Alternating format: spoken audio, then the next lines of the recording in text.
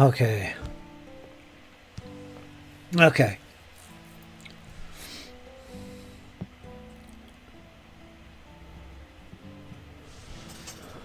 What is this?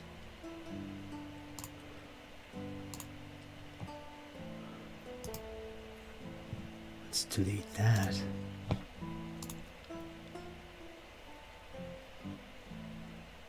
StreamYard voice, Discord voice, StreamYard voice. What's that doing there?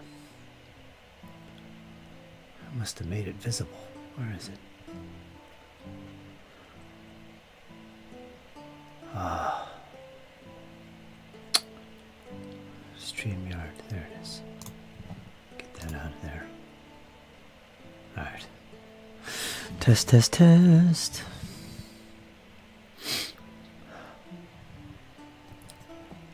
Where's my camera?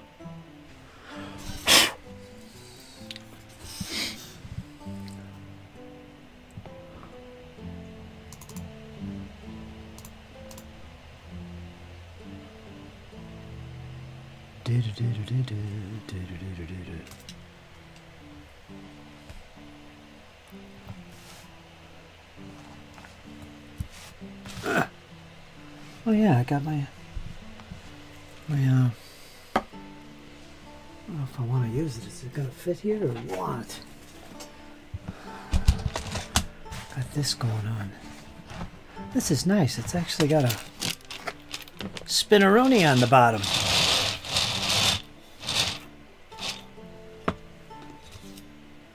That's kind of nice.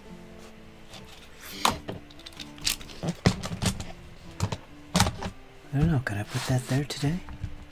Yes, I could.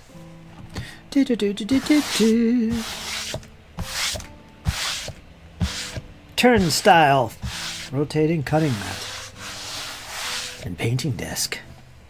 I gotta put this here today. I got it sitting there for a while. I haven't used it. It's pretty nice, pretty nice. June Taylor, 1995.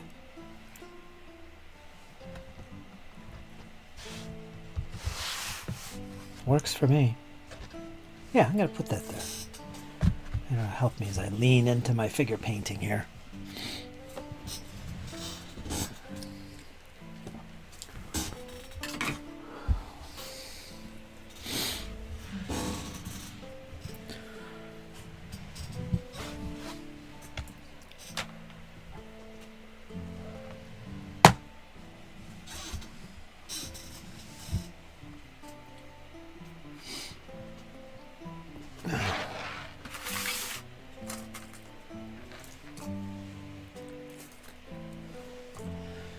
Today we get them done.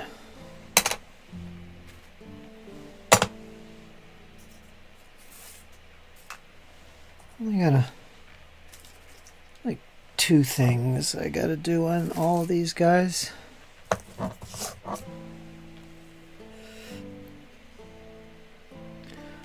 Did I do all the boots? I think I did. I might want to highlight that wood color of the gun rifles, just because.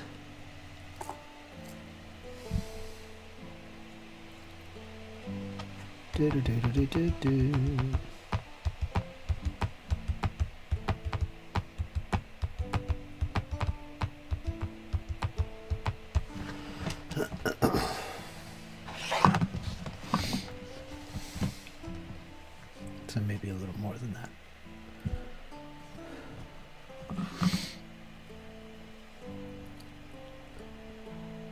That would be that one.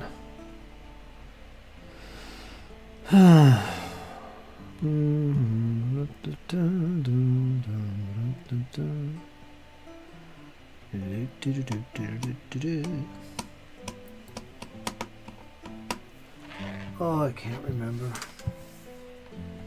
Oh, I plug this in.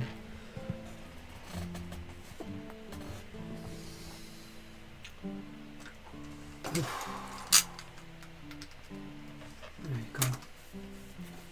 And we'll look up some colors.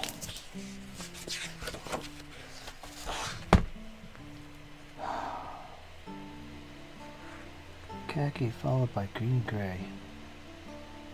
Wow.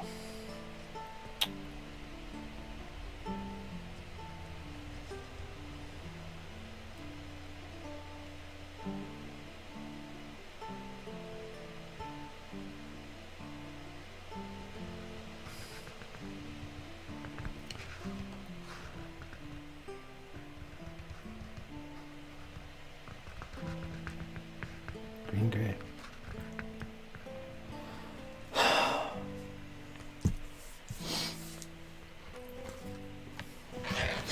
The webbing. Alright, we'll use green-gray then. That'll do it. Wasn't there something else? Oh yeah, the camo. Ah, jeez, I could pull up the painting guide again. I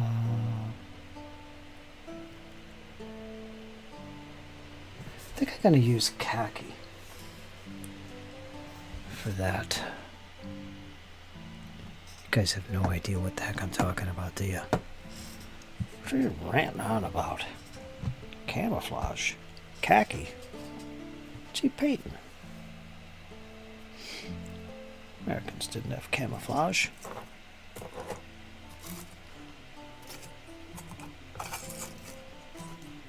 They did actually, but we'll save that story. Oh yeah, the ammo belts. I gotta do that too. And the MGs. They should be brown violet, as opposed to black, which they all could be. So maybe a little bit. A few little things here and there, really. I gotta get them done though. I gotta move on from these, squirrel. I gotta move on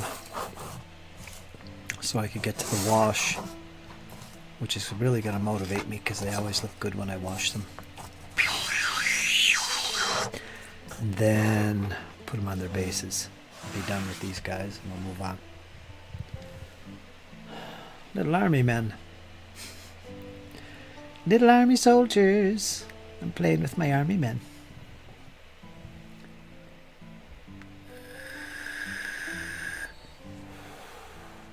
How you doing, squirrel? Man, I'm tired. Long frickin' day. Long frickin' week. Just starting, actually, isn't it? A new week. Oh. Keeping it real here at the alcove, or there it is, the GM's alcove once again. Keeping it real here at the Forge and Brush.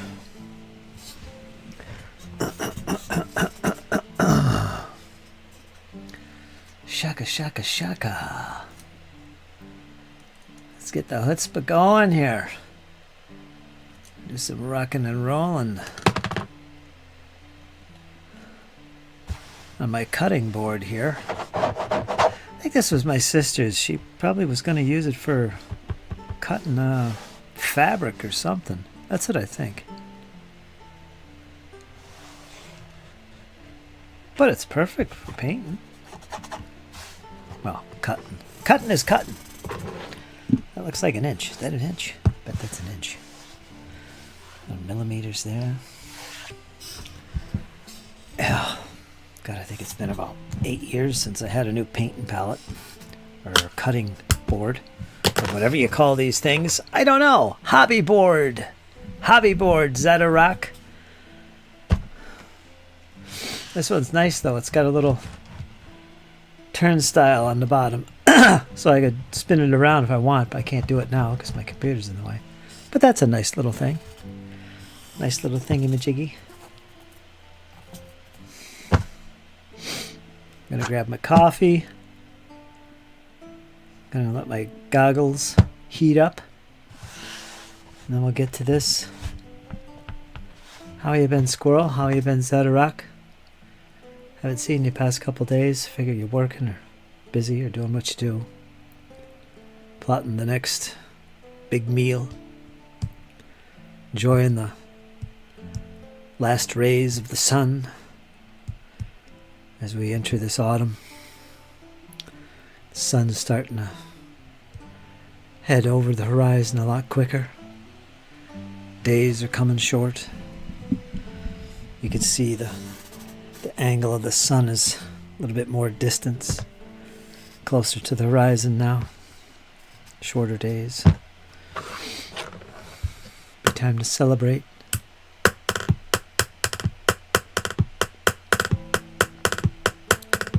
Equinox coming up.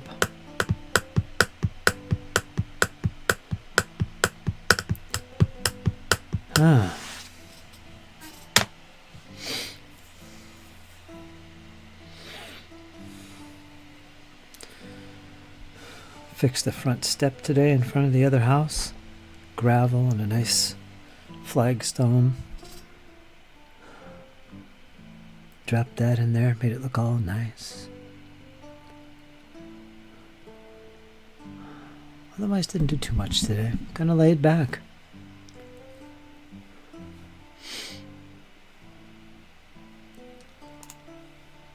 All is well here, says Squirrelage. Although I have been struggling with odd sleep. Not turd, what I usually am, but a bit turd from that. Yeah, I hear you. I've been having trouble sleeping too. I've been falling asleep at like 3 in the morning for the past week, which is okay.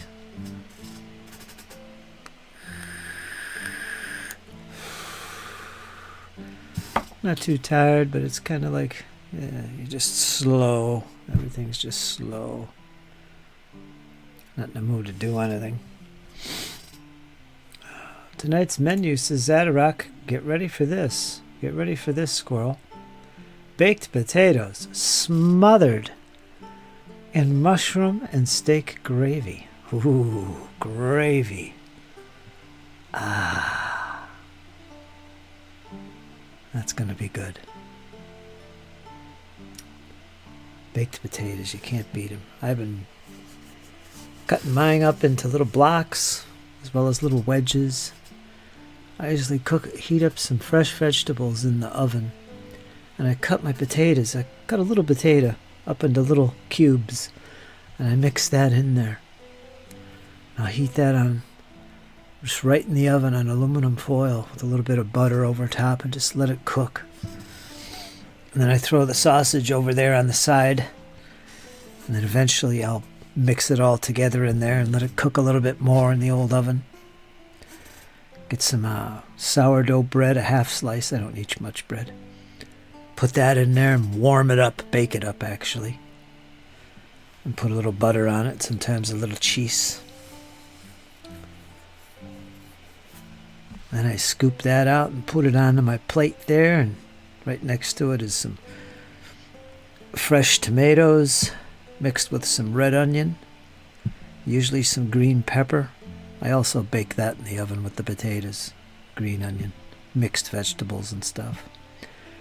But add a little more green pepper in there, cut it up, mix it in with the tomatoes and the onions and a little bit of cheese. Put a little ranch on the top, because I love my salad dressings. And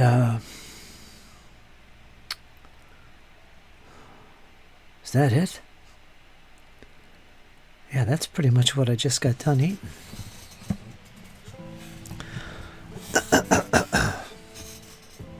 Yeah.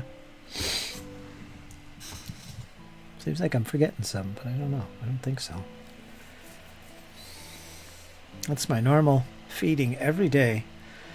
Because at the moment, don't have a lot of variety at the moment, but we'll get there. Next fall should be a treasure trove of fresh crops pulled from the earth. So that'll be a different story, all kinds of stuff.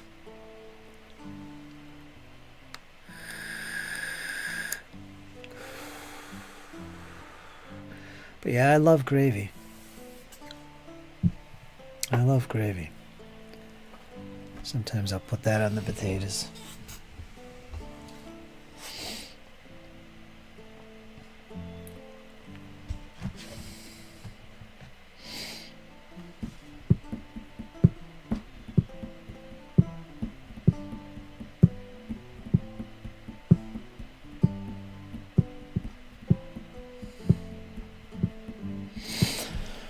Let's roll the runes. I shouldn't call them runes. Let's roll the bones. What question do we ask today? Gotta be careful. I got in trouble with this yesterday. Got a couple people mad at me. All in jest, of course. I am going to ask the question. Am I going to finish off these guys today? I mean, seriously. 2 sessions ago, they should have been finished. Am I going to get them finished today? I'm not going to say it's likely or unlikely. I'm just going to leave it totally up 50-50 or whatever you want to call it. Let's see. I'm going to get these guys done and washed. Oh, look at the blanks. Oh, look at the blanks. I already know the answer. Well, we got a blank on one of the twins. Got a blank on the fortune die. Hammer of the Gods, the main die, says no.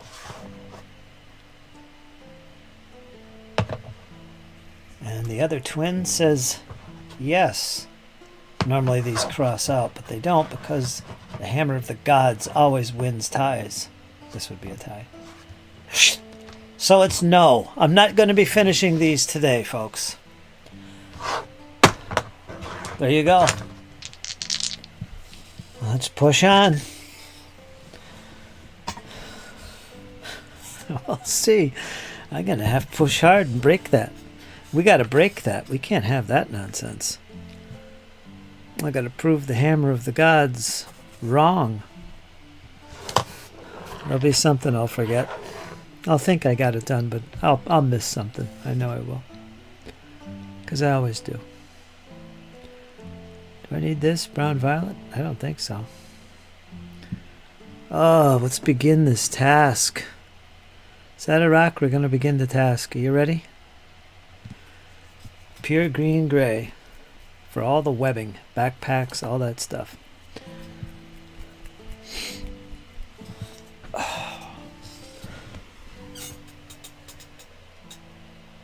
It's a fairly close color to the uniform itself, so it's going to be frustrating for me because it'll look like I didn't even paint them. Again, once the wash goes down, everything just looks right.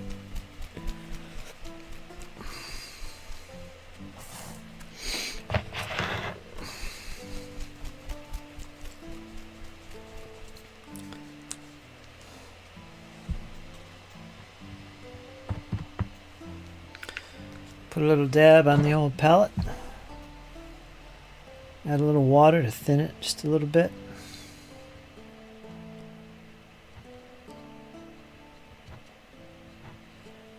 And walk away and get my coffee. Yep, I got it backwards here. So let me go grab the coffee before that dries up.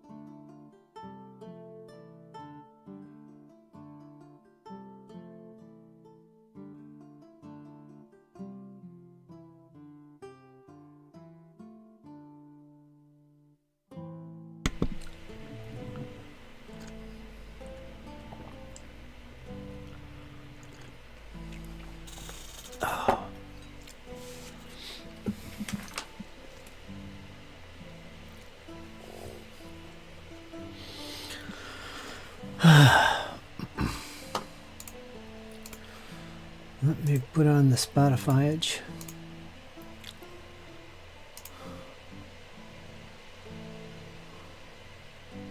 I just feel out of gas. Man.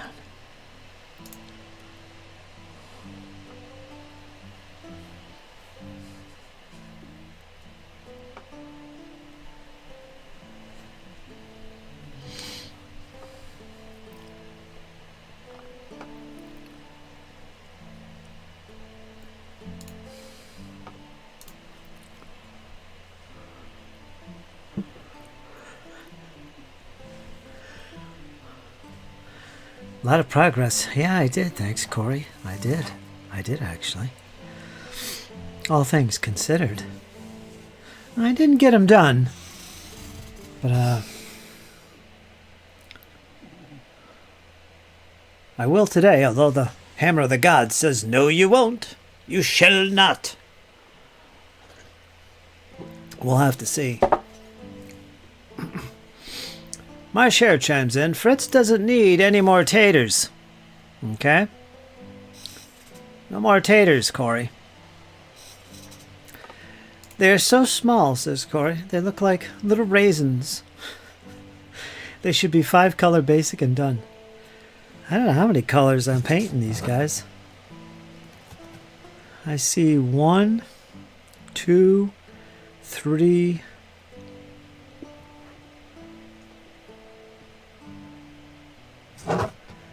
4, 5. There's 5 colors on them now. And I'm about to add a 6th. These are all different colors.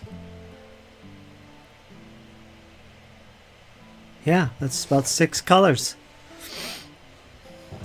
You look at them, but you wouldn't know it. It's hard to see anyway.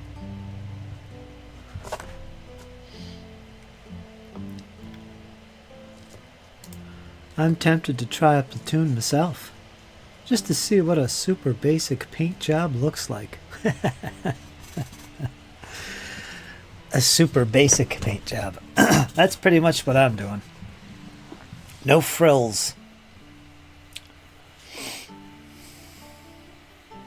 So I'll probably paint the MGs in the standard equipment color. I've been leaving them black. I think I'll paint them in the standard dark green color. So I got to do that, and then I got to highlight the camouflage cloth and stuff that's on the helmets. I'll just use a khaki or something to pick that out. And then I've got all the webbing, which is a green-gray, slightly different from the uniform color. It's going to look similar, but it's the way it goes. And I think that's it. Oh, I got to paint the ammo belts as well, which will be brass. I'll leave the bullets black, so it'll be... what would the color of the cloth be? Probably, would it be webbing color, or would it be... I imagine it'd be in a webbing color. You know, the cloth that holds the bullets in there. I guess it's cloth. I don't know what it's made out of. You know, the little bandolier-like thing where each bullet is tucked in. I don't know what color that is. I'd have to look it up. I'm assuming it's like webbing.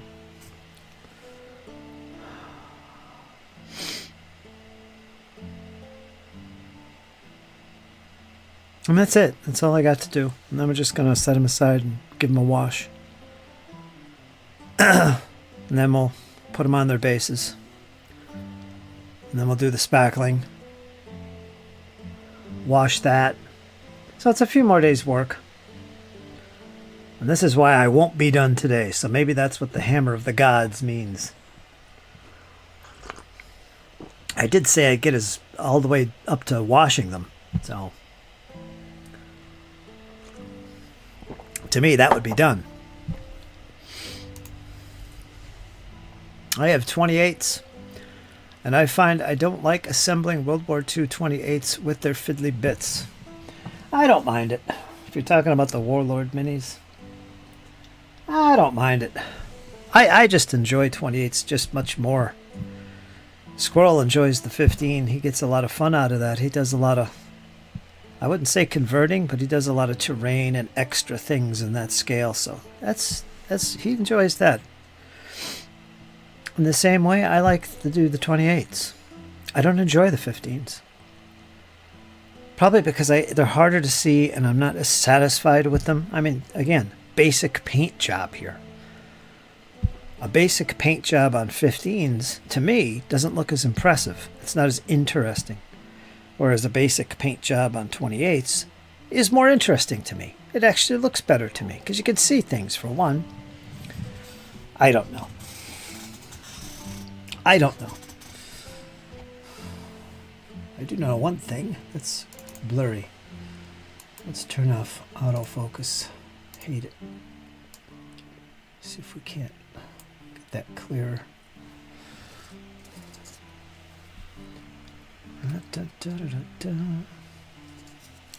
That's better.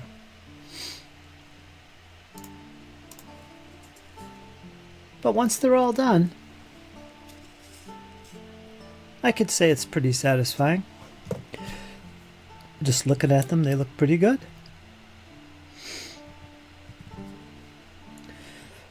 They're looking the part.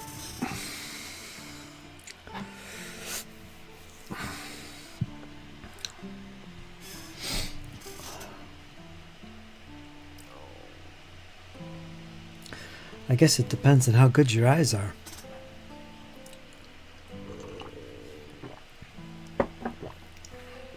I probably got the worst eyesight around, but I don't know, I can see them pretty good. They're not that freaking small. Sounds like you're talking about 6 mil or even 10 mil, man. That's a whole different ball game. 15 to me are too big. But at the same time, they're too small. So they're just an odd frickin' scale. Let's see, I don't want khaki. That's for the camouflage. Oh, I got it ready to go here. Need my brush and we're good to go.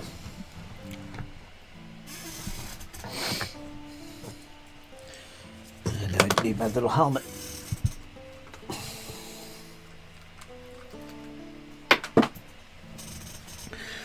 Like I say, to each their own.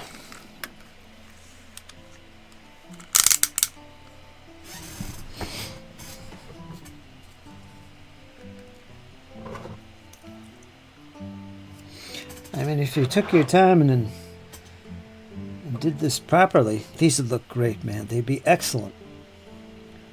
I just don't. Is this green gray? Wow.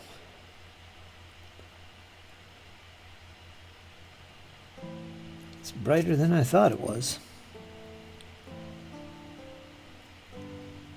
Let's get cracking here.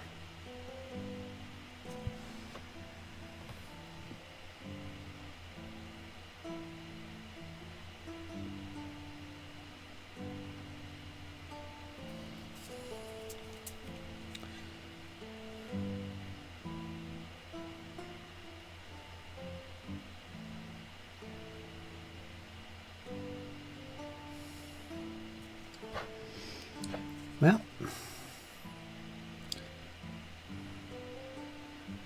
you should get yourself a pack and paint them up just for funsies and put them on eBay or something.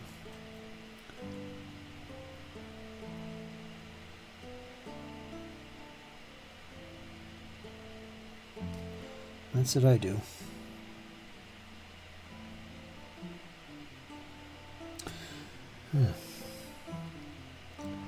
Actually, it's coming along pretty good here. I like it.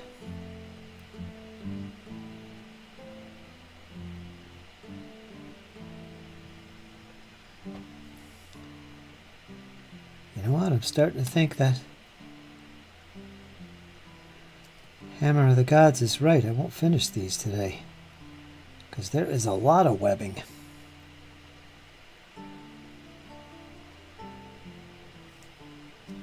I want to do a good job on the webbing. It's a big part of the models.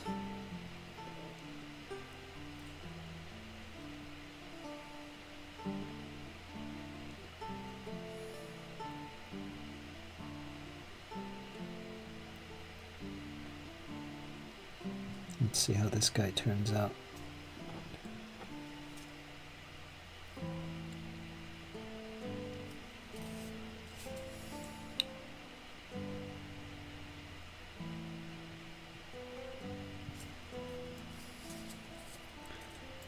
Yeah, that actually looks pretty freaking good.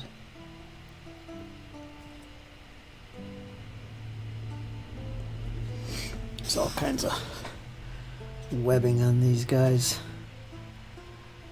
Rifle slings. Huh. It's one guy. Alright, so we'll be here a while doing this. I'll get faster with this part as I go along here, I'm sure. Da, da, da, da, da, da.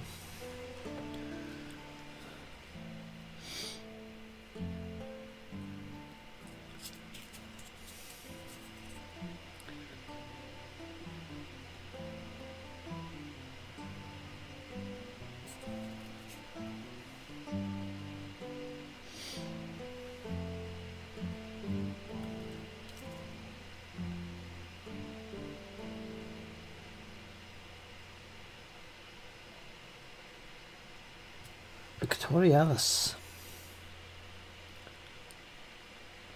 So what's everybody been doing? Game-wise, got any new projects or new games? Play any games? What's going on? Anything new to report?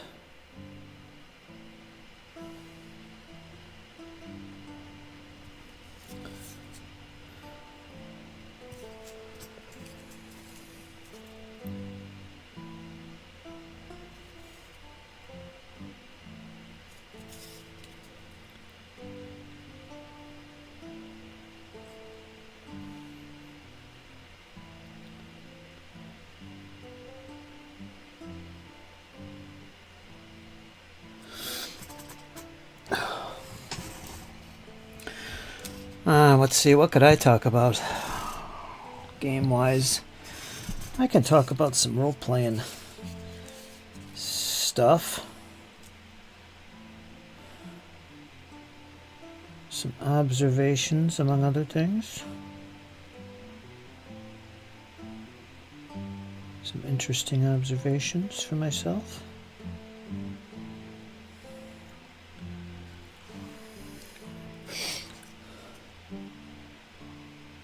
I seem to always make observations about my hobby. Something new I discover.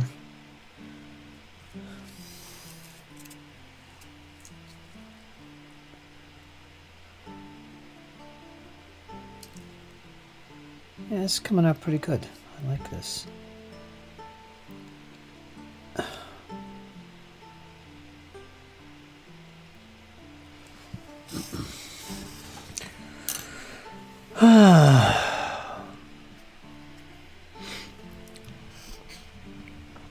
To be totally honest with you, with 15 millimeters, these plastic Battlefront miniatures, they're 15 mil.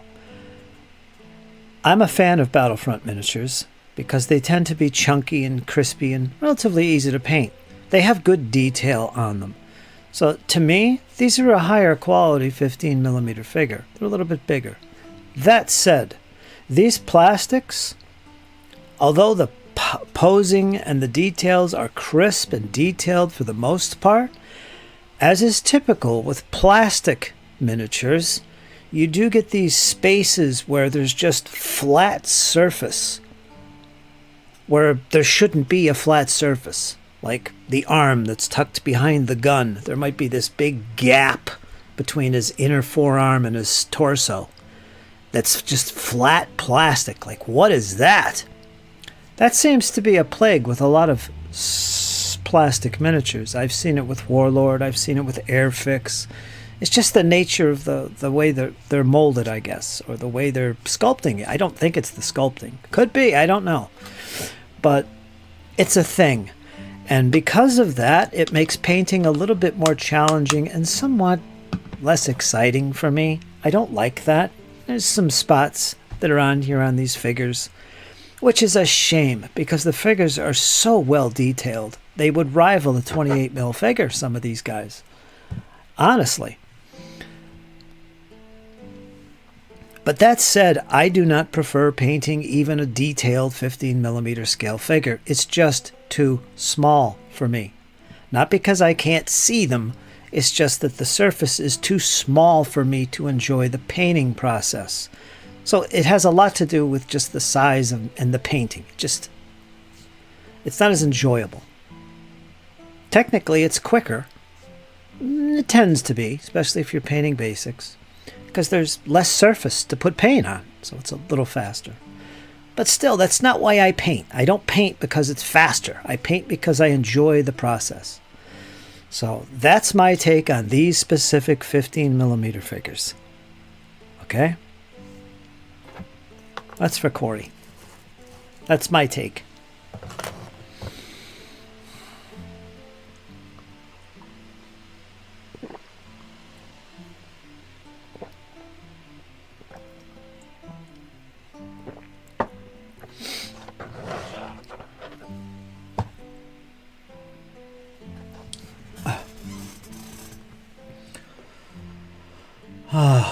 Mass Effect. How you doing, Paul?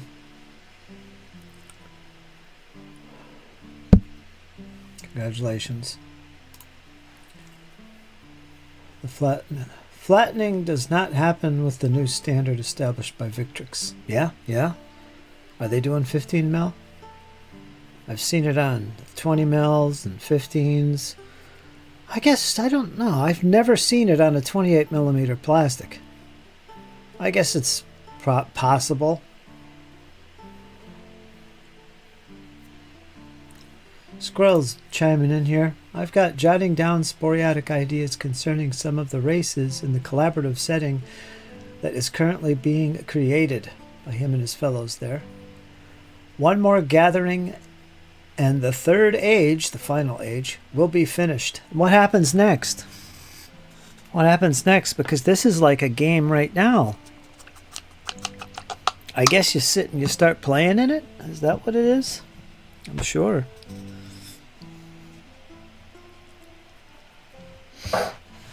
Good observations, March.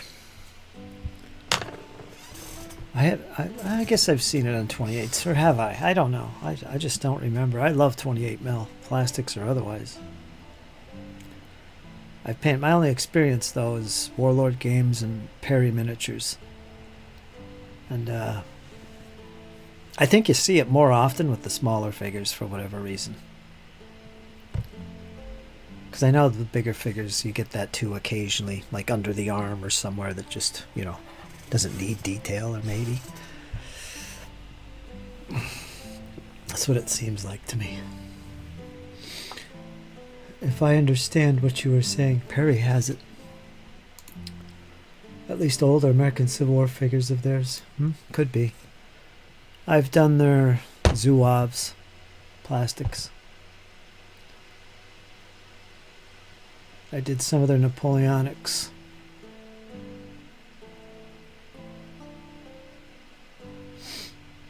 Yes. Will be played in. Each of us will be taking turns as DM. Well, that's interesting the way you're handling that. That's a whole different way of doing things, isn't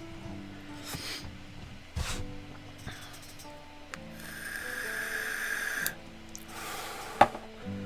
Good on you, man. I'm glad you're finally getting that to the next stage.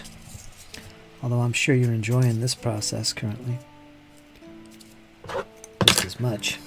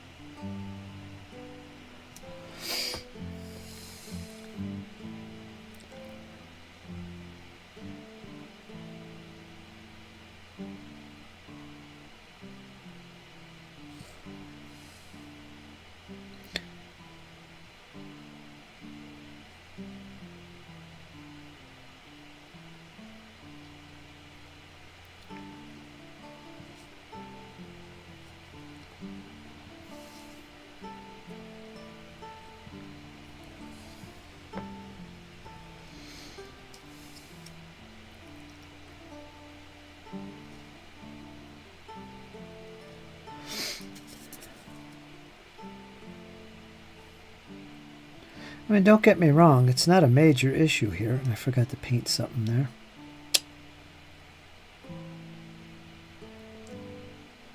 I might make it sound worse than it is. Again, I enjoy painting 28s. That's one reason I point these things out.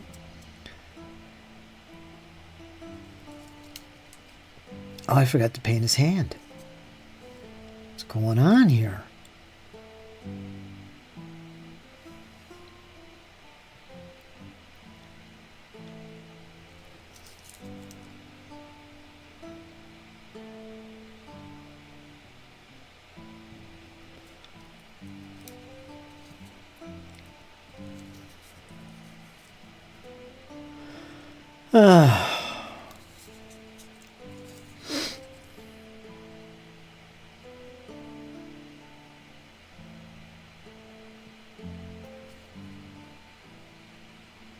I forgot to paint his boots. Blast it. Alright, this strip here has got some work to be done. What's going on here, man? No, I'm not going to get done today, am I? I'm out of gas. Taking me forever to do one strip. We will push on. That freaking oracle is starting to weigh on my mind. I think it's right.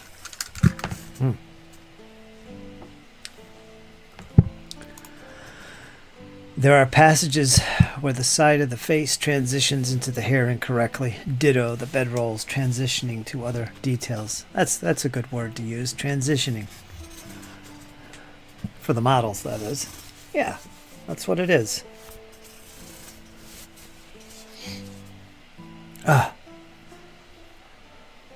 Pretty warm today. 72 degrees. Huh. It's cooler.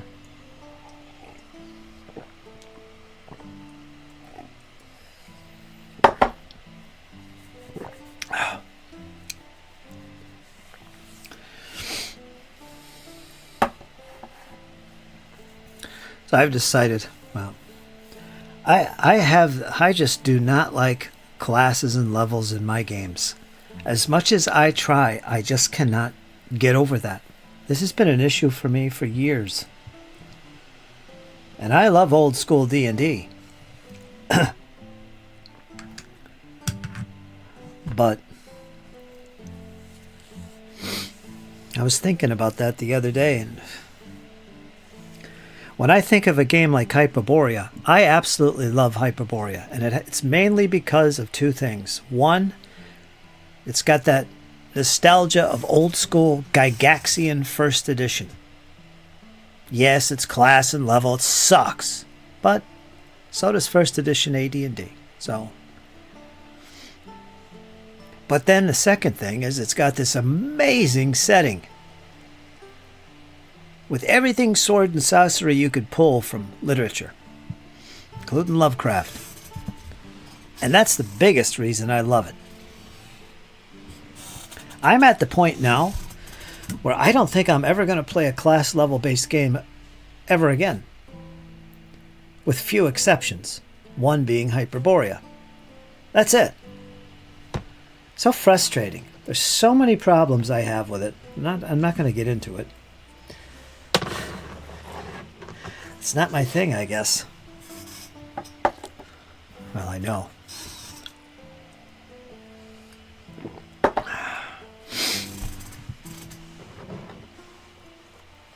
And Squirrel knows what I'm talking about. He doesn't have to say a peep about it because he knows exactly what I'm talking about. He loves games like Dragonbane, and he's played games of Savage Worlds. He's played Harnmaster, and these are all class levelless games.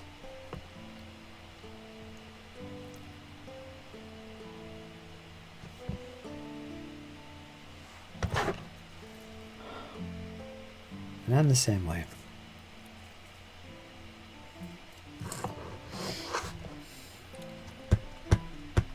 Rune Quest.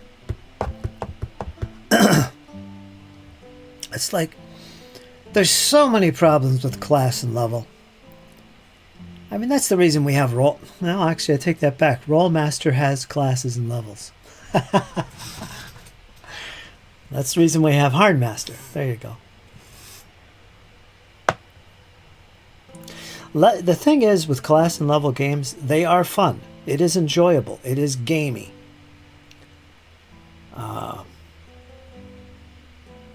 It's a style that fits very well with computer-type gaming. Because remember, computer games came after role-playing games.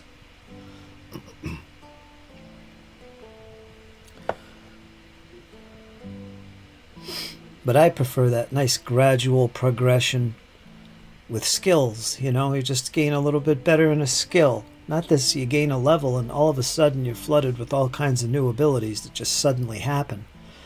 I can remember back in the 80s and 90s, that was an issue. There was articles in Dragon magazine, how to incorporate training and take your time before you get stuff, and that kind of thing.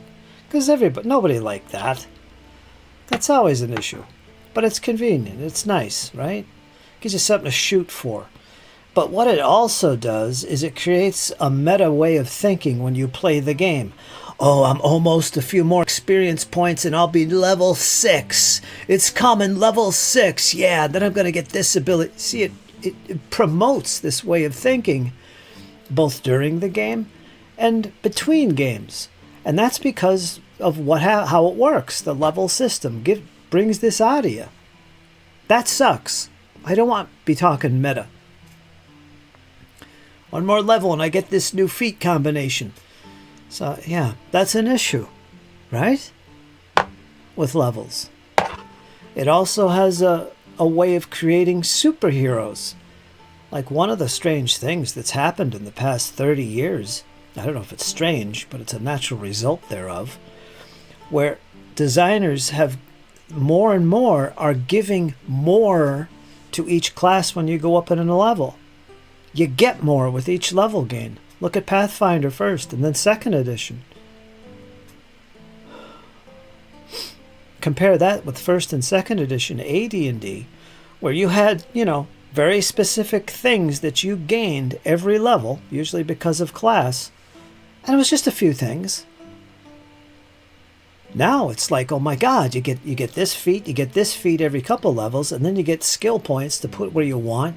And then on top of that, you get a bonus language. Oh, let's throw in something else too. You gain a magic item. I don't know, but you get the idea. So by the time you reach 20th level, you become this superhero that can challenge the gods because you have so much. The system is giving you so much. Even if they're little tiny buffs, it all adds up in the end. And it's hard to keep that under control when you're going up to level 20 or something. So that's one of the problems that it creates. It's just a natural thing with level-based games. But with things like Hard Master and skill-based, you're just gaining boosts, little bumps at your leisure and with your choice. It's not something you metagame out all the time. A lot less. You're talking about, I'm going to take this next skill rise. For one thing, you don't know how much you're going to be able to do at the end of a session or when you do gain your points to spend. It usually isn't much, and you usually buy stuff with it. So it's handled differently. It's not a meta way of thinking. It's more gradual. You don't become these powerful, heroic characters that challenge the gods. I suppose you could, but normally that's not the case. Very subtle, and in the background is this progression where you get better. And that's one of the reasons it's so popular. It just feels more believable. It's more down to earth and real, right? Anyway, there's my rant, I guess. I wasn't going to even talk about it, but there you go. There you go.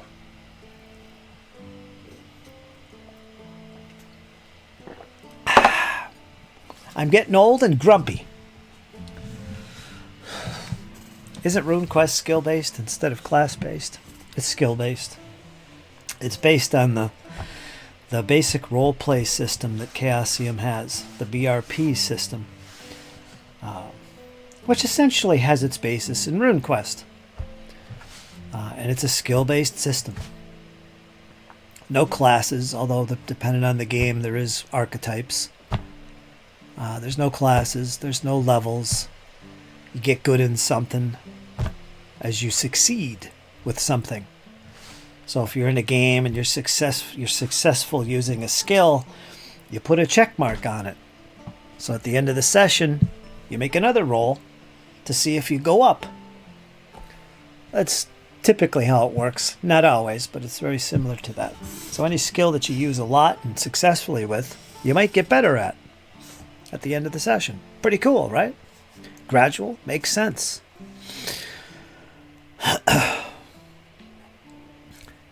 Us old grumpy grognards, that's the system of choice we always seem to come back to. I don't know why. But it's so much better and solves so many problems compared to class level based games.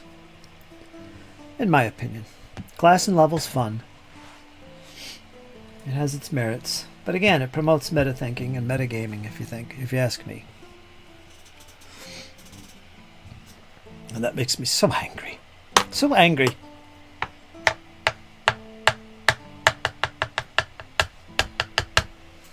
Because there's so many good games that if it wasn't for that, I'd probably play more often.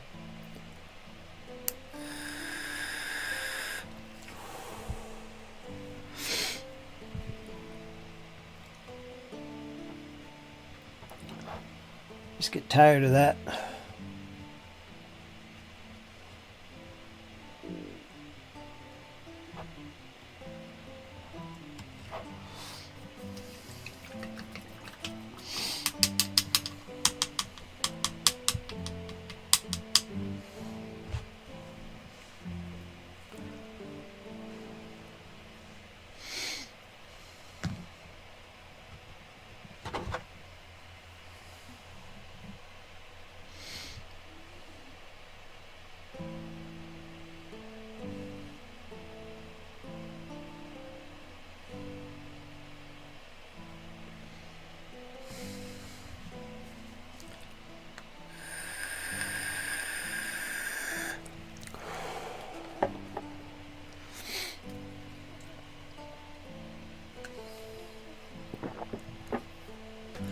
Games like Traveler.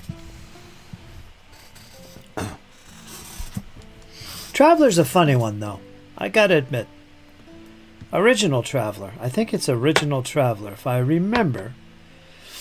Where, yeah, it's a skill-based system, 2d6, really great mechanic. I love it, actually, in its simplicity. But I believe in Original Traveler, you never gained experience. There was no skill increases. There was nothing like that.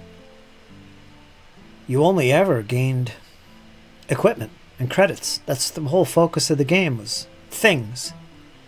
That's how you progressed.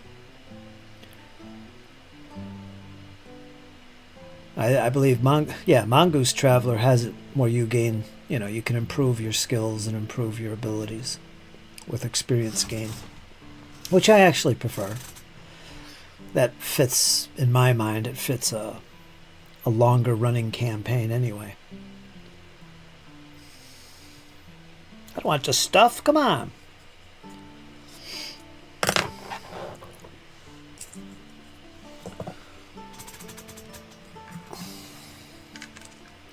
I think that is correct for Traveler. I don't know if they ever changed, like Original Traveler. I'm trying to think. Mega Traveler was GDW. And I had that, and I tinkered around with that. Didn't actually play, but I don't remember if that had a improvement system or not. And that was fairly early in Traveler's life. But anyway, I know that Mongoose has skill progression, which again is nice. I like some progression.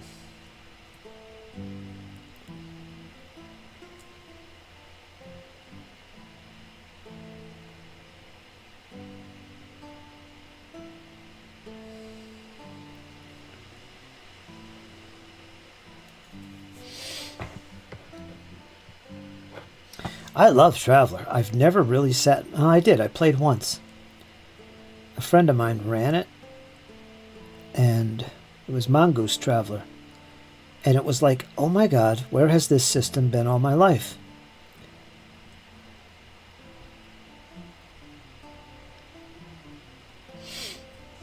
Because I was never really into sci-fi games. But man, that mechanic really hooked me. Excuse me. And that was a few years ago. And ever since then, I've been wanting to play it. Sadly, I learned fairly quick that the way Mongoose sells their Traveler stuff is like splat books everywhere. Not even just splat books. The core game is spread out through all these different books that you have to buy that are not cheap. And that's a huge turnoff for me.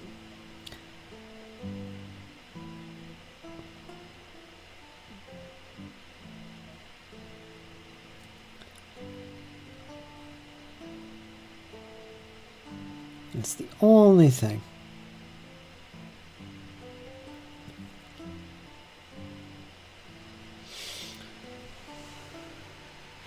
So I've decided that what I'm going to do, because I do want to play Traveler, there's a version of Traveler.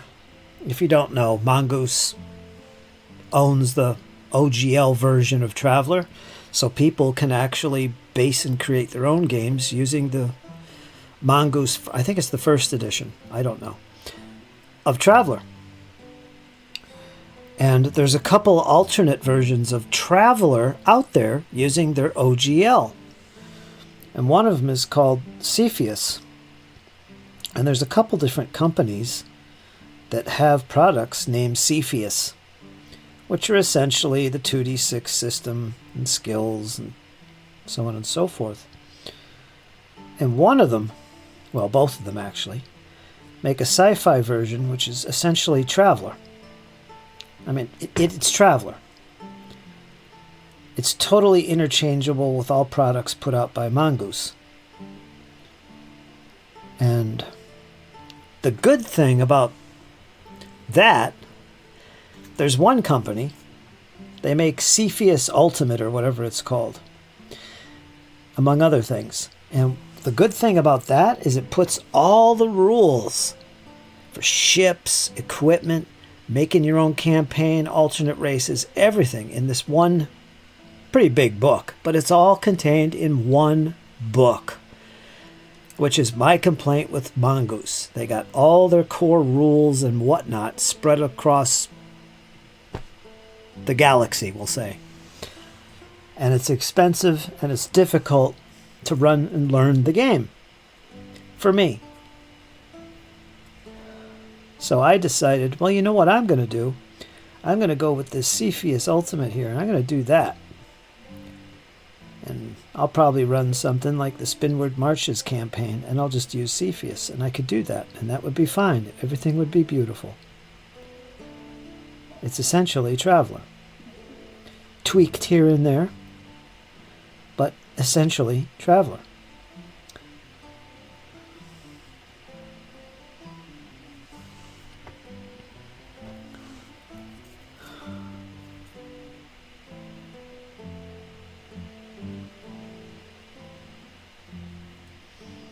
So there you go.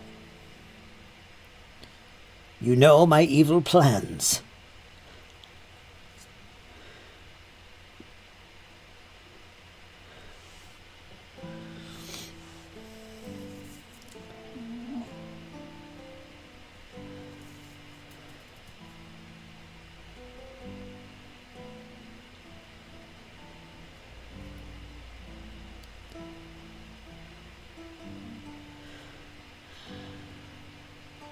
Let me finish this here.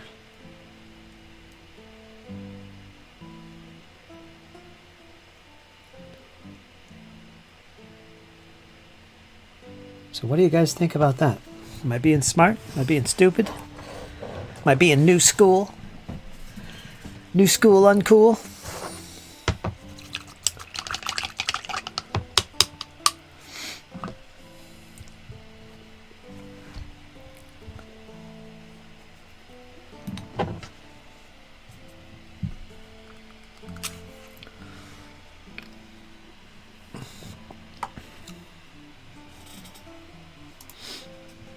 Seems boring. I've seen some Traveler streams that were as dull as dishwater. Right? Yeah, that's kind of what I think. I've seen some that are pretty good though too. That's more the players though than anything. Squirrel says, as I said, we should be using BRP/Harnmeister. Frankensteining of the rules. Because he can.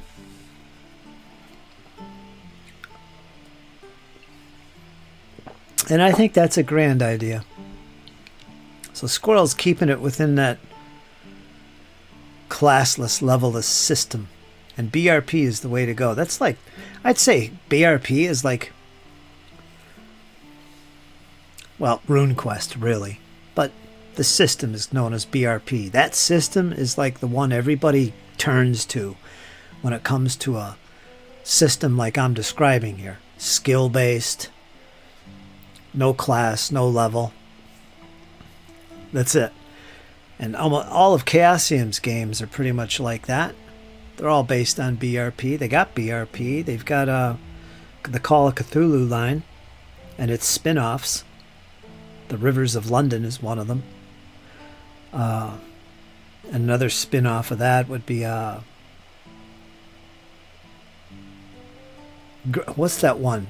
Something Green. Delta Green. Delta Green is a spin-off of Call of Cthulhu. Again, it's based on the BRP system. RuneQuest. Pendragon to some extent. They're all pulling from that.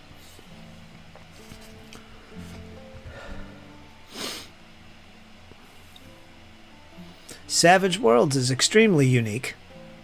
It doesn't use the D100 system. Instead, it's got its own mechanic, but it's class and levelless. So that's cool that there's something different. Hi, James. How much does Harnmaster cost nowadays? That's a good question. Well, if you know the right people, you could probably get a PDF of the core rulebook. If you know the right people. Give it a peruse and see if you'd like to spend real money on it, which is really the point, right?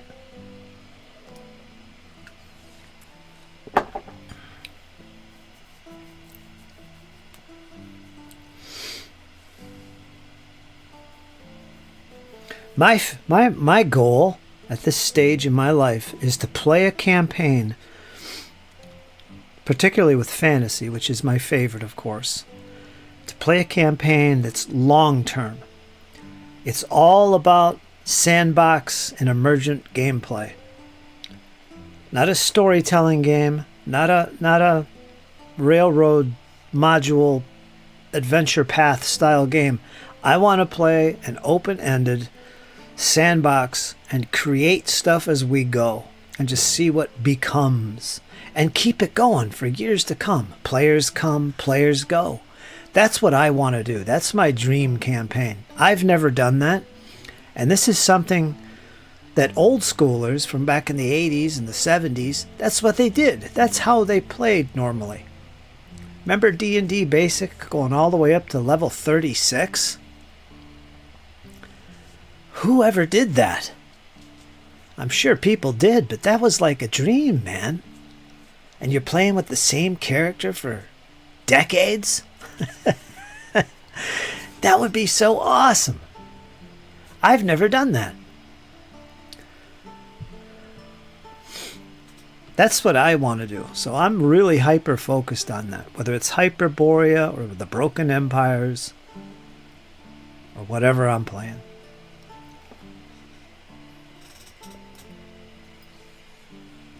And that fits fantasy games pretty well. Not so much the more modern ones. But yeah. That's what I'd really like to experience. I think that's where there's a lot of enjoyment. At least enjoyment I've never had. Traveler's what the GM makes it into, says Big Small. I like most games. Or like most games. Another project, says March, is The idea was, let me reread this. Another project idea was doing a campaign using Blood Eagle rules and the Evinia setting. I got Blood Eagle.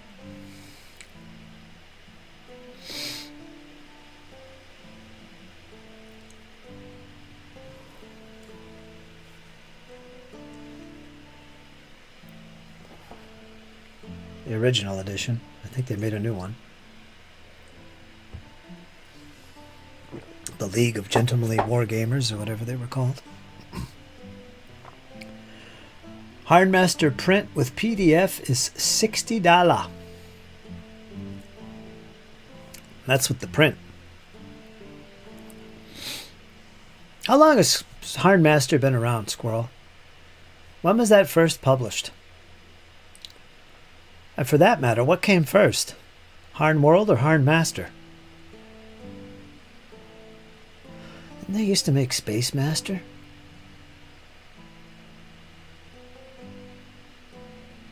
Or am I thinking of Roll Master? I think that was Ice. I think that was Roll Master. Had Space Master. Space Master. Wow.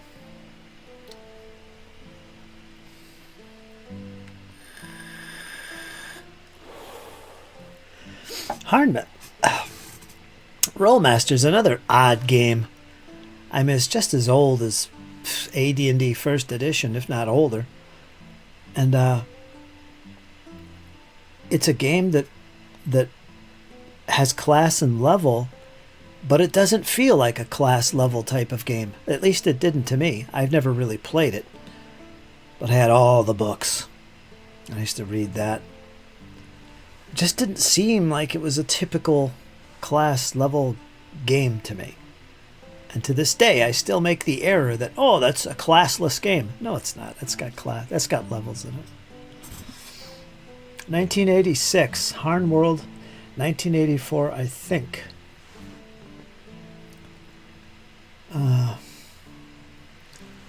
Ordered some scenery making stuff through Amazon. I'm disappointed. Foliage is rubbish. That's too bad, man. 1986, so Harn World came out in 84. A little bit earlier. Huh. I could do a Roll Master rant, says Marcher. That's a crazy game. It's all charts, which is cool, though. The critical hit charts is cool. But the thing is, it does use some funky math.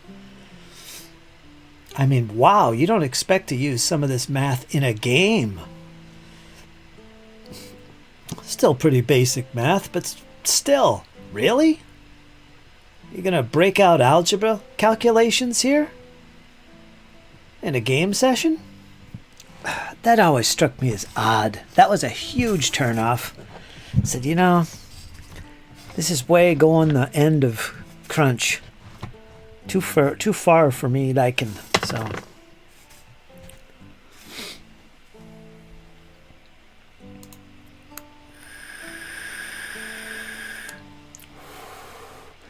and plus the game didn't seem as tight as you would think it would be, particularly with initiative. I thought that was odd. Anyway, I've never played Rollmaster, so we'll leave it at that. Maybe I'm just a big dummy.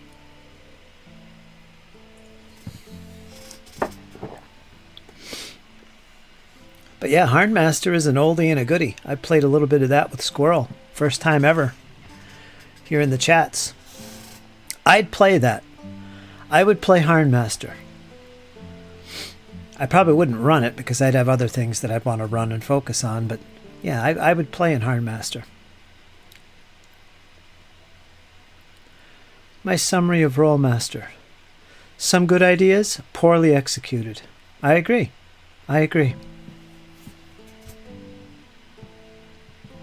I have no comment about the newest version of Rollmaster, which they just kickstarted a couple years ago, or the spin-off game. There's a spin-off game to Rollmaster known as The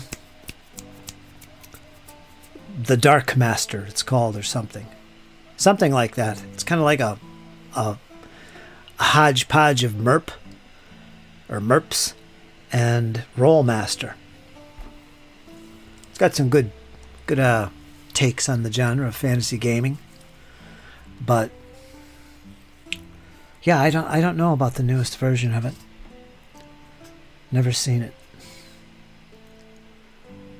My summary of Rollmaster: some good ideas poorly executed. Oh, a double shot. Okay, March, gotcha.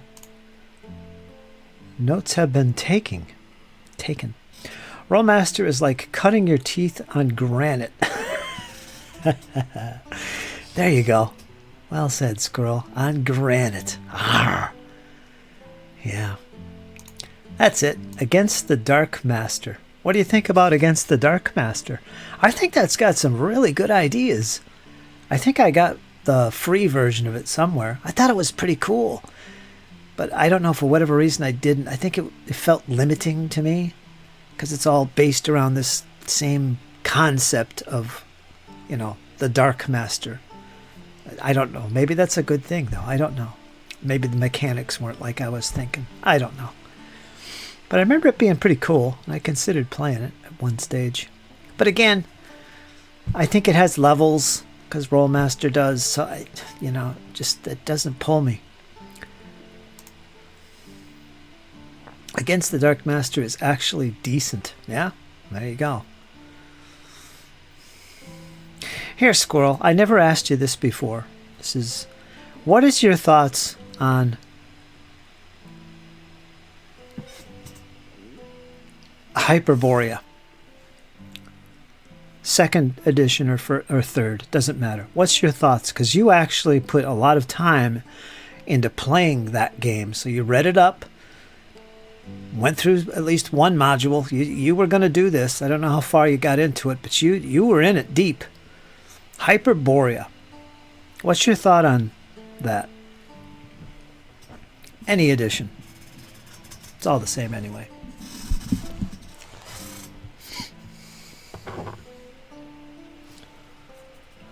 I asked this because Squirrel was kind enough to send me his entire second edition collection, because he knows I love it so much.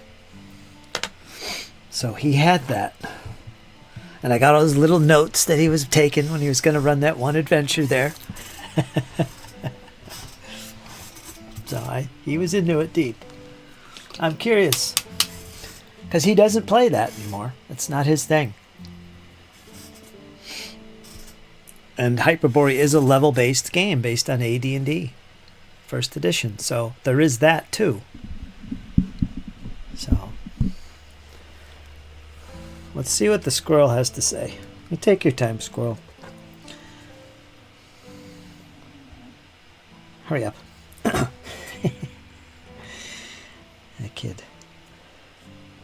Dun, dun, dun, dun, dun, dun, dun, dun.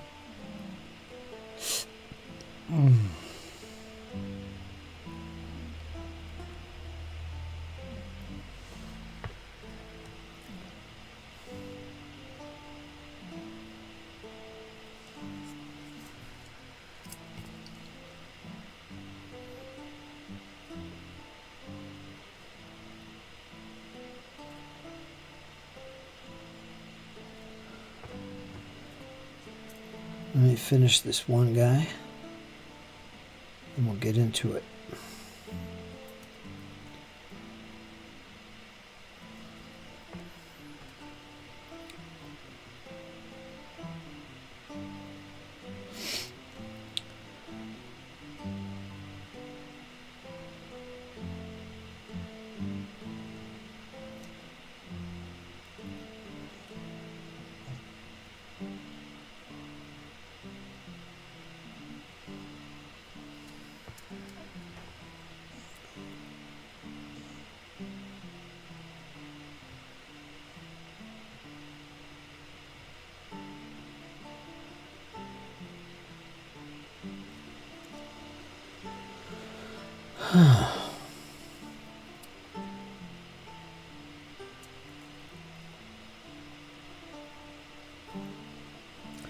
Okay, I think I got this done. Oh, I didn't do the back of this guy.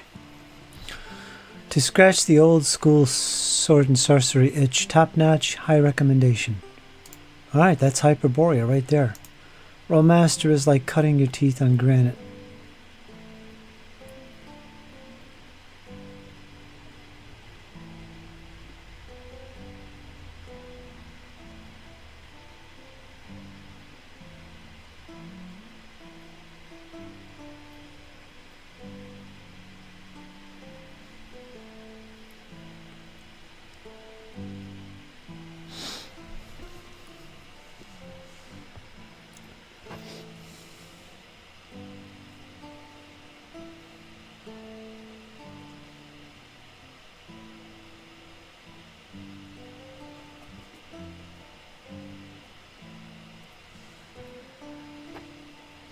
Well, that's just it about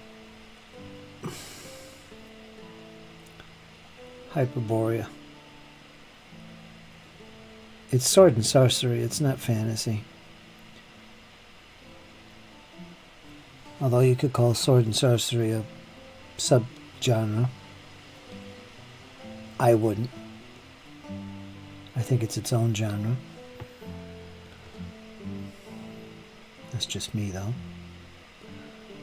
So it's going to be different.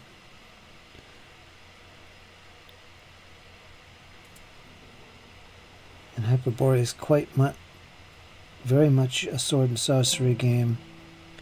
Human focused. There's no elves and stuff. And in many respects, it's kind of like how you'd imagine Dungeons and Dragons might have been, or could have been, or should have been, considering Gary Gygax's preference for sword and sorcery over, say, Tolkien-esque fantasy.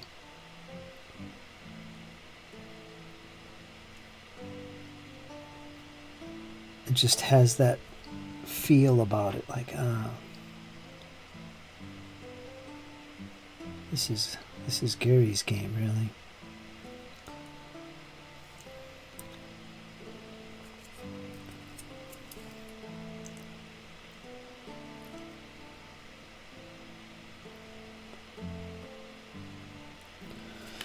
And that's the main reasons I love it so much. I just love sword and sorcery. I love the literature.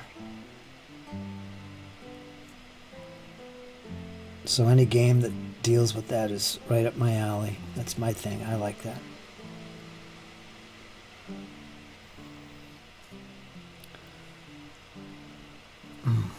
There. He's done.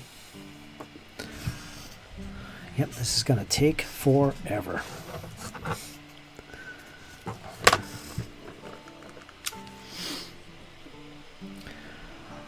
I think the chat is having hiccups. Yeah, I noticed that.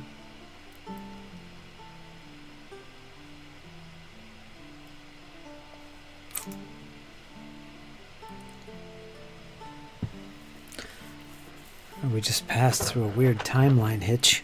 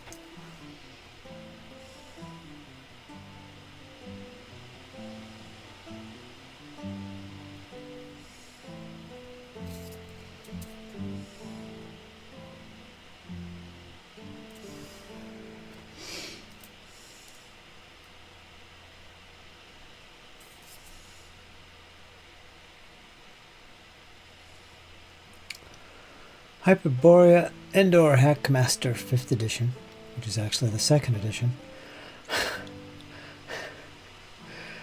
Our Hackmaster, that's right, Hackmaster, which is actually the 2nd edition, are both in the same category of what AD&D may very well should have been, although I lean more towards Hackmaster myself. Yeah, I would say so. I would agree.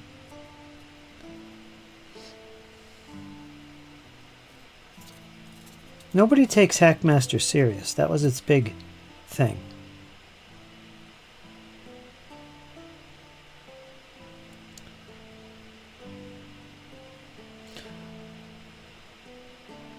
Except the people that actually play it.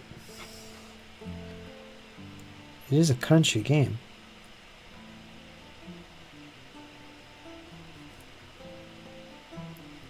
The one thing it's got going for it, though, is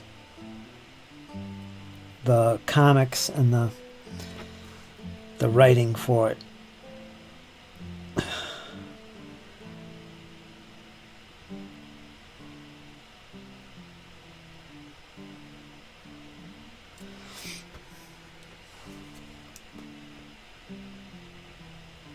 Knights at the dinner table, and it's got its own setting, which feels very old school, Greyhawkish. Yeah. It's funny.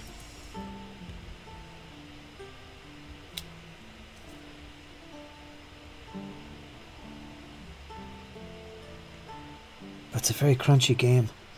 It's the only reason I haven't pushed my playing it, because it is a crunchy game. And Pathfinder 2nd edition was what I was playing at the time. That frickin' game drained me.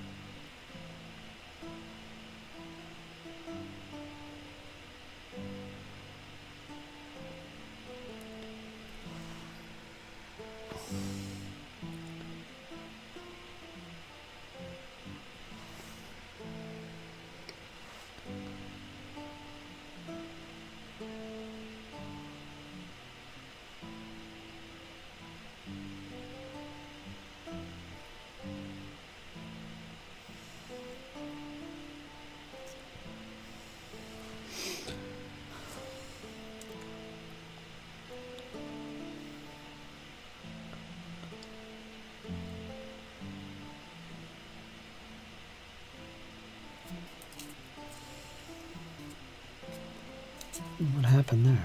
Damn it.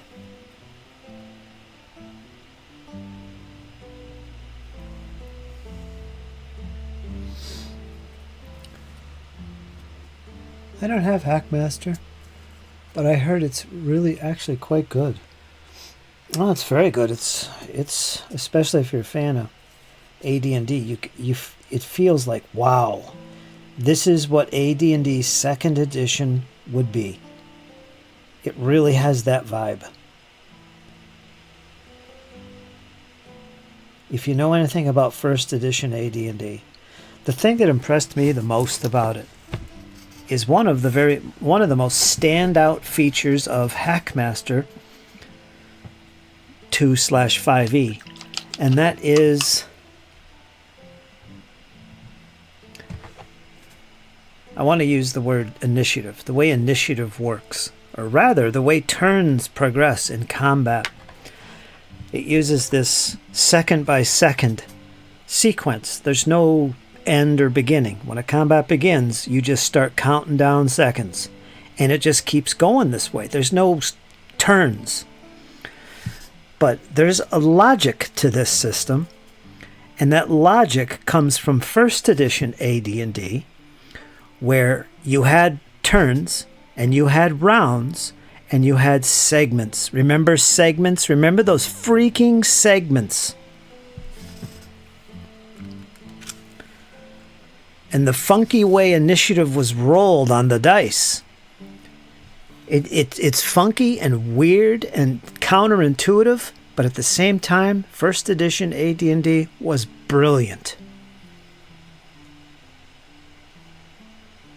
And Hackmaster, if you look at the way its sequencing goes with these seconds and you do this countdown, it's very much, you feel it. You feel that is so much a follow-on from the previous first edition way of using rounds and segments. Those segments, which are basically breaking up a round into these seconds that pass by. So you'd keep track of things like when a guy charges or when two guys are in melee with each other, and you compare their weapons speed and all this to see which one strikes first, or spells when they're cast. It takes so many segments perhaps, and then they go off a certain segments later. You keep track of this nonsense. But then when you look at Hackmaster, it's doing the same freaking thing, but in a way easier to understand and comprehend, a more intuitive way of understanding it.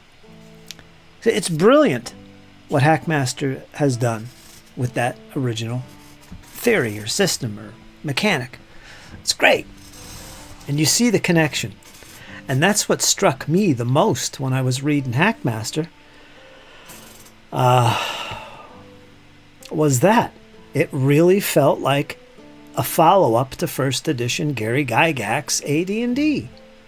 And there's other aspects as well that just make it feel like it. The classes, for instance. Very thematic, level-based, of course, but yeah, it's really good. But it's an underrated system. The first thing people say when you say Hackmaster is, oh, it's crunchy. It's just crunchy. And then they don't take it serious. That would be the number 2. It's crunchy. Not overly so. But, I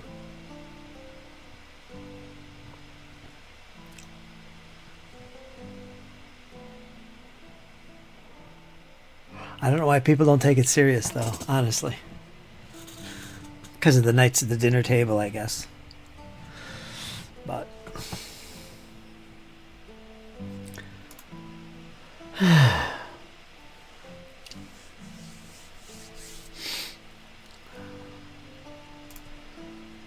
the 4th edition is full of parody. That would be the first edition of Hackmaster. The 4th edition is full of parody and actually solid rules. The 5th edition is where it's at. Less parody and rules. Solid game. I think they're both solid games. I have the 4th edition as well, and I loved it. I just loved everything Hackmaster. But man, you've really got to set aside time and focus on it. If you want to get good at Hackmaster,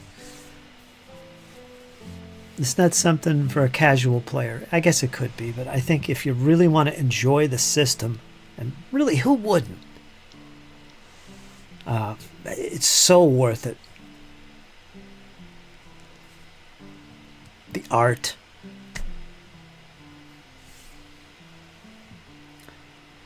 It's funny though, because Squirrel counts this as one of his go-to games, but he doesn't really play it. Except when he goes to the conventions, and that's about it.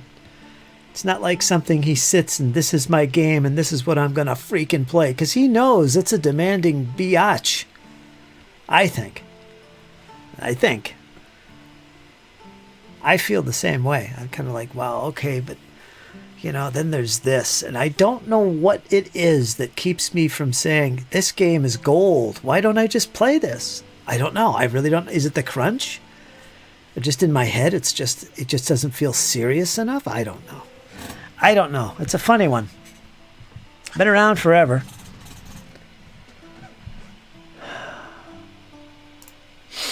Hackmaster 5th is where AD&D would have been without 2nd edition AD&D and Wizards of the Coast with 3rd edition. Yeah, I think it would have taken that route. There's a lot of arguing about it. People say that about Castles and Crusades. Some people say it about Hyperborea. And for good reason.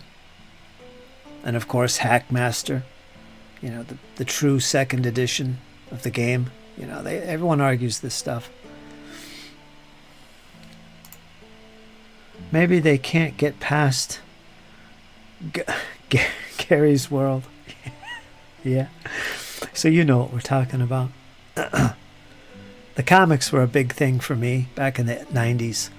I used to read them all the time. I got a stack of freaking Knights of the Dinner Table that I just read religiously, and I just loved it. It created a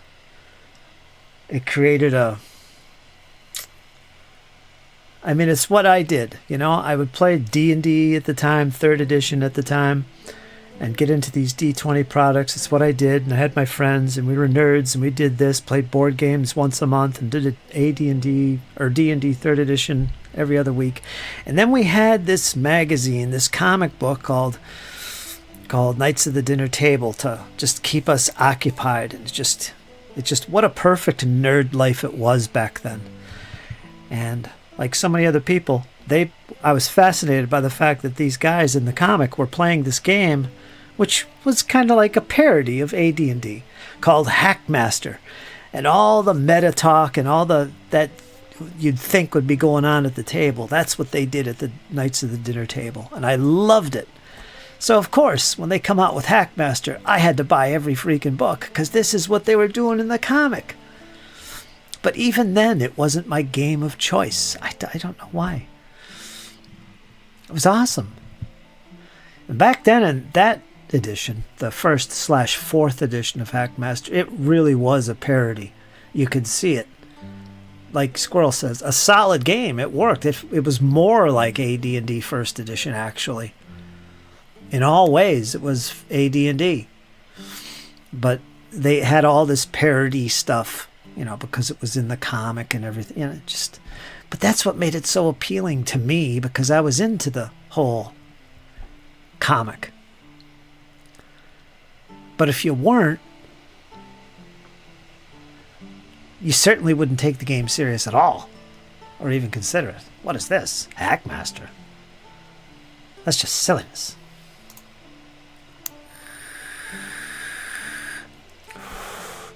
Yeah, I don't know how many I got. I got quite a few. I'll show them off one of these days. They're in the other house, I think. Good times, Squirrel. Good times. My game back then was 3rd edition. And I don't care what anybody says. I had a freaking blast playing 3rd edition D&D.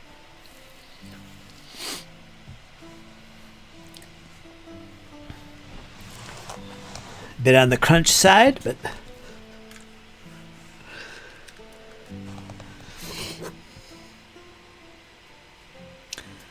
life was good.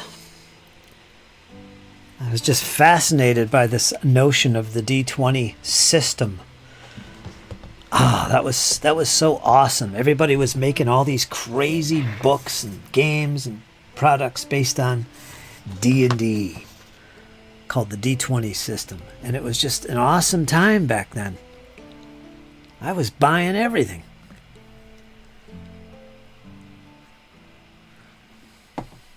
I was too. Where's my paint? Green gray, where'd you go? Where'd you go? Where'd you go? So that was an awesome time for me.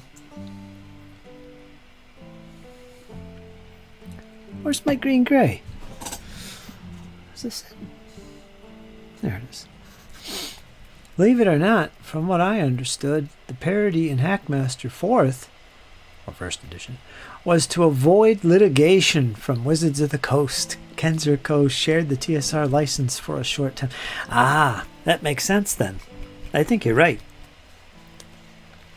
I think we discussed that before. And that makes perfect sense.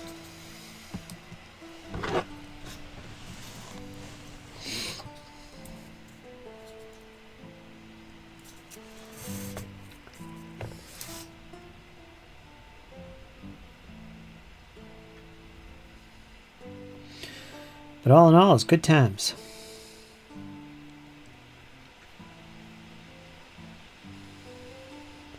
A lot of good times, a lot of folks won't never experience.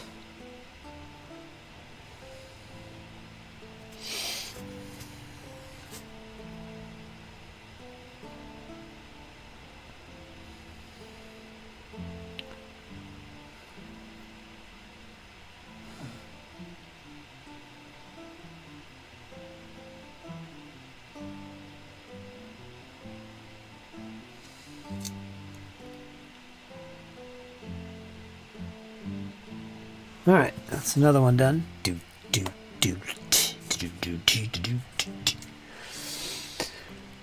And one of the full-time staff owners of Hackmaster is an attorney lawyer. Oh yeah? Which one is that? I only know Jolly. I don't think it's him. Da-da-da-da-da-da.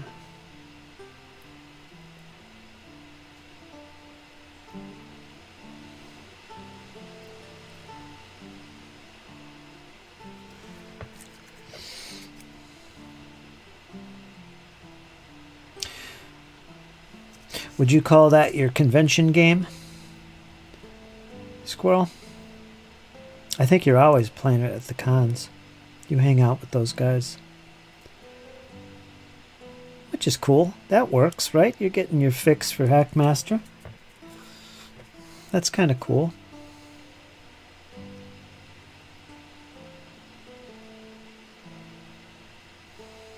They do good stuff. Not a perfect company by any stretch of the imagination, but yeah, they are.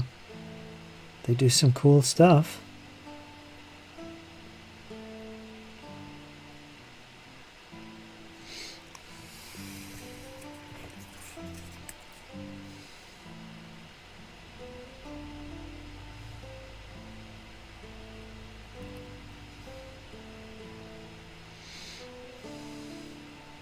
I appreciate it, Squirrel. You've done a lot for me sending that stuff.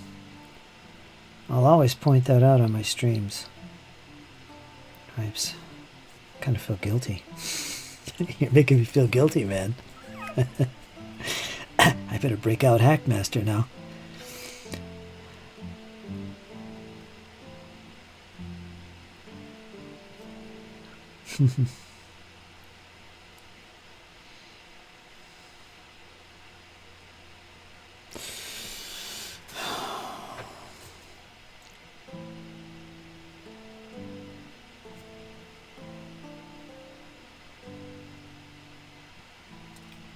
Hecka, hecka, hecka.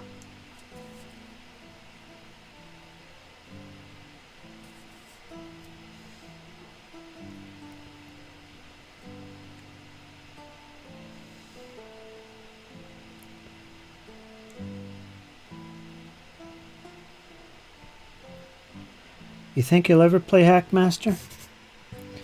Outside of conventions? I mean, run a campaign with it?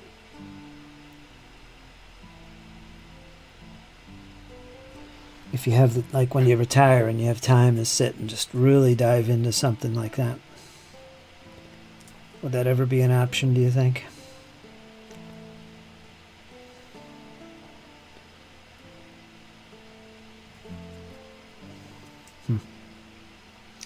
I gotta fix this. I painted the wrong part of his body a hand. That's not his hand.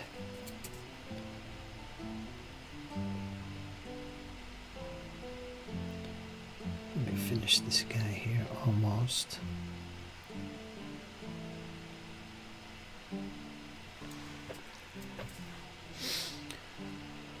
Steve Kenzer. Well, there you go. That would be the guy, wouldn't it? It's on the table. I'm in. Same with aces and eights, which is the Old West version. That was in the Knights of the Dinner Table too, wasn't it? Didn't they play aces and eights? That's where the game came from.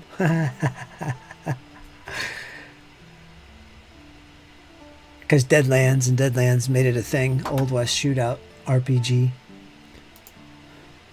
No worries, brother. No thank you necessary. Just doing what I can to spread the nerd word. Yeah, you are. You're a good ambassador. For sure.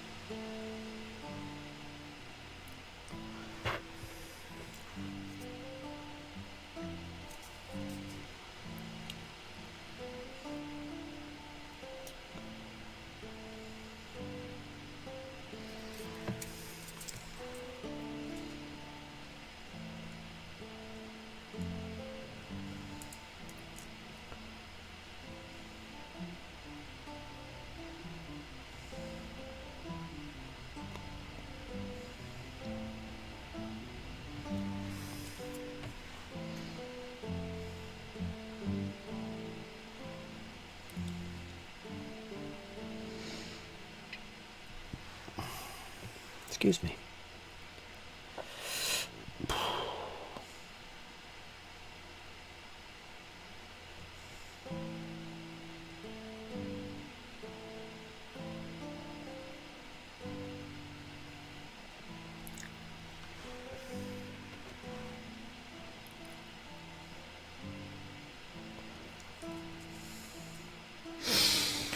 Ooh, he is working on a one-shot. Gathering at Grognerfest.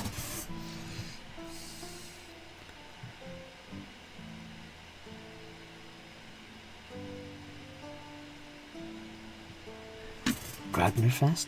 Grognardfest?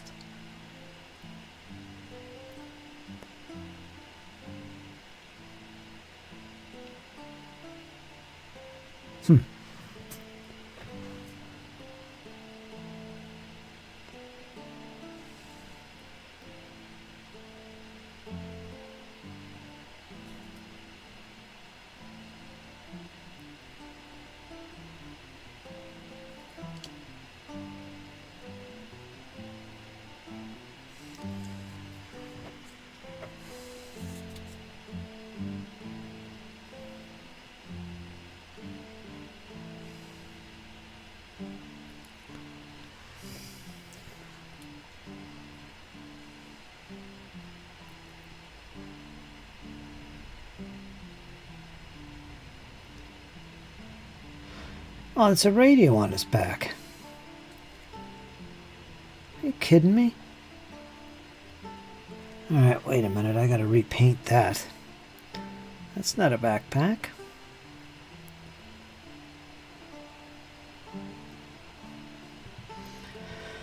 That's another one I gotta set aside. Repaintage. I'll get these all done. I just gotta go through each one of them.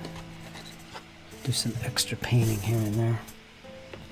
Fix some things.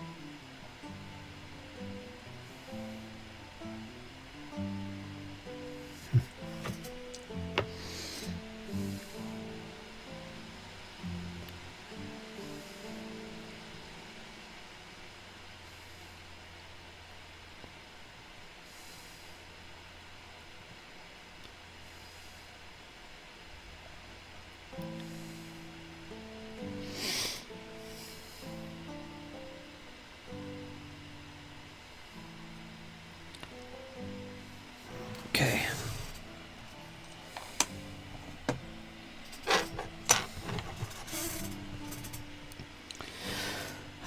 Let's see. Something.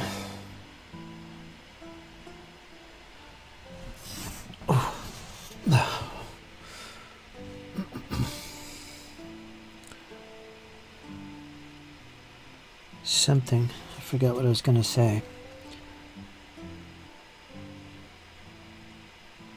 Something.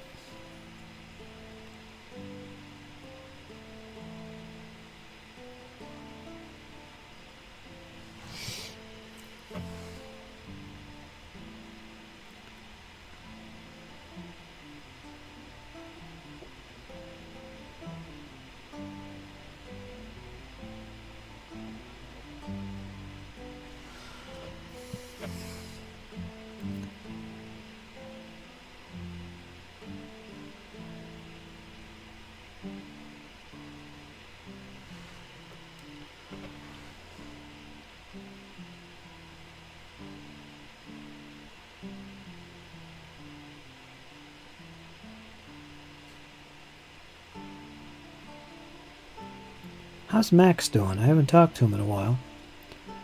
Is he still on his hiatus?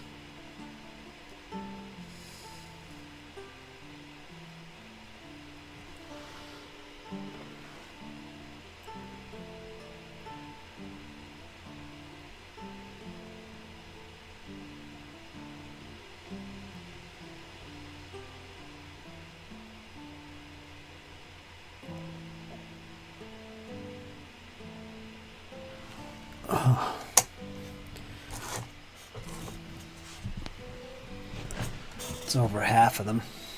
We'll keep on pushing.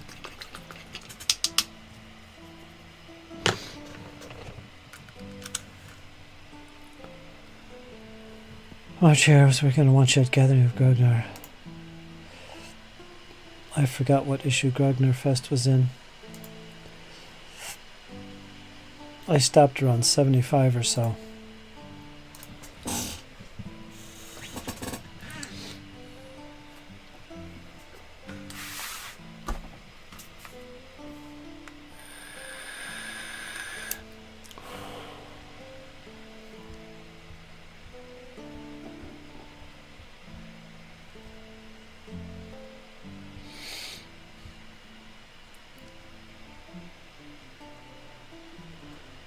Museum, I fear the conditions may never be correct to run a campaign, a long-running campaign of Hackmaster.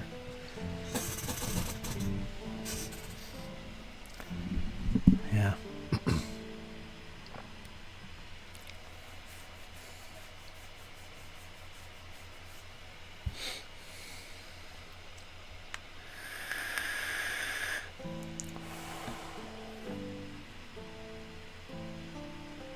Yeah, all right.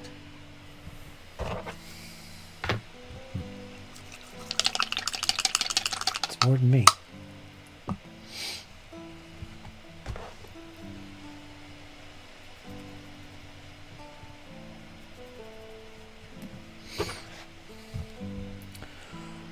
Six to 10 players. Jeez. Hackmaster with 6 to 10 players? Holy smokes.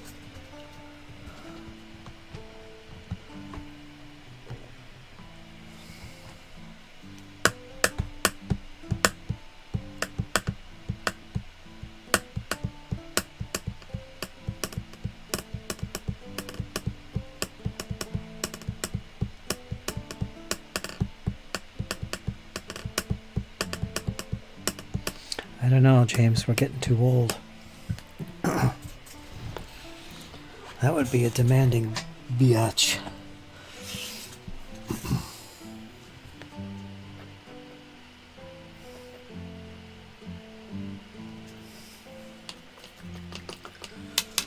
My backlog of games is growing,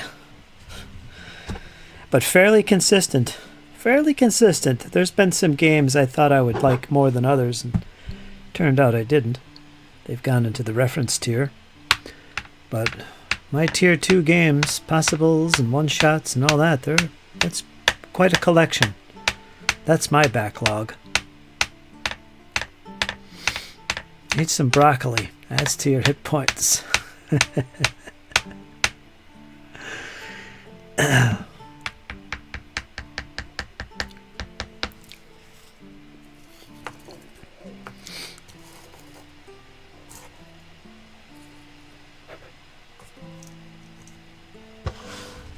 Oh, my back.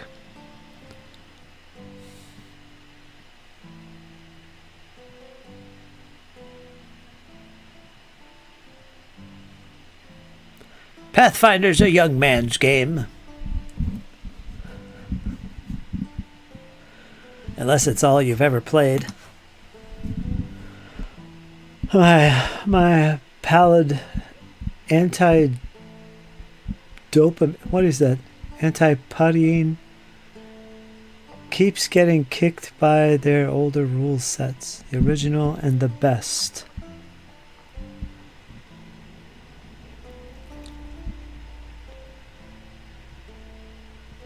Derriere.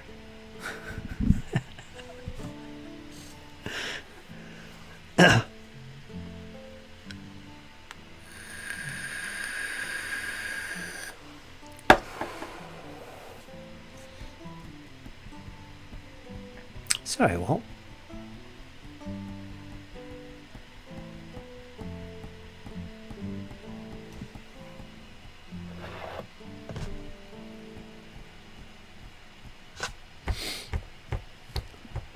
Pertains to Australia and surrounds.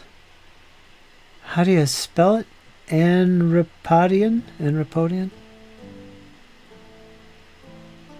Antipodian? Anripodian? Pertains to Australia and surrounds. Derriere, the thing I sit on. And I got that. Derriere. Not a word I use too often. I had to check the spelling there. Derriere.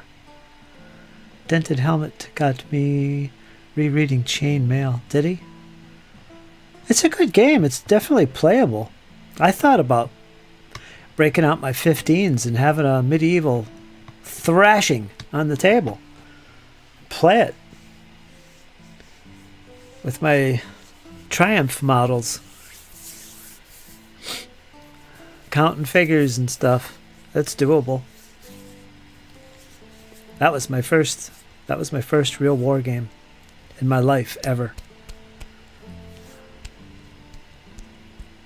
That was so cool. Pass through fire. I even made a little wooden cannon. One of those little cannons from the Middle Ages. You know, the 100 Years' War or whenever they had gunpowder weapons.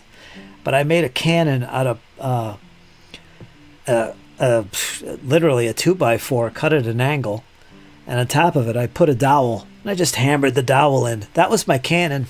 I don't think I put wheels on it. I might have. But I made one of those cannons just so I could try out the rules for cannons.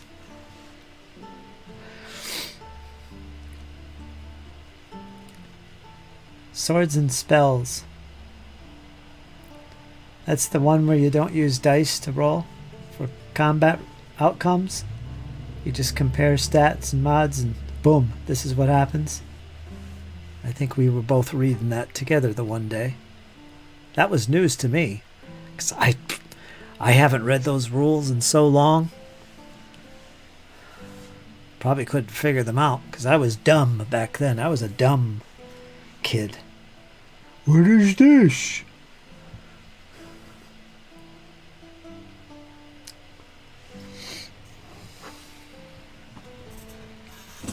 Now I'm going dumb again because my brain is shot. I'm going back to playing chainmail.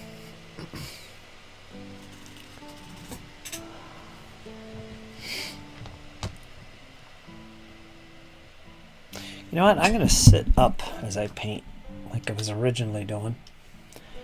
It's hurting my back.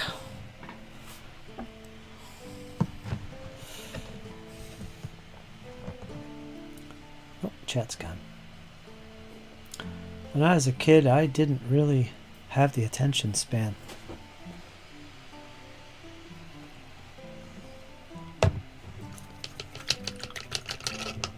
I did. I did. I never had problems like that. Jake has problems like that. Oh, he's terrible. But I could sit down and just spend all day reading something and trying to figure it out. Probably because I didn't have friends or something. Spend my time sitting around reading books.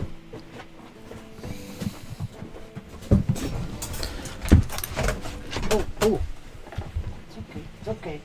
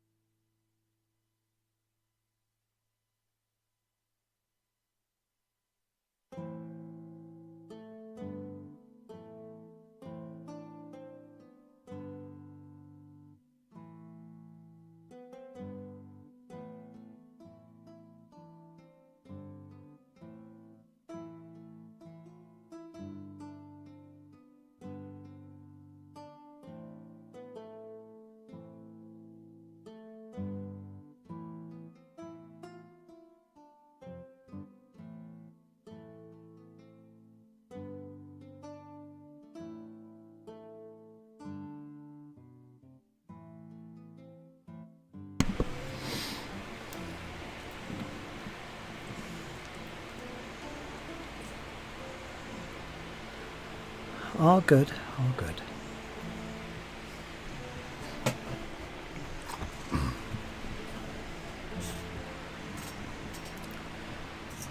Let's get back to this.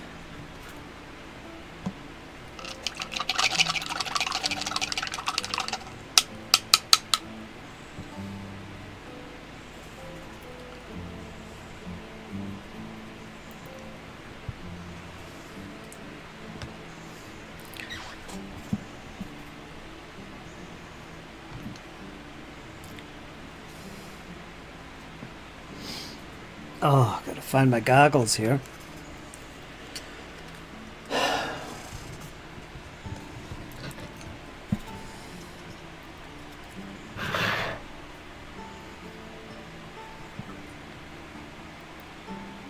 Keep pushing on. So yeah, what were we talking about here? Hackamaster? I can't even remember.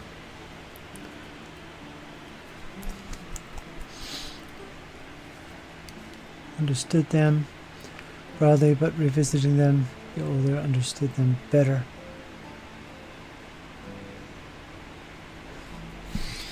Yes.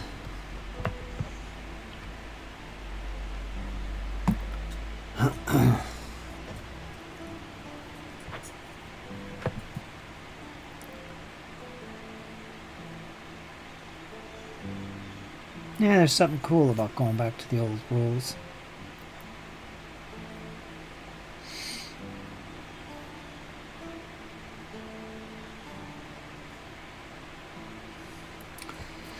Well, a lot of these games, with few exceptions, I never had the chance to actually play, either because I was dumb, couldn't figure them out, or no one to play with, because when you're a nerd you don't have friends.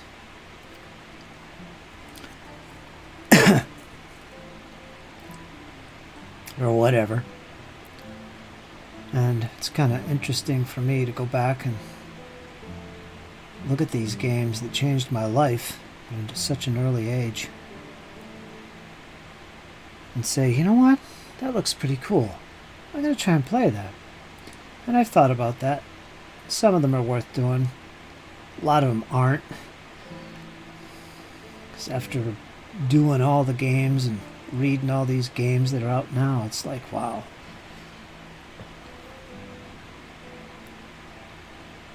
It's like a different mindset or something. It's just too different. I don't want to say the game sucked, or it's broken, or it's just old mechanics. Sometimes it's not worth going back and doing that. Or maybe it is. Like Pass Through Fire, there's an old mechanic. They were featured in a lot of early rules, especially TSR.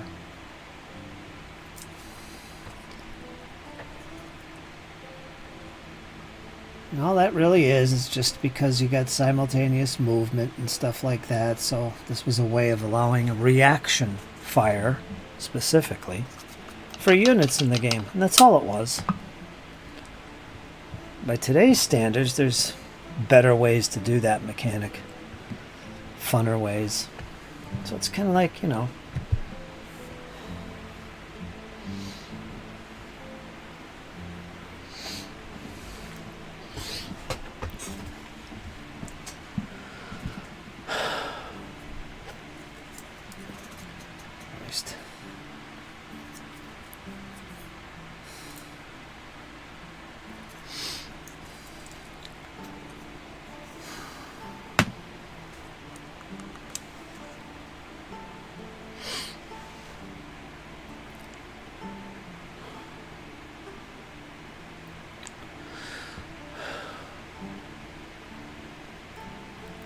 ground scale and pushbacks usually missing.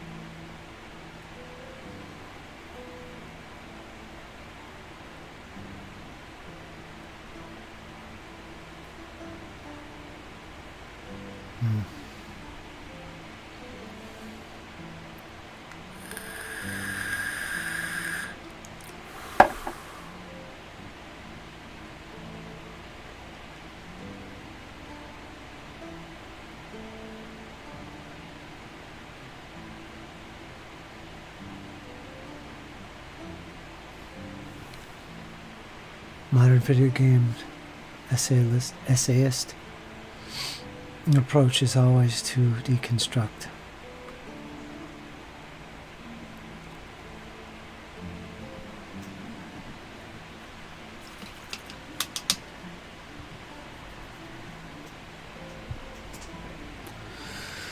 Oh, cripes. I'm leaning down again.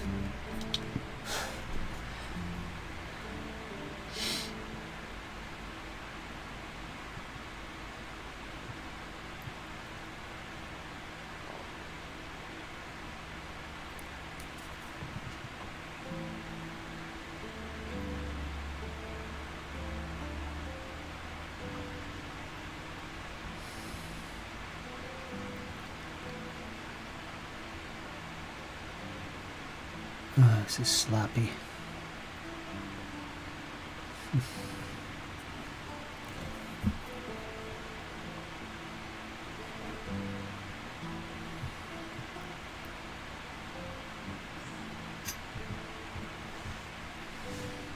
Get yourself a drink, go.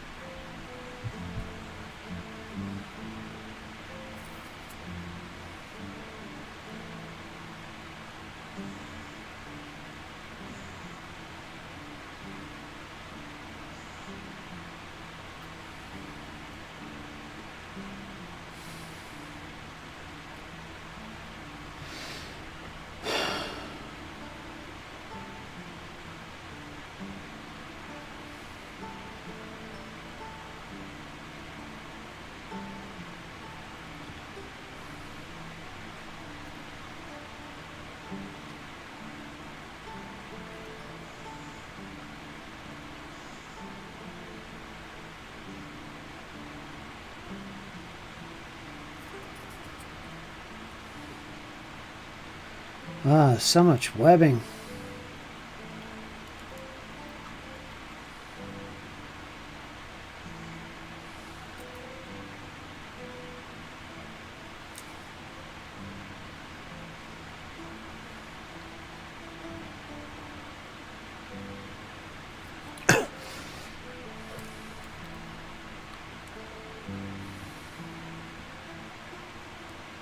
Let me try and get all these guys done in one go here. Stop it, Walter. Don't forget to like, folks. Modern video essays. Thanks, Squirrel.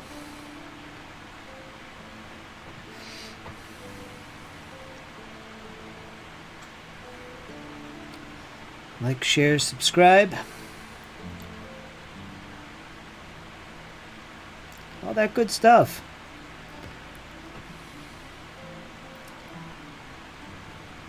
Helps channels. The algorithm, I guess. Nobody interacts with it. Nobody's going to see it.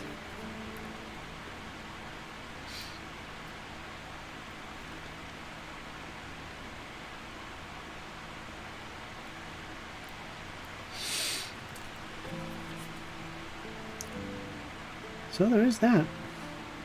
We were talking all day yesterday about the internet and algorithms and stuff. Wasn't it yesterday? I think it was. I had Dennett Helmet in here the day before. He was my co-host. Because I couldn't find the other co-host who showed up the next day, which was Kat. Catacles joined us yesterday. Great conversation.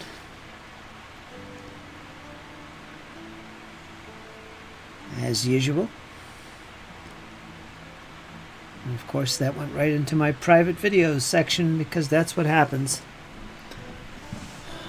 talking about stupid things.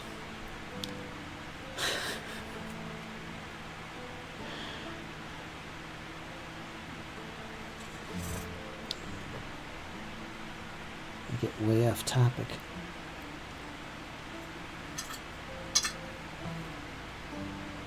Oh.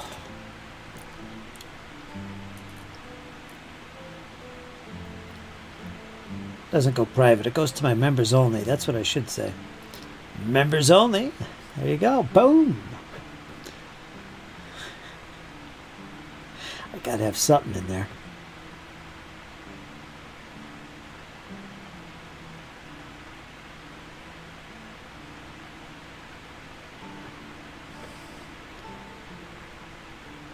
I think we're talking paranormal stuff again.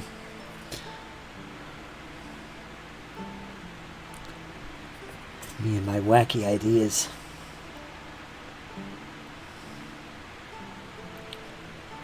We're just shadows.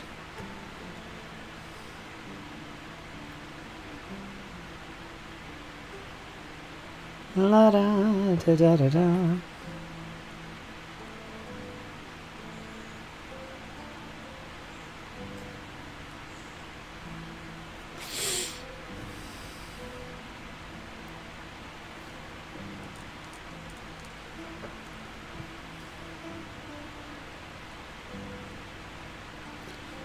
Okay.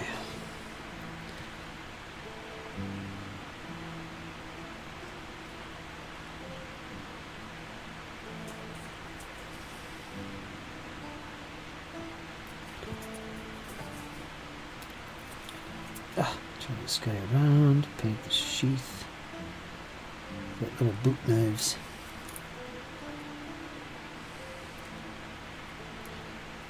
I think this is done.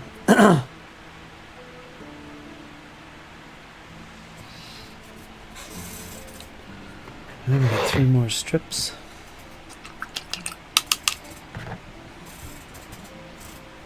Yeah, I think the Hammer of the Gods is right. I don't think I'm going to finish these today.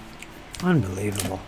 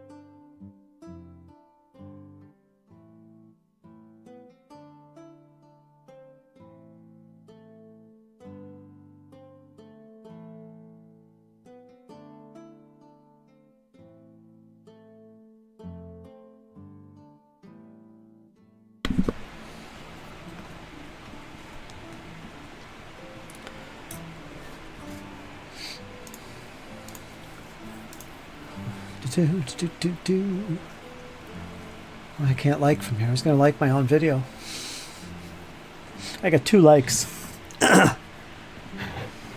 got 2.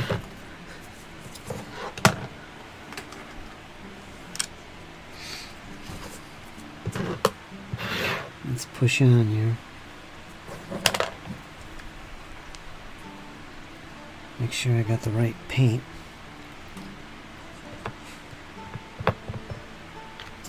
Going through a lot of green gray.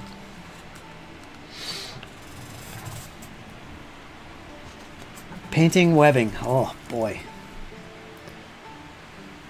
Ay, ay, ay.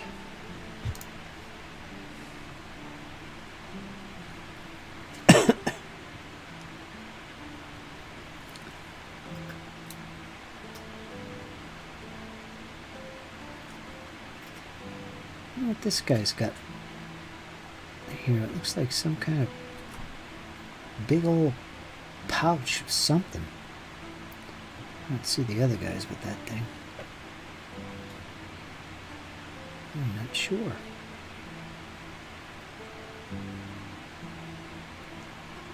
I can't tell.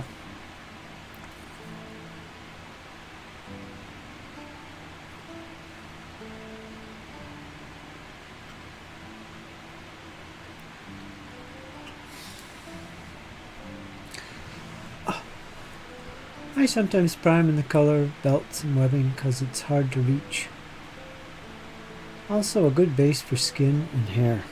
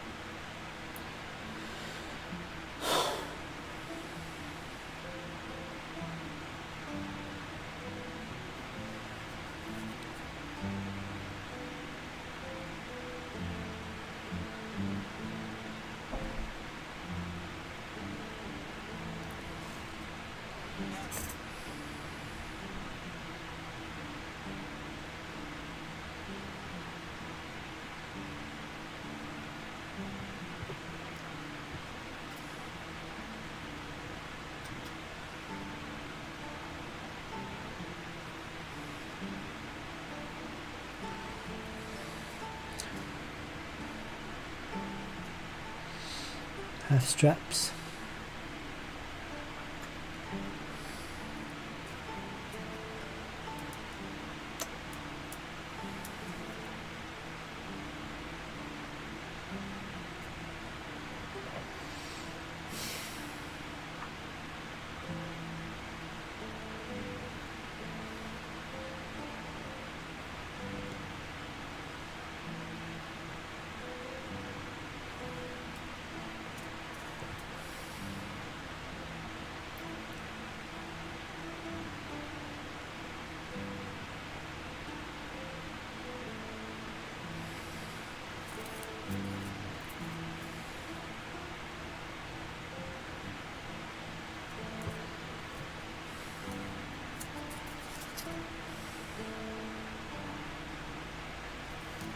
Okay.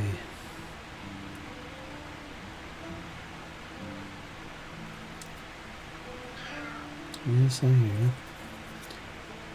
I hear you, Walter.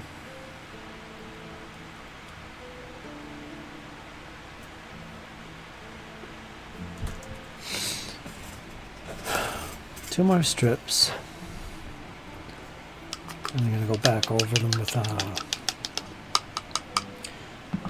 there's a few things I have to do. Some parts of the model I didn't even paint the elbow or something, or the back of the tunic. Another case, I didn't paint any of the boots on one of the strips. So I got to go back and do all that.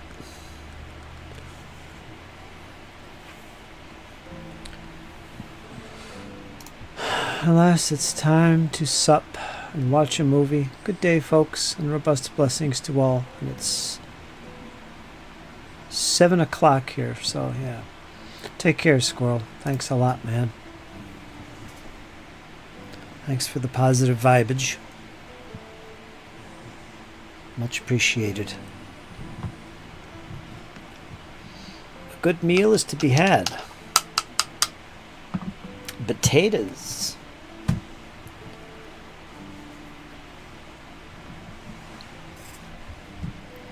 Coop's waiting patiently.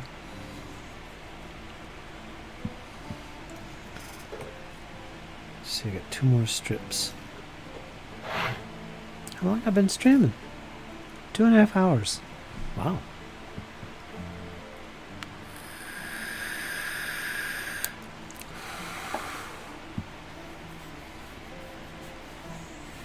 God, these guys are taking forever. I don't know why.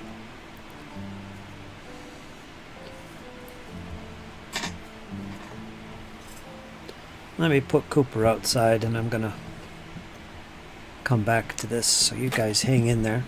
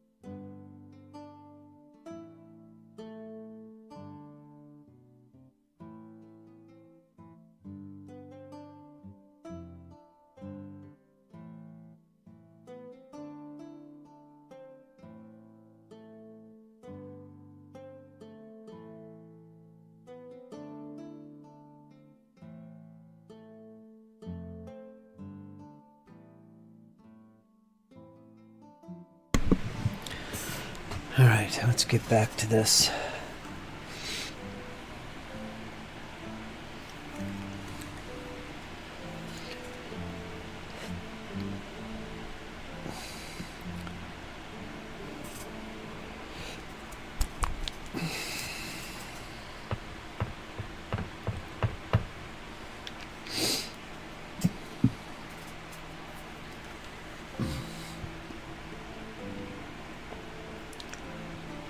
What's the name of that channel? I might already be subscribed to it. There's quite a few good channels. And it's speaking to the whole old hammer community.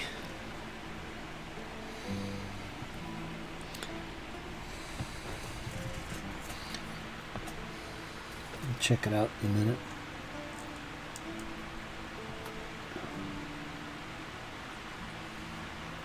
It's what I want to do. I'll make some videos and stuff.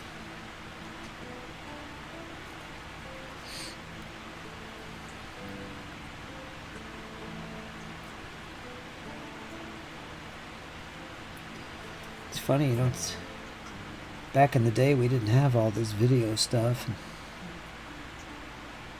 Never even crossed our mind to do a bat rep on video. I kind of did. Back in the early 2000s, no, late 90s, I made a video of us playing Necromunda. Now how cool would that be?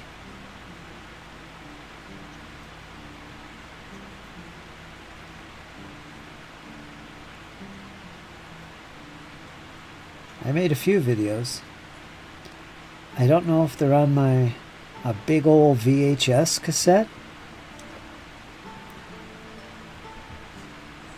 Let me think. I'm trying to think what I used to do the digital videos.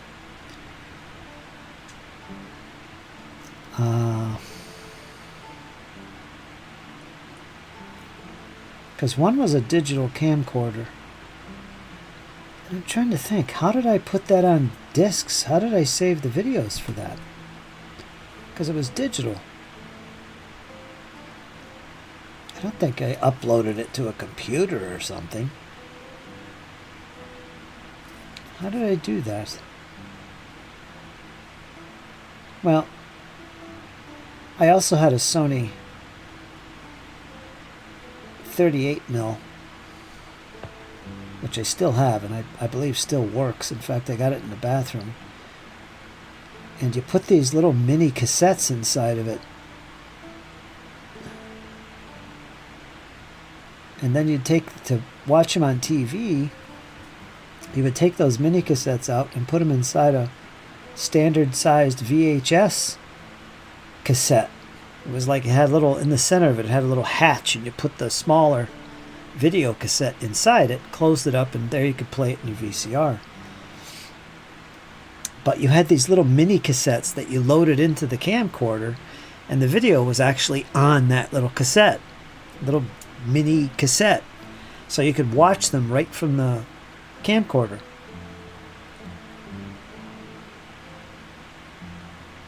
And I have those. I wonder if I made them with that, because I could go in the other room and actually look and see. I used to record our game group. Me and Jesse playing D&D Basic. I mean, seriously, if I could find that stuff, it would really be cool to see. I think we were playing Rule Cyclopedia.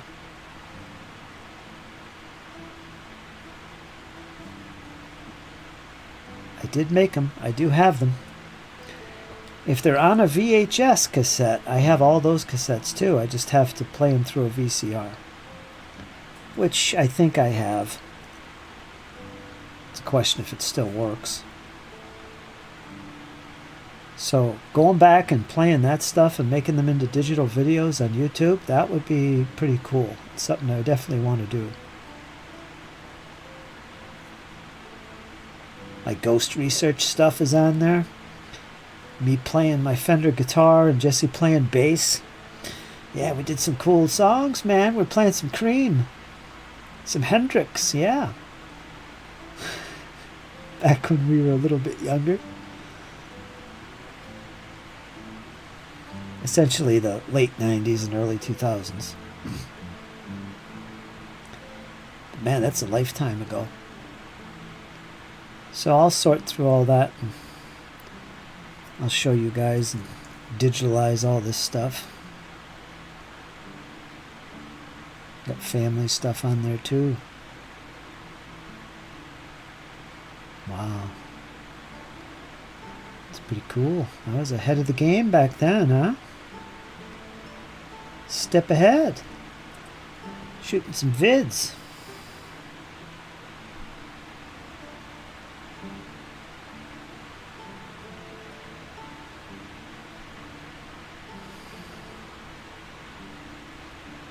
Anyway, back in those days, we didn't have even the concept of making a battle report with videos. Now we see them all the time. People are playing old school games and stuff, so it's kind of cool to see that. The only place you saw battle reports was in White Dwarf magazine or something. So the concept was there, but technology wasn't. So it's nice. Nice to see all that.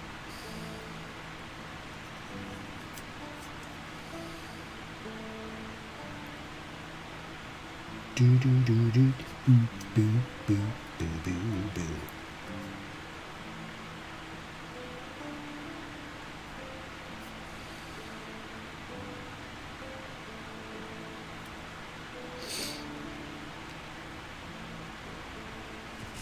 Oh. Miniscape. Miniscape, never heard of him. I'll check it out in a second here. This guy usually paints in the old bright style, however he is very dry and funny. There was definitely a year my painting went goth. I have some kind of GoPro knockoff somewhere that would probably work for bat reps. Yeah, GoPro. Let me click this. Check out this link. Wouldn't that be cool though, James, to go back in time and see that? I haven't looked at those videos in well over 2 decades. I mean, there might be stuff on there 30 years ago. Wow, really? How old was I?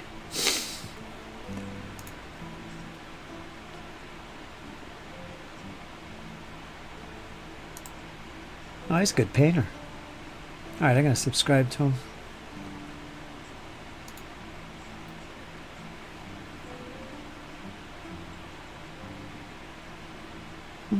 This is a good video. Let me put this in my... Actually looks familiar. His little intro screen thing here looks familiar, like I've seen that before, but I wasn't subscribed. So what I'm going to do is I'm subscribing. And I'm going to save this video to my watch later list, which has about 300 videos in it that I haven't watched. Yeah, but that should be right there at the bottom, because this looks like a good video. Thanks, James.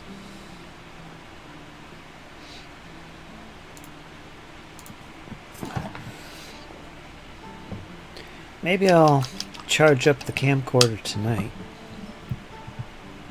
and look through it.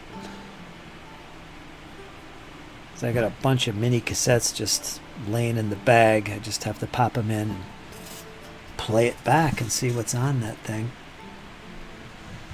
If I found those, man, oh man, that would be amazing. Definitely trying to recapture some of the old magic. I'm telling you, man, it's the way to go. It's the way to go. I've never felt that way before. It was always very much, well, if you're going to get into 40K, you got to play the current edition, be up on all the meta and all that stuff. It's just, that's what you have to do. That's the normal way.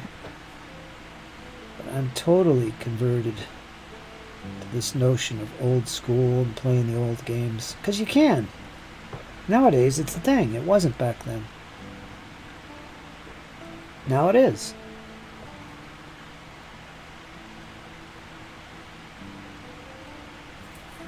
I always imagined the games were broken. They were, you know, why would you play an older edition? You know, it's better now. Why would you ever play something older? But then when I really thought about it and investigated, that's not the case at all. So I had a big shift in my way of thinking is what happened.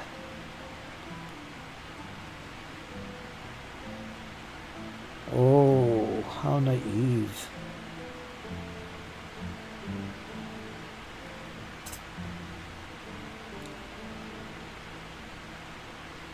So now I get it.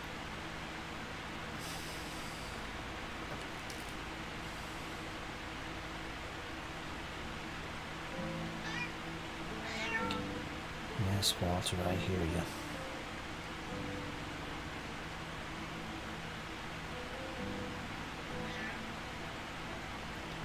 Did I not feed you?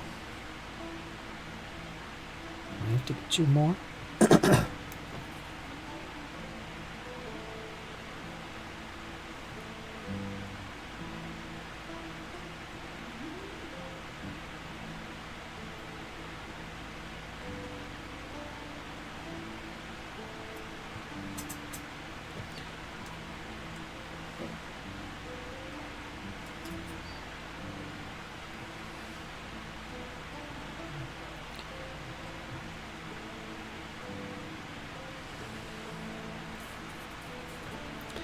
Okay, let me get the rest of the fronts of these guys and then I'll look at the chat. Well, let me look at chat now. Even the figures find challenging. I think 40k could be regarded as entry level, really. How chase the meta? It moves so fast.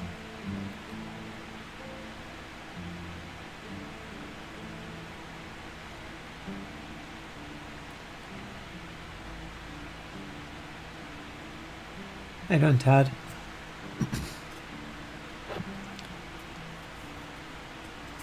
What was I saying?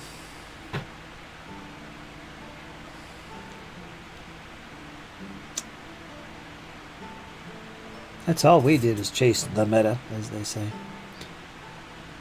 Back then, you had to be up on the rules, the FAQ, errata, all of it. Make all the appropriate adjustments in your rule books and all that stuff. And boy, was it a freaking task. I hated that. And we weren't tournament players or anything like that. It was just instilled in us. If you want to play the best version of the game, why wouldn't you? I mean, it got so bad, I had to make our own group FAQ. Or anything not covered by those guys, you know, we covered. We had our own ways of doing stuff, kind of like house rules, basically. So I had these massive tomes of freaking errata, official, unofficial, that we would gather from the forums and stuff. If you were lucky to get official errata, that was not always an easy task back then. I'd print it out. And it just became this huge burden. And again, this is going back to 2nd edition. And 3rd edition.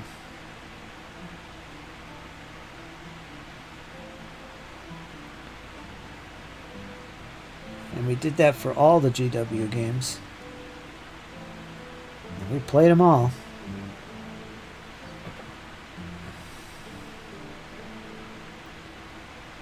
So it was a frustrating thing. Kept me busy.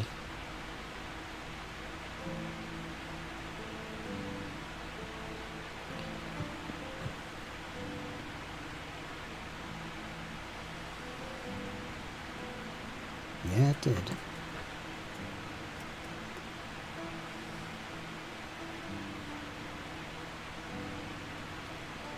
Back in the early days.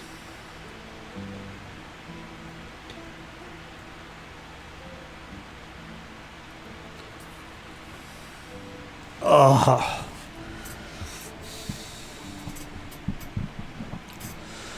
That said, I didn't think 10th edition rules as written were that bad at all. They're not bad at all. I like them.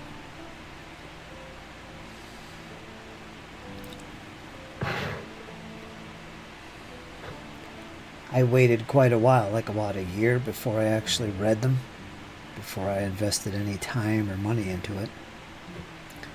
And it was worth the wait. They got it all straightened out as far as I'm concerned. Actually, there's a lot of people that bitch and moan, oh, it's too easy and simple, and they took all the complexity out of it. It feels like an intro game. Oh, and it's broken here, and oh, you get so fed up with this nonsense. It's gonna change in 3 years. Don't worry about it. And it starts over.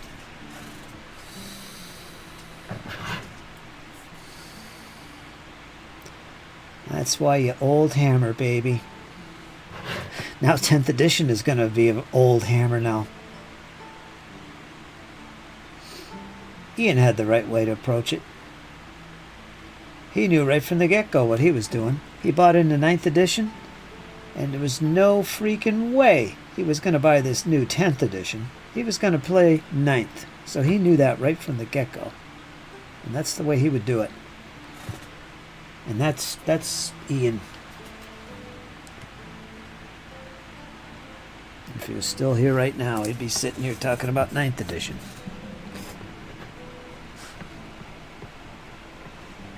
The thing is, 9th edition was so freaking complex. When you added all the rules and stratagems and the codices, things got crazy, man. That was a tight, good game. Until you started adding all the special rules from the codices. Oh my god. I gave up on it and walked away. Can't hack it. Nope, not for me. I'm a casual player.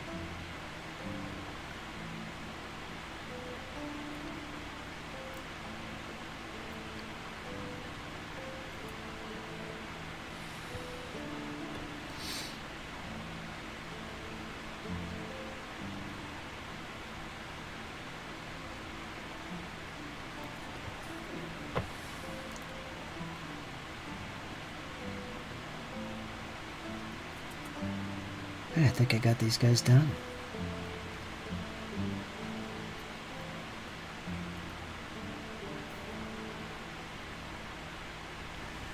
Alright, they're done. I'm going to go back to the corrections now. I might be able to get these done after all.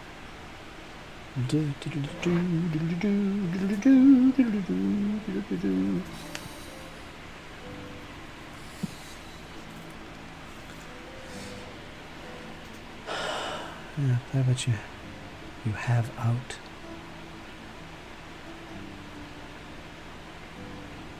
Surprised there is new Kings of War, but the changes actually seem quite smart. Yeah. Okay.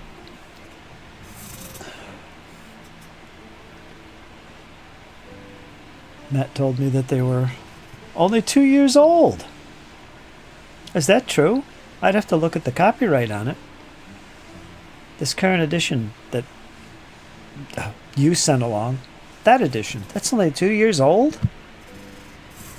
Is it just 2? Right. What did they change? I'm curious if they added those command dice to the game, because they were experimenting with that, and I think that would be a brilliant idea. The command dice are what you use in Dead Zone, which is the skirmish sci-fi game. They use command dice, and so does Firefight. That uses command dice, and I'm curious, why don't they do that in Kings of War? It's a great mechanic and fun, and I think they were experimenting with it, keeping it under hush, whether or not they were going to bring it into the game full on. My guess is they will, because I can't see how it would be difficult to do that. Very tournament driven. Yep, going down that road. Of course it is. No, they took them out. In fact, they took the dice out. Did they really? Wow. But movement is made even more elegant, and that is very appealing. Oh, that's too bad about the command dice. They couldn't figure it out.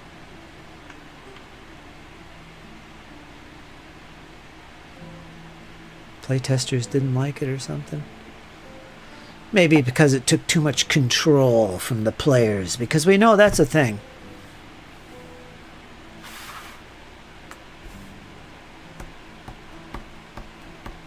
There's a lot of control freaks out there. And I say that with all respect.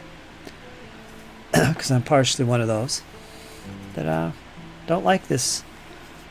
Oh, yeah, you're going to limit me. Limit my tactical choices to a bunch of random die rolls. Blah, blah, blah. If I'm wrong, someone chime in. I don't mind.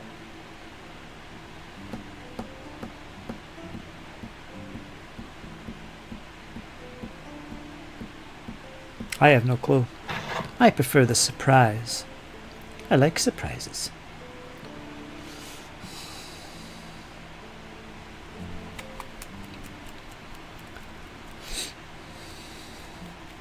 I'll eventually play it because I can. Or I will be able to. I'll play it. But my mind isn't in fantasy right now. Eventually it will, because my painting routines will take me there inevitably. I'm more focused on the skirmish side of things at the moment. I think stats, seriously, no addition. It's going to be balanced. I like it if I am not interested in the diorama bases. I don't like diorama bases. I hate that whole idea. Been there, done that, don't like them. Don't like giant bases. Just don't like it. Bleh. It's clumsy. It's impractical for me. I like to get crazy with the terrain.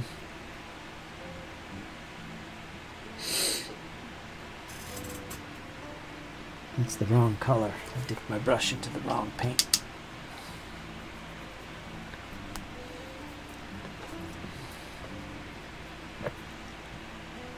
And that's okay.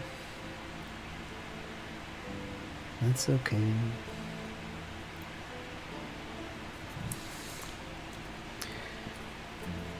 That's okay.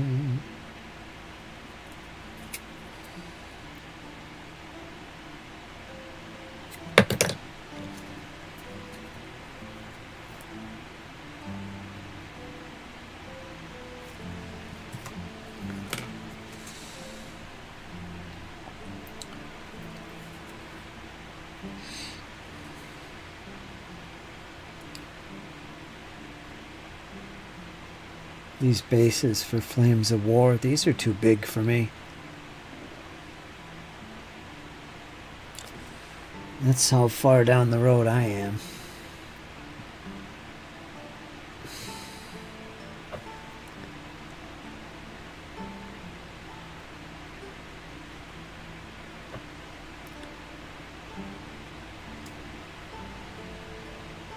It's a nice standard though, so I base them that way. But I prefer for my World War II games in 15 mil, I like the small Flames of War bases. Put 2 or 3 guys on it. That's nice. I like that. There's your squad right there. That's a nice base. I like them small. Like DBX bases. I like them small. I don't like these giant bases. I just go crazy and put all kinds of wacky stuff on there. I've been there, I've done that. I said that before. It's okay, but no. Not really. Not for me,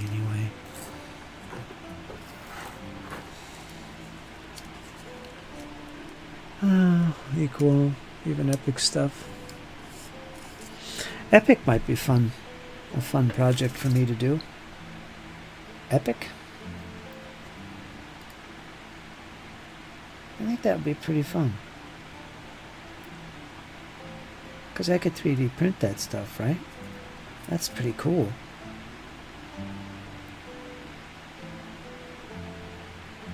You just go to town, man.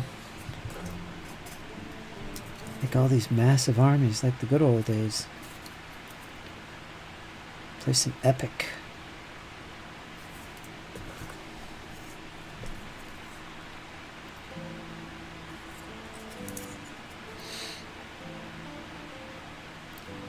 That would be an interesting project.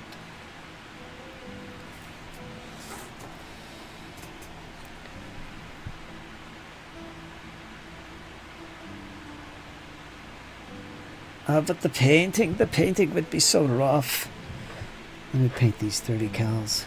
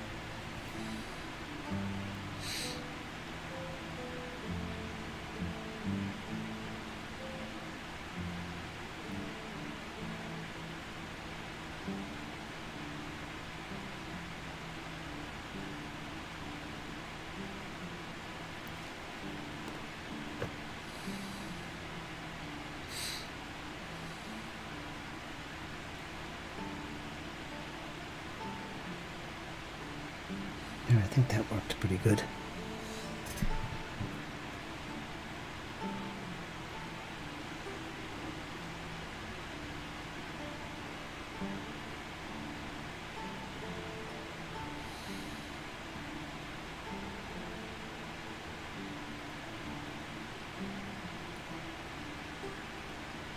Okay.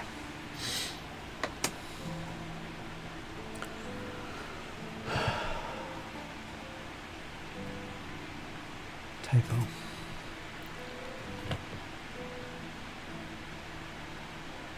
Epic but 10 mil? Not sure what I'd do. I wouldn't want them tiny. I'd actually want to enjoy the painting and be able to see them better. So yeah, like 10 mil would definitely be the way to go for me. 10 or 12. Kind of like what GW did. Didn't they go to that scale with their Epic game they released? Of course, if I did that, I wouldn't be able to use my old models. I still have a bunch. Quite a few. So there is that. I don't know, I'd have to ponder that.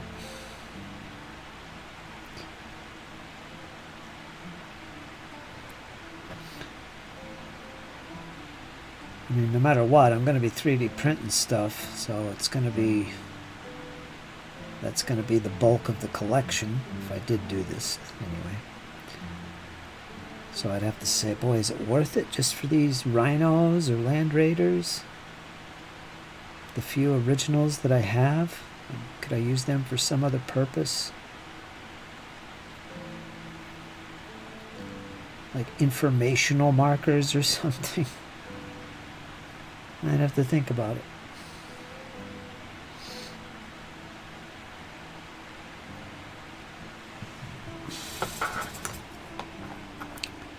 But I'd like them to be bigger just because I want to be able to enjoy painting them. Grab tanks, baby. Walter, don't knock it on the floor.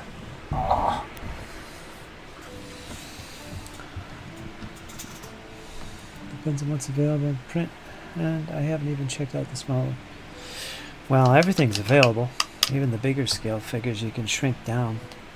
Like all those Sisters of Battle that I can get for... They're 28 mil. Just scale them down and boom. I wouldn't have any problem with that. Yeah, they'd be mega detailed, but that's fine. I don't care.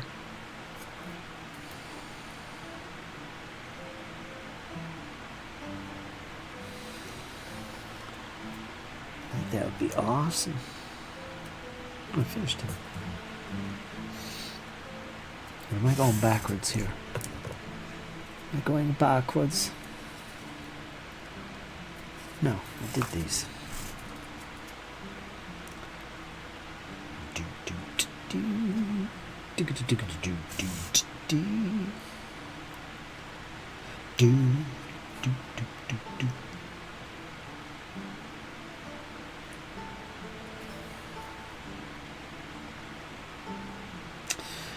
I don't know. I don't know. I don't know.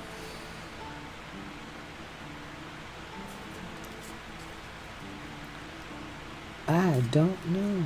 I don't know. I really don't know. Alright, now let us go back to green gray. Green gray. Green gray, where are you? Is it green gray? Yes, it is. I'm probably going to go with any round cornered bases. Play DBX anyway. I'm sick of buying.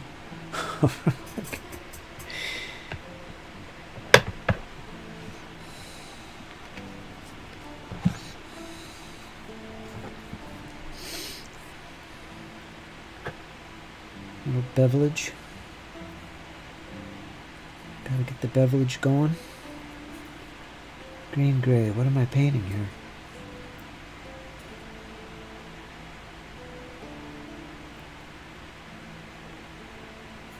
I'm not sure. Hold on.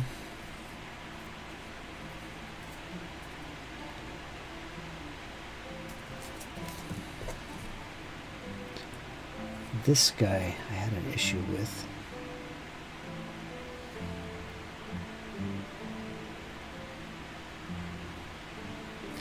Alright, that's good.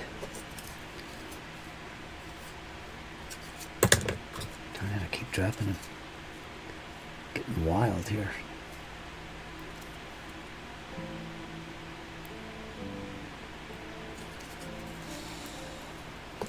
No bevels. I hate beveled plastic bases, and I have thousands. Oh, I hate them. You mean the like the Flames of War ones? The situation I was having? Is that what you're talking about?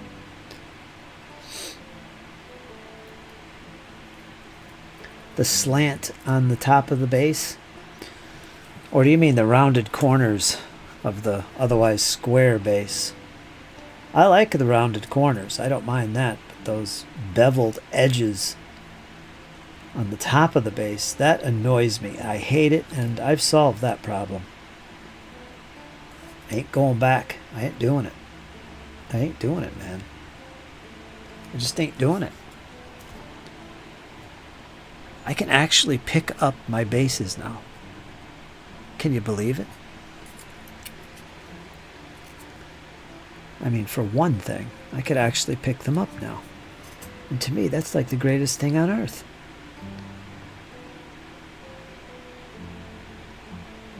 It's like, yeah, finally. I don't like disguising my base edge. I want to see the freaking thing.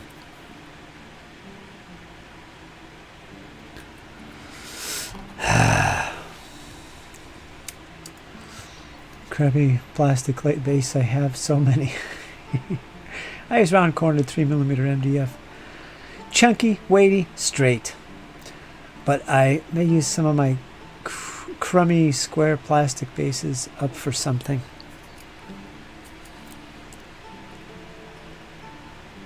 Got the old crummy going on, do you? Little crummyage.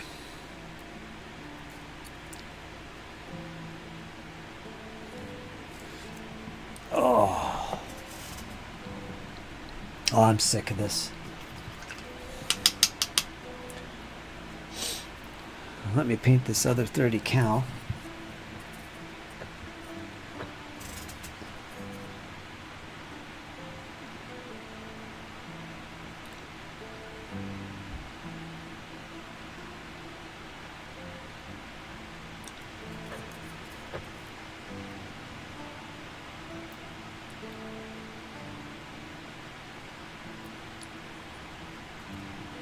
On a bipod.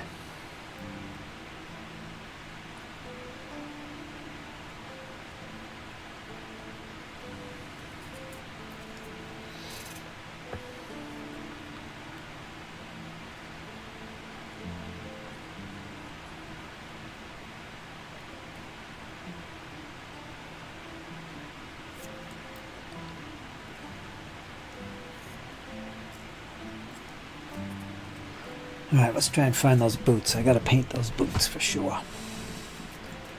Guess that's weight and plastic and can be picked up. The spackling adds some weight to the base, which is nice.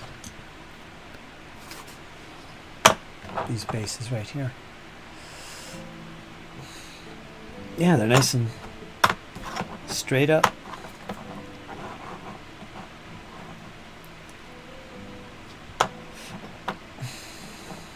Once they're flocked, they'll look pretty good.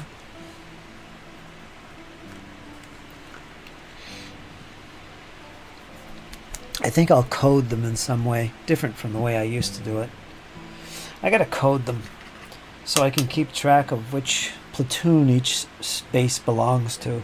And I used to, excuse me, I used to paint the edges, those beveled edges, different colors of brown.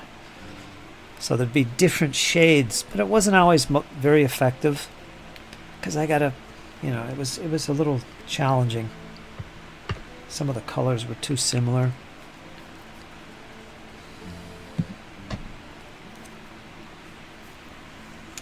Could also use terrain thrown on top, like maybe the bases with stones on the top. That's one platoon. Then another one with, say, broken logs on all the bases. That's another platoon.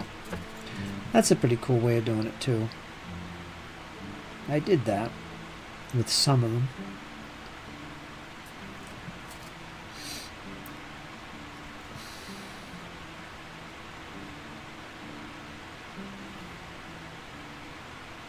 I'll think through that.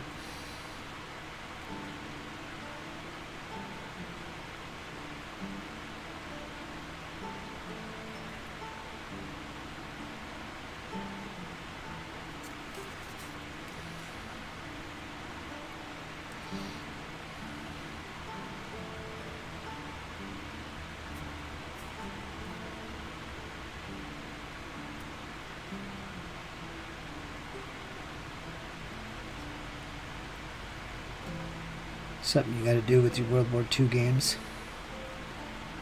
World War II collections. It's nice to know which base goes to what platoon.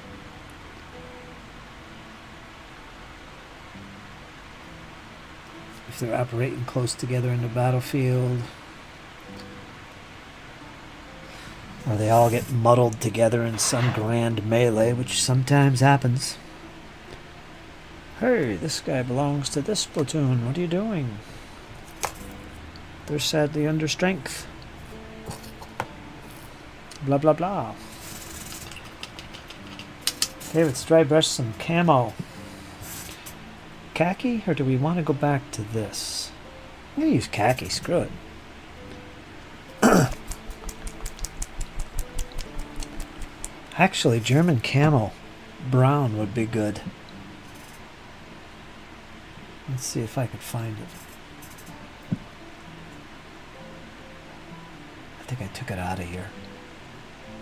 Figures. What's this? Let's use this. Tan earth. Nah, I don't want to use that. It's the matter with me. Let's see. There it is. It's a good color. German beige. German camo beige. I'm going to use that. That's the color I'm after. It's going to be a highlight camo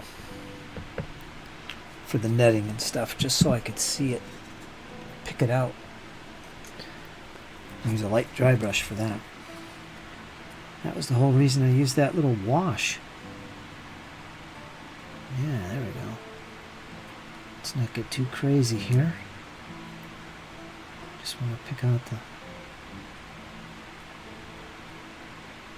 Yeah, that's good. That looks real good. It's beautiful. That is beautiful. Wish I could show you guys. You'll see it all when I'm done doing battles. Make a video on the completed project. Yeah, that's perfect.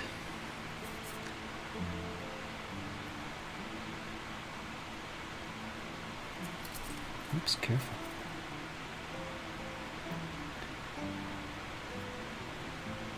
Yeah. I like it. is organized.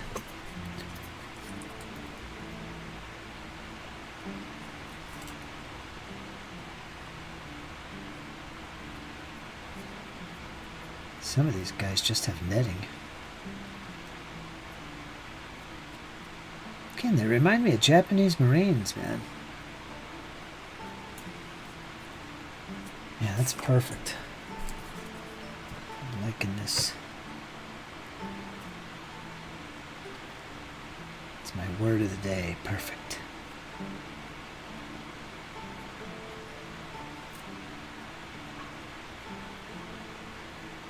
Yeah. I like it.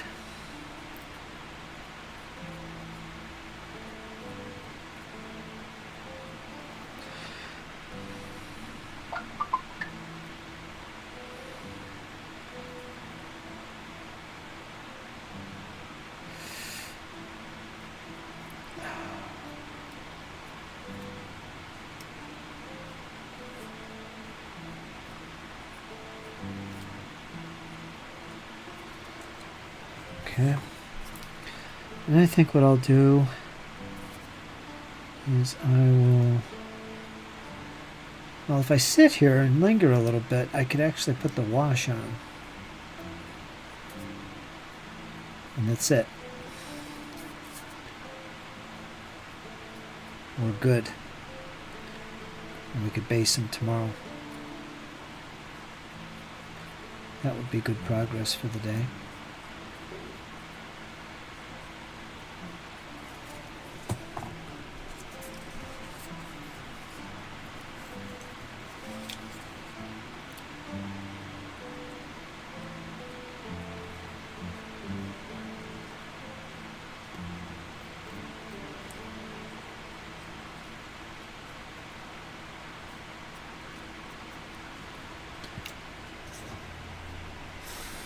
I'm on a roll here. Give me a second. I'm gonna finish these guys. Oh, that's a little strong. That's okay. That's okay. We'll give you a little thumb. There we go. There.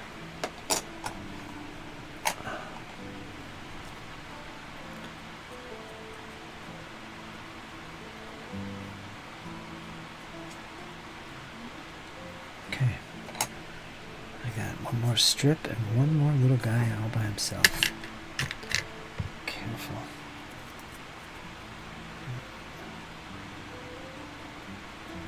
Okay, just one more strip.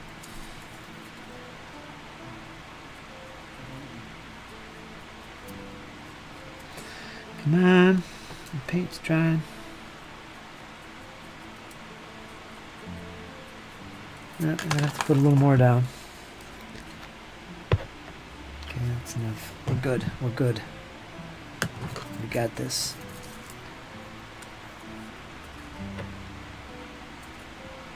We got this. That's it. We got it.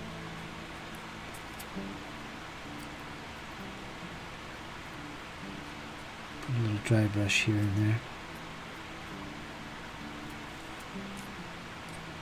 I could do this later. Yeah, that German camo beige there is a good highlight color for final dry brush. Works good on flat brown. Works good on actually any of these paratroopers. Any color on there. Alright, that's it. Yada da da da da da.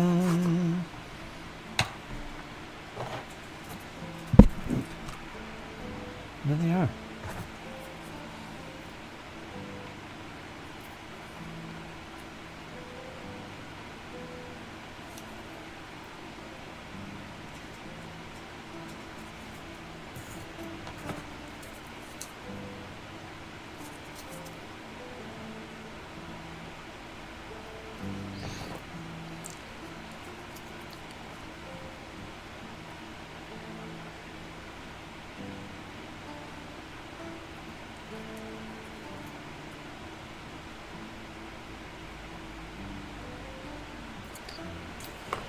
They should have been done 2 days ago. For some reason that took forever. Low on gas, I guess.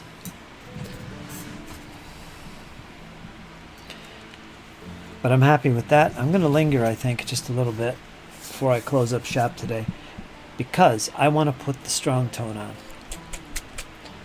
I want to get them washed. The secret juice.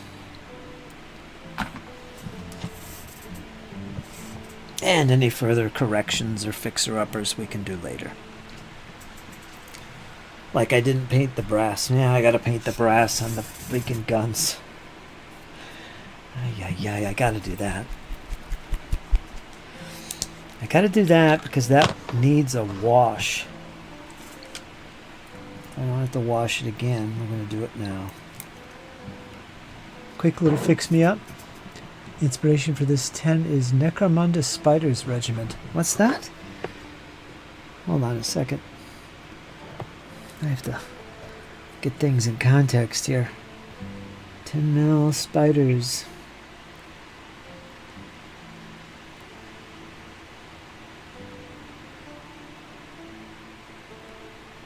That's perfect, man. Yes.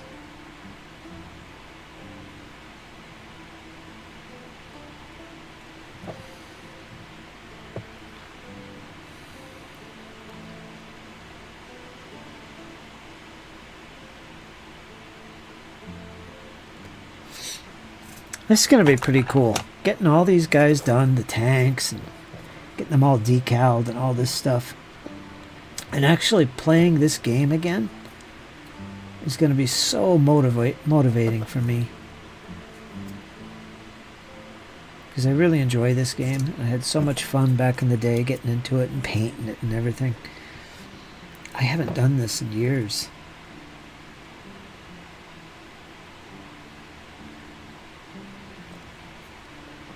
I mean, man, you know it. Past 6 years of my life, I've been dedicated to commissions and just no time for my own stuff. Haven't played a game in years. So this is cool, being able to do this again.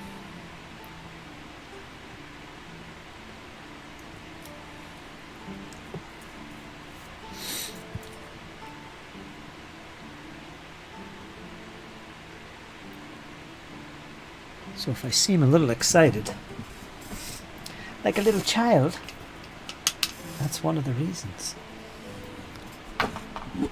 I'm all stoked.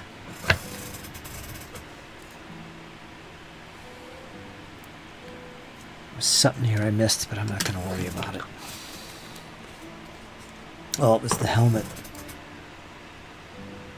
Little dangly parts of the helmet.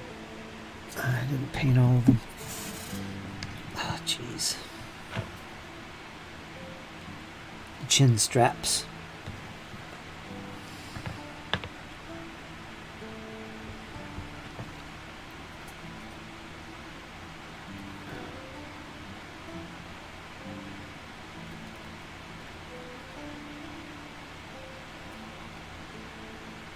Which is kind of mandatory to paint because they're so cool and they're sculpted on these guys. Helps keep them special. Those are the paras.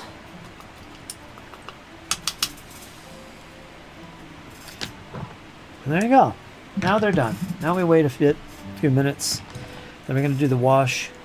And then we'll call it. In the meantime, let's see what's going on with Joms. Some troopers. Inspiration for this is... For this 10 is Necromunda Spider's Regiment. Necromunda Spiders. I don't remember that. I vaguely do. Building some Stargrave troopers. They look Imperial Guard or Arbites, depending on how you build and paint them. So doing half of each gray and yellow open helmets, black and red closed. I'm working up to it. Getting there. Looks amazing with weathering powder. Literally red ore sand. What do we got? Anybody left in the chat? Is it just me and you, James? What is the chat like? Yeah, it dropped off a little bit. 4 people at the moment. Not bad. Not bad. Not bad. Keeping it real here, folks.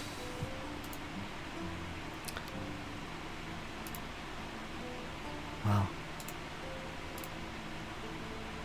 Chat rate.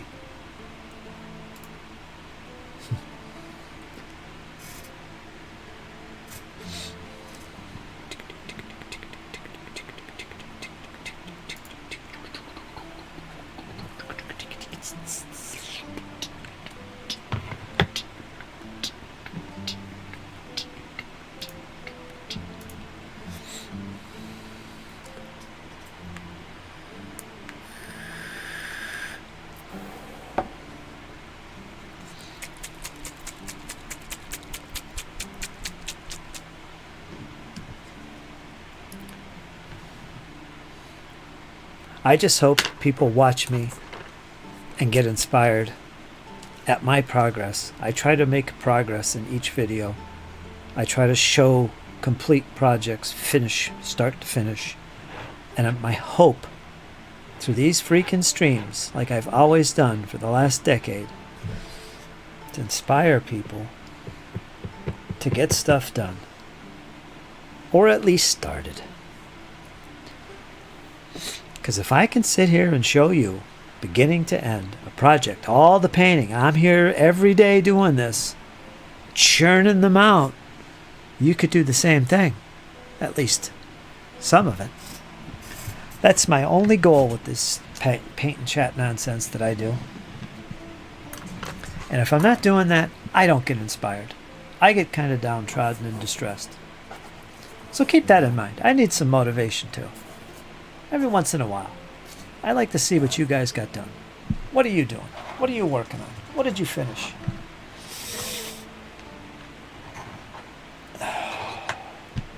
Because that's what it's all about for me.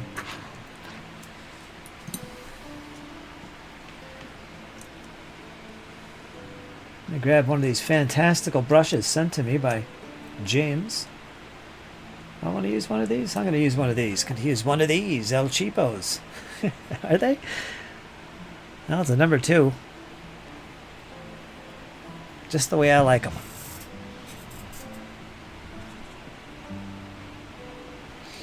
Do you get inspired, James?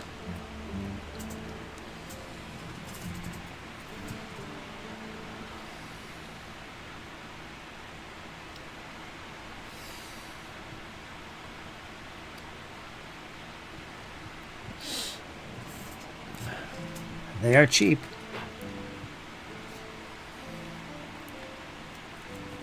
Gotta like the cheap brushes. I like them. That's my go-to brushage. I'll take these over a fancy brush. Those fancy brushes are probably really good, but they fall apart eventually. Even if you take care of them, they're not the best. Come on, come on, come on. Why spend all that money? I know, there's some good brushes. I've had a few better quality stuff, but I don't know. I don't need them.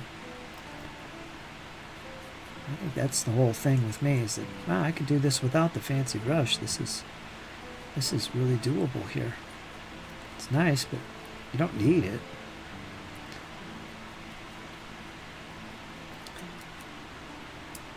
I like to use cheap stuff, I guess. Like spackling. I'm a big proponent of spackle, and that's cheap as you get. $7. Clipping sprues. I buy occasional Vallejo synthetic detail. How much were these brushes? $7? These ones you bought? You bought me 2 packs. And I haven't really broken into them yet.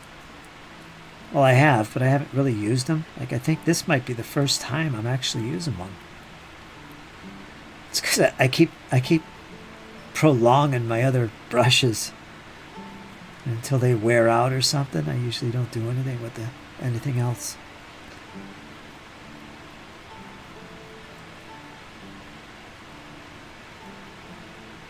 Like right now, I'm doing some washing. This is perfect for this big old brush.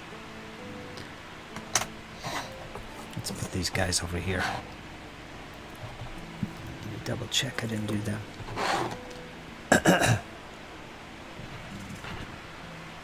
Probably a tenner. Is that cheap? Moderate?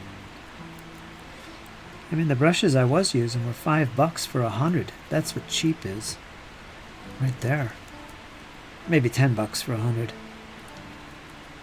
Well, Amazon specials direct from China. That's cheap. And I use them like crazy. Of course, I don't have 100 anymore. Go through them pretty quick, but I don't know.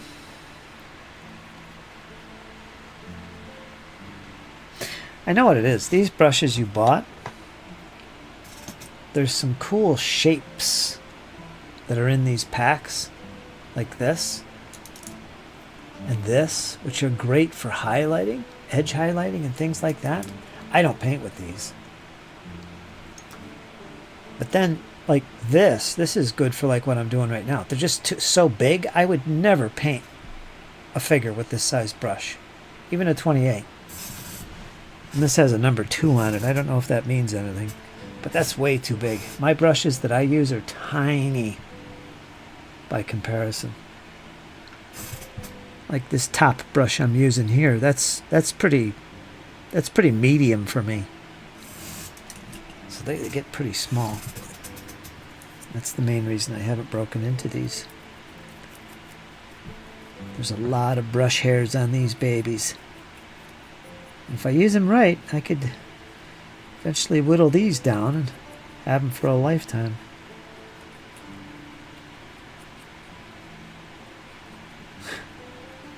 I make my own brushes.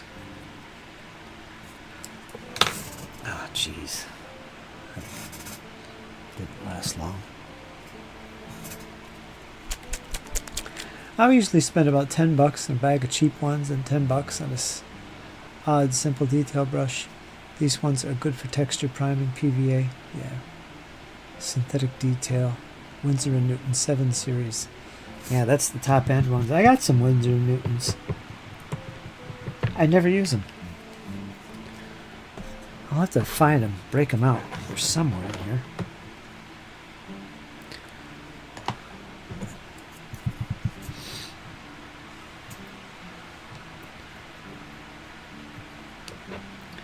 Neil's a big proponent of Winsor & Newton.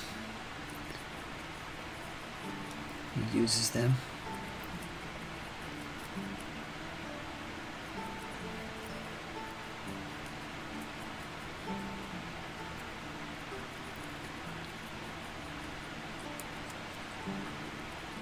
Well, I occasionally buy Army Painter brushes. And that's, to me, normally how fancy I get.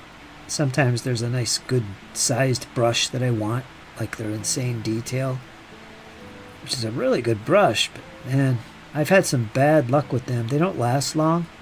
The damn hairs come out of them. So I kind of gave up on those.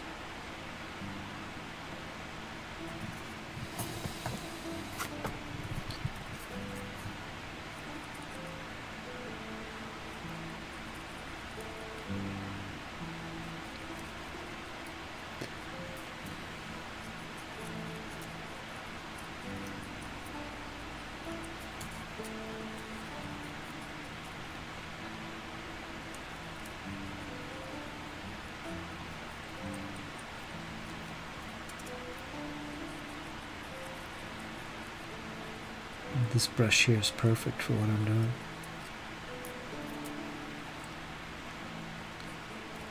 I gotta get some more of this marvelous strong tone.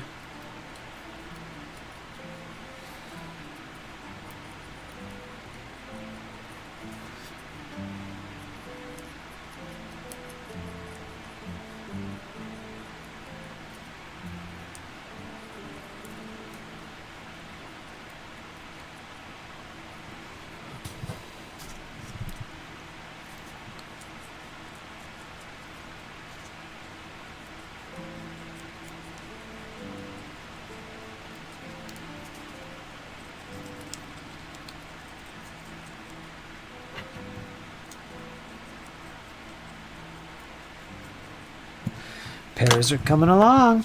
They're looking good. Roger Rembrandt. William Picasso. A smidge of effort into it.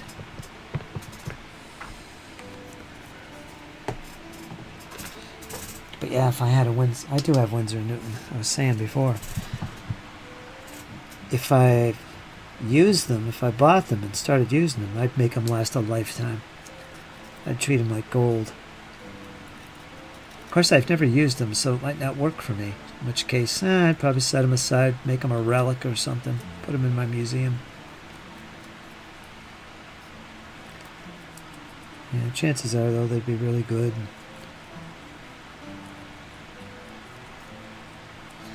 I just don't have any.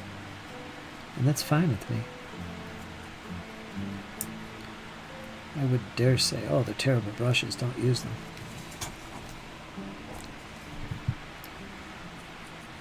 So don't get me wrong. Don't get me wrong, ma chère.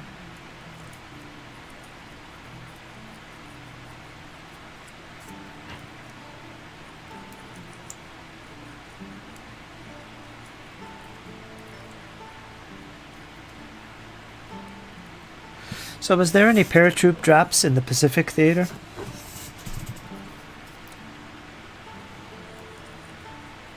Big topic change. Just something that occurred to me since I'm painting these guys and thinking about Japanese Marines. Is there any paradrops? Is there any paradrops in the Pacific Theater?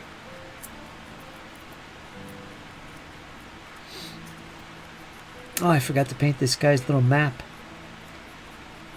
We'll do that later.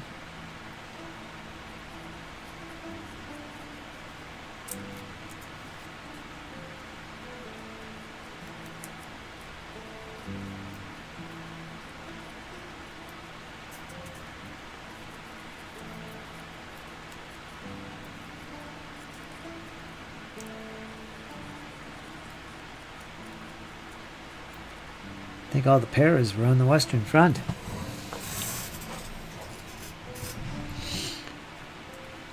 Did Japan have any para troopers? Did Japan even use them? I imagine they did. Maybe in fighting in China or something. They would have been more useful, since everything was naval and landing in islands. And in China they did a lot of stuff. I wonder if they had some paradrops there. I mean, Americans used them. Germans used them. Germans pretty much innovated it, like they innovated everything. But my question pertains to the U.S. if we used any paratroops over there. I don't recall anything like that going on. I can't see why it wouldn't be a possibility in a particular campaign. Of course, how many divisions of paras did we actually have? I can only think of the two, but I'm sure there was maybe more. I don't know. That's something I never looked into.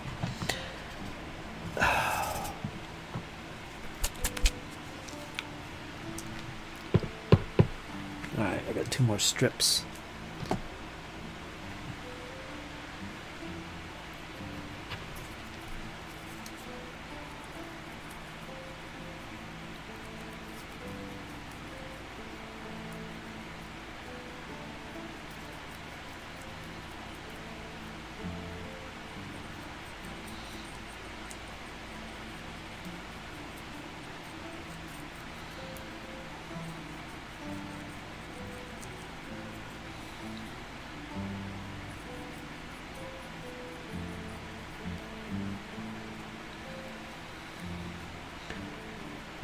Right, 1 more strip and that's it. They're all washed.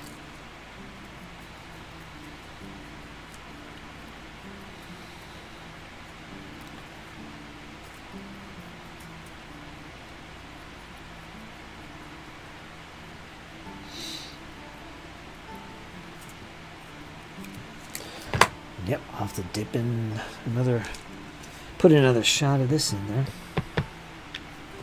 And that should be it.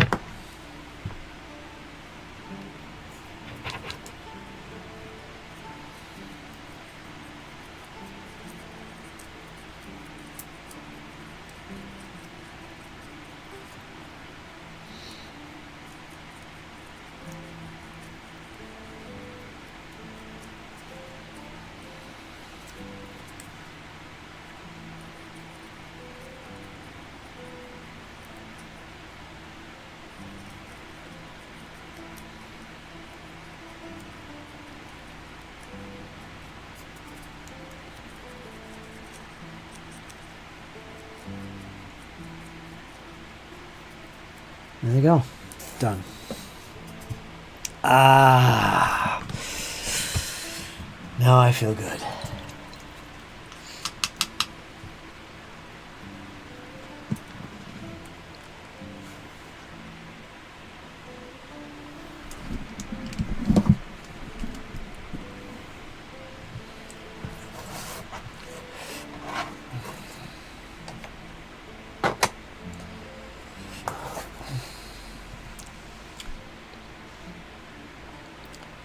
Flow improver, strong tone, in strong tone, prevents from pulling.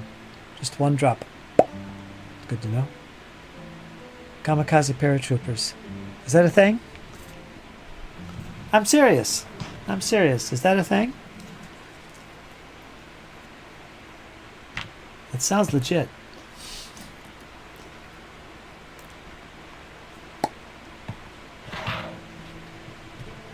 Kamikazes, huh?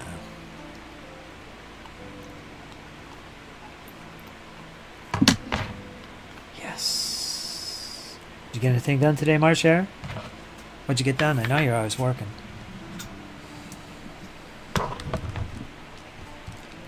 Darn lighting in here.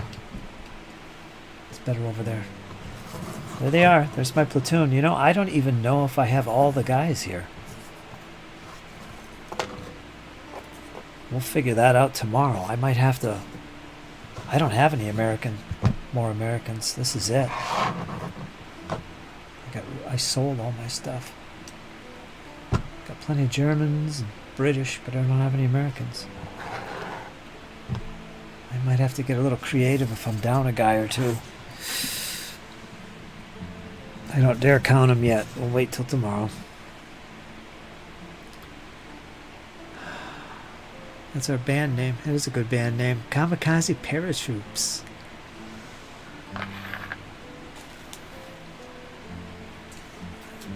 Oh. I didn't put a wash on that mortar. That's alright. I'll remember that tomorrow. So there you go, folks. There they are. There's the paras.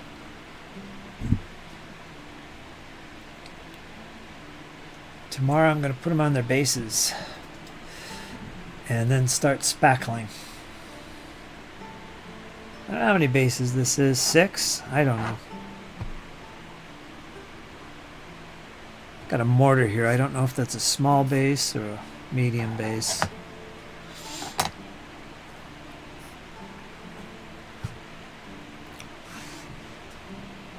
Again, I'll look that up tomorrow.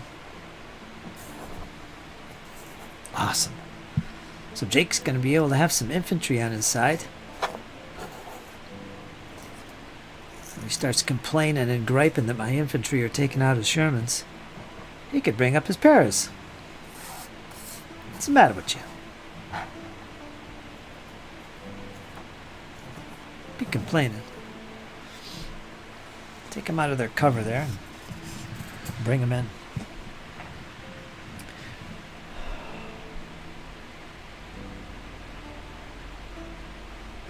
I'm going to make little dug-in marchers too. Dug-in markers as well. I used to have them. I used to make them, and I bought a ton of them.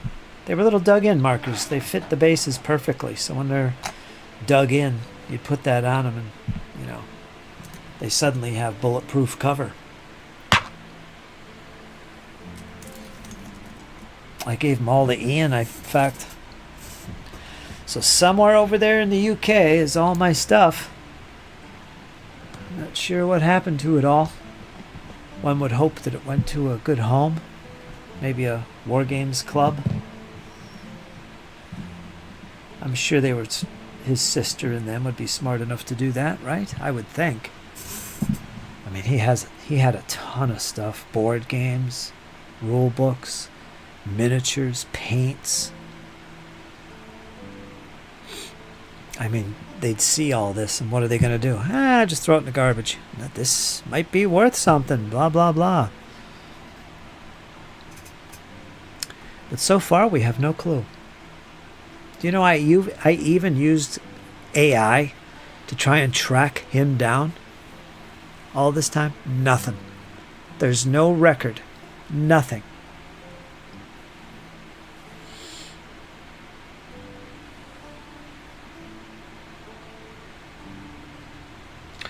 Although I do have a lead, there's someone I do know that personally knew him that I have contact with on Facebook. And I don't know this person other than through Ian. And I'm thinking, you know what? After all this time, I'm going to contact this person who knew him personally. And I'm going to find out. I'm going to find out some details. Because at this point, where even AI can't find him? What, did he have a different name? What's going on here? Ugh. It's crazy. Anyway.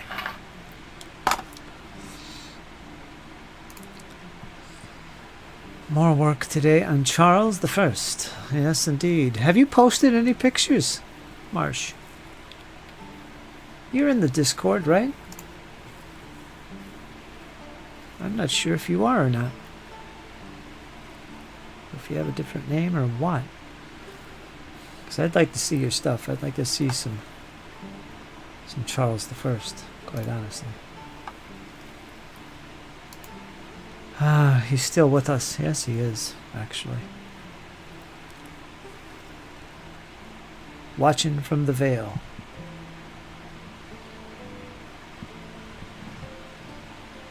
I think Ian would be pretty happy about all this nonsense that we're doing. Especially me and the Flames of War stuff. Also dabbling with some old school wargame Foundry Vikings. After a fashion. Loving your Civil War. I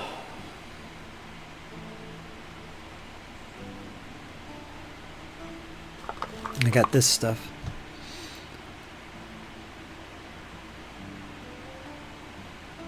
I never use it though.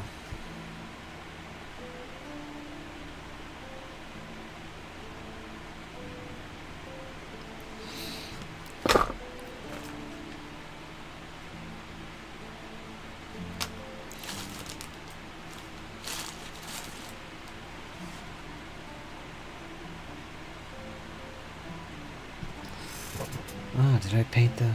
Yeah, I did. Whew. Then I forgot something. Alright, let's put these guys back. Tomorrow I will mess around with these guys again.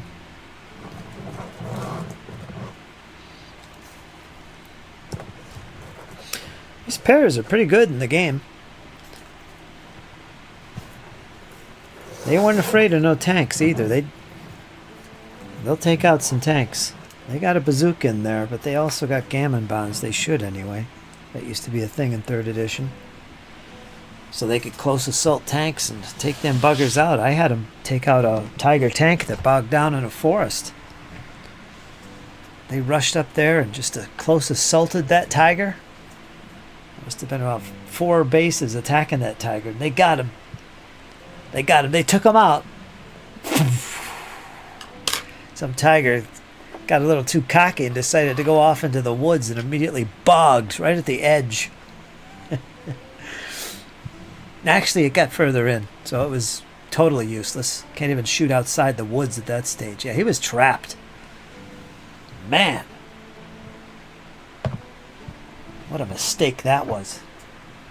What was I thinking?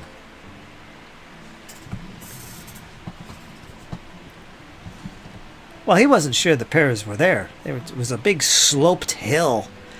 The Tiger was at the top of this hill, and on this hill was just forest. And he suspected something might be down below there. Wasn't sure what. So he decides, you know what? Let's kind of scope it out, and we'll push our way through the woods here. Kind of keep the high ground. Sure enough, he gets bogged down in the middle of the forest, way up in the air, and the bears were the ones coming up that hill. So, couldn't get unstuck. They attacked and took him out. Bye-bye, tiger. I was quite proud of that. Quite proud of taking out the tiger with the pears. Because them German tanks, man, they are, even with bazookas from the rear, they are tough to take out.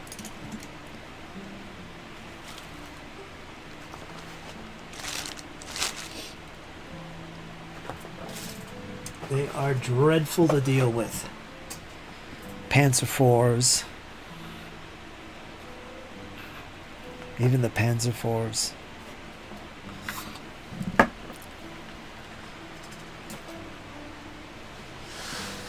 There's my new thingamajiggy. I'll put that away because I can't keep it here. Now, where's the Discord? Oh, you don't have a Discord? You're not on my Discord? Look in the description. Look in the description below. You'll see it. There's a link to Discord.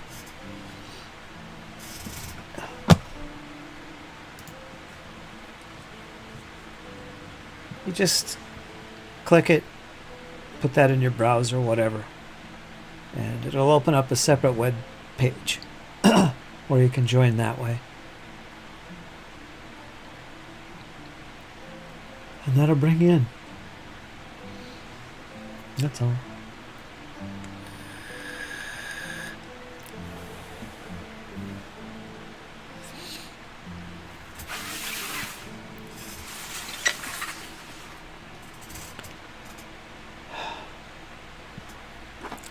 Did I wash this? I don't know if I did or not.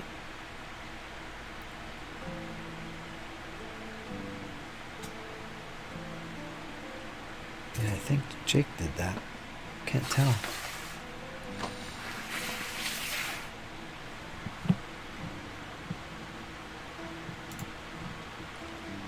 Since I started using brush soap,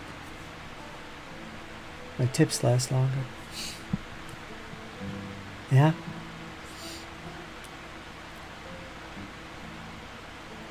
I know some people don't put brushes in their mouth to get a point going on. Do you do that? I never noticed. Are you one of those touchy fellows who does not put the brush in their mouth to get that little point?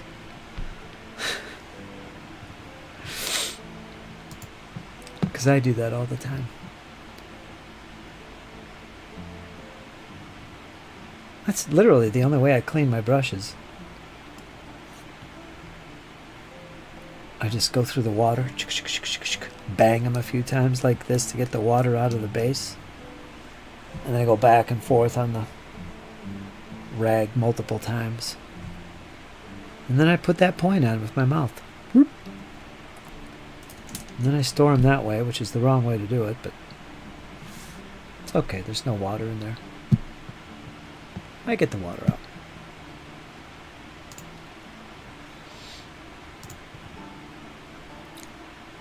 Let's see what Squirrel Hermit was eating. He's got some foodage going on there.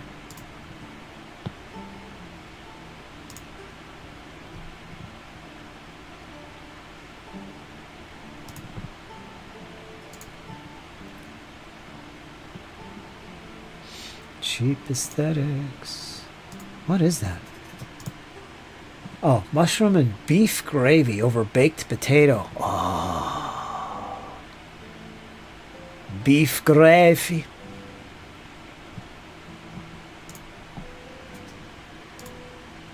Look at that.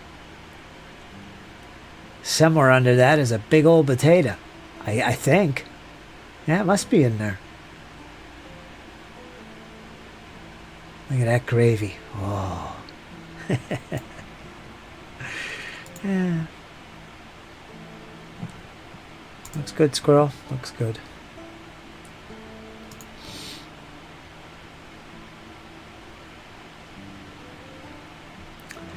This is my friend, who I've known for a long time. But she just got into commission painting a few years ago, I think. And she is doing outstanding. Look at this.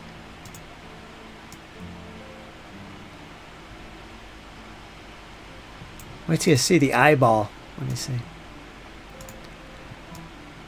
This is a commission she just did. Look at the eyeball.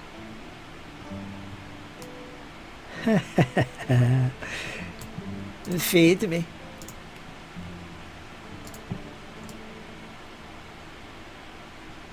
Yeah, she's gotten really, really good. Oh, there's some fingerprints. I like that. She also does cosplay. Or she used to anyway.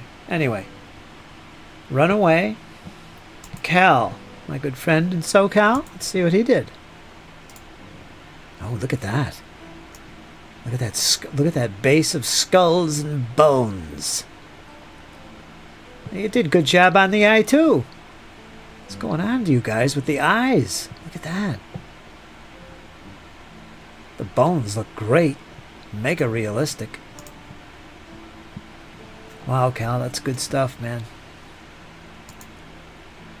Cal must have a huge collection of painted models on his shelves and boxes and everything else. Showed these off yesterday from our good friend JJ. His first posts. Show one of these off. Frogopolis.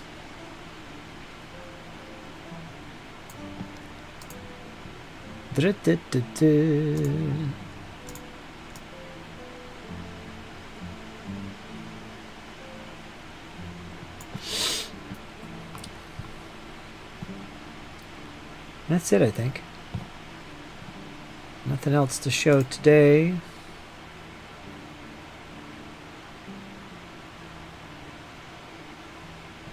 I'll show this again because it's ours. Sons of Malice. He's totally going into the 40K, man. I see you got blood down here at the bottom. Really nice. On the blade and everything. Wow. Putting blood on your model is a tricky thing. You got to do it right or it just does not look right. This is good. He's using some actual...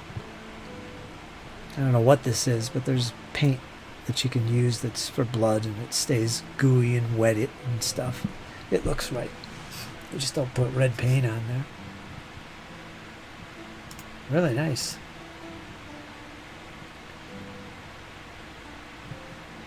Anyway, Sisters of Battle.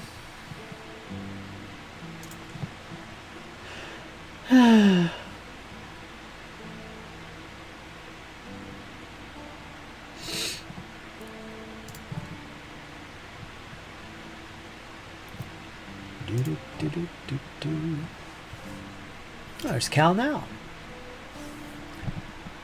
Cal. Cheap synthetics, just gotta remember rinse them.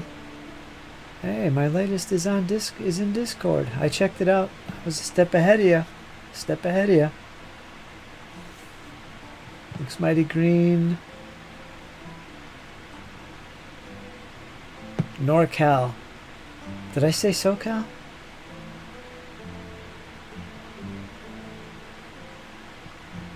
Cal's from Northern California, right? The Froghemoth. It's an actual monster from D&D. AD&D.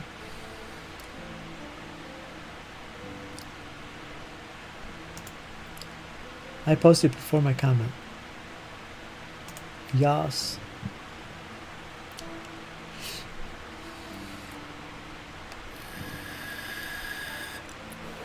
Good work, Cal. I love your work. I was just talking about eyes and painting them, and I looked at your picture, and yeah, you were doing the same thing. You got a great looking eye there looking at us.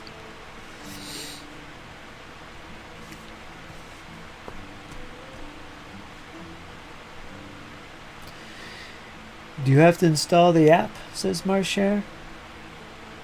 You don't have to. You could read. You can get into Discord through the web page, but it's most effective if you just use the app, especially if you take part in chats and stuff, voice chats.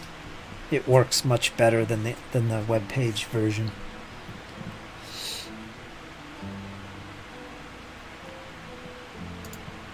That's the secret. It's not work. I was saying, you must have a massive collection of painted models. Because you're always painting stuff. You never get a chance to play with them. So you're collecting and stuff. Do you just store them away? Or do you have a select few that you keep out on shelves? Or do you store them all away? What happens with all these minis, man? You must have, who knows how, I don't want to say thousands, but maybe you do. But you must have hundreds for sure. And terrain as well. Pretty insane. So Cal enjoys the painting process. He enjoys it. Yeah, you, Cal. Your figures. You must have lots, right? Or am I wrong? Maybe I'm wrong. I'm gonna use some El Cheapo brushes and stick down some tactical rocks. El Cheapo.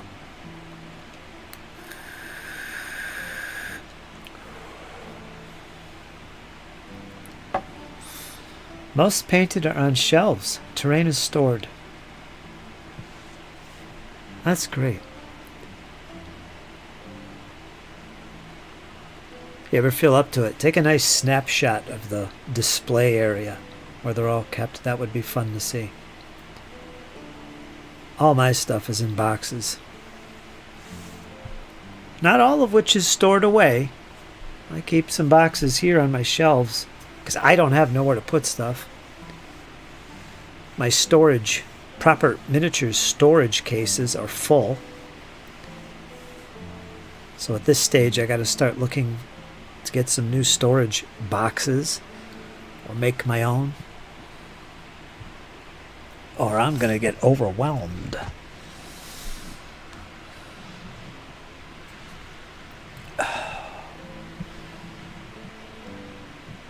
Especially if I start doing more 28s. I'm going to have to. You can't leave them sitting on shelves. I can't. Too big. Terrain. Oof. I've improved my display with Bright Room Display Acrylic 3-tier shelves. That's a mouthful.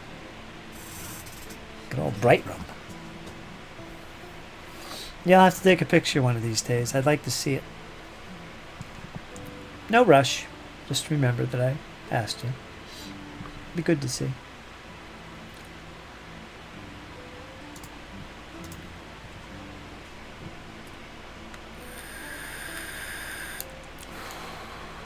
From Target, Bright Room Display Acrylic 3-tier shelf. I'm going to look them up then.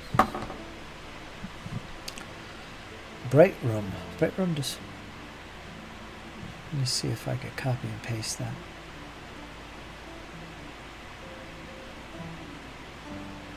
Damn it. Where'd you get them? Target? I wonder if they're in Amazon. I haven't shopped at Target in a long time. Long time.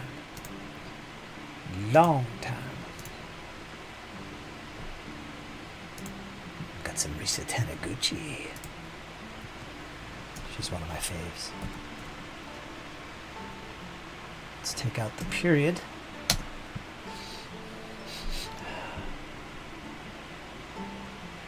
So let me show you what I found. And tell me if these are anything even close.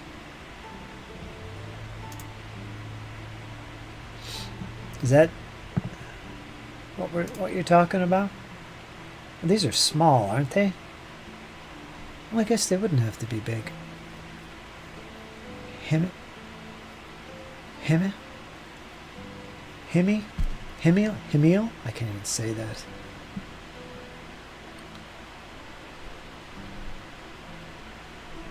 These are small. Is this what you're talking about?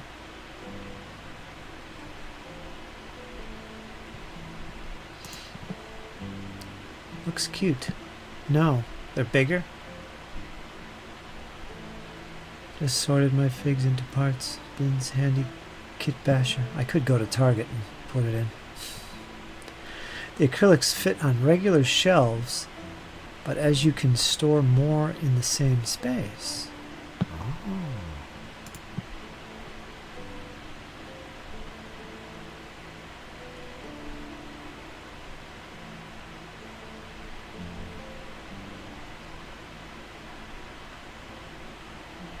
Summer floss.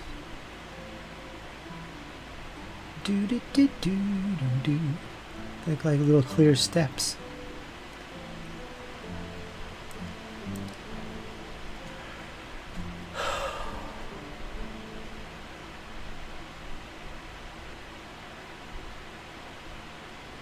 Little car display. Cat collects cars. She'd enjoy that. Car display. Cupcake display. Display your cupcakes. Put in bright room. Bright room. Oh, I didn't even have it written right. I put in right room. Let me try just putting a B in. It's going to show me all this other stuff though. Let's put in bright room. Just like Cal says. Let's listen to him.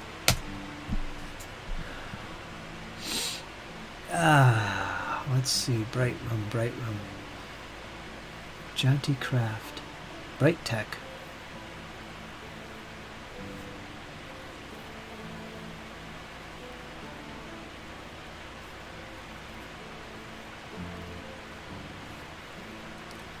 Alright, let me go to Target.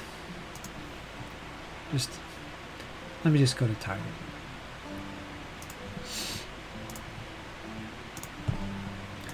Let me go to Target. Hold on. We'll go to Target and I'll find it. Target. Official site.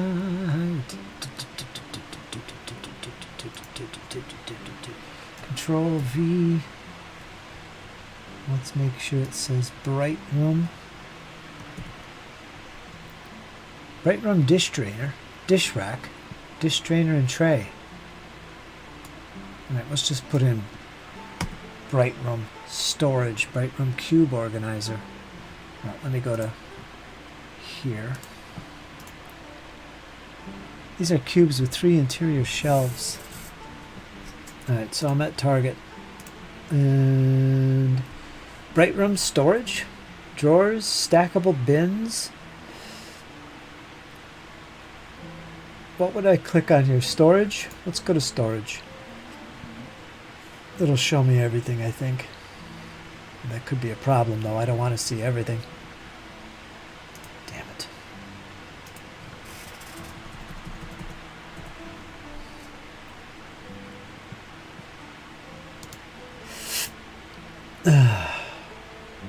These are cubes with 3 interior shelves. I did storage, but that's too much. Bins, bins, bins, containers, drawers, cube organizer. That might be what we're looking for. Alright, how about this? 16 cube organizer. Jeez. $160. These are expensive. Go down in storage. Go down. The ones I'm looking at now, they're not it.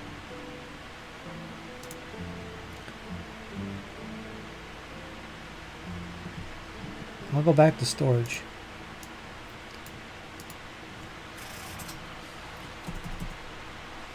Storage.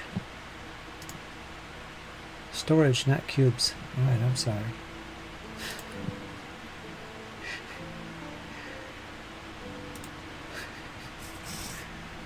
Hold on. Alright. Let me go all the way to the bottom first.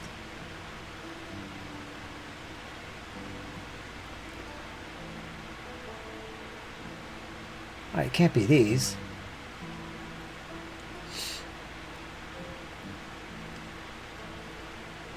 These are little baskets.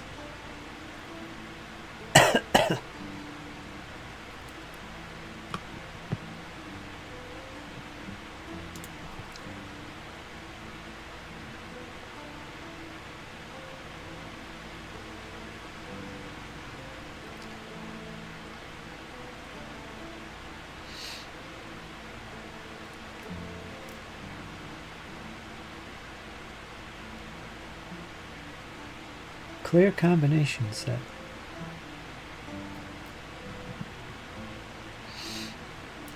Where's the thing? Break room storage.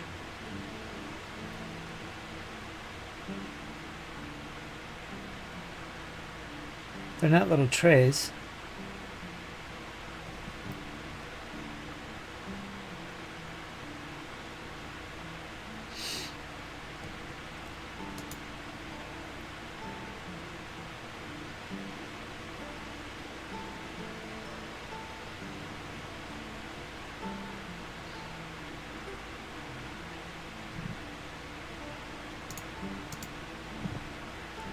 Clear acrylic storage, 3 shelves. So they're actual shelves.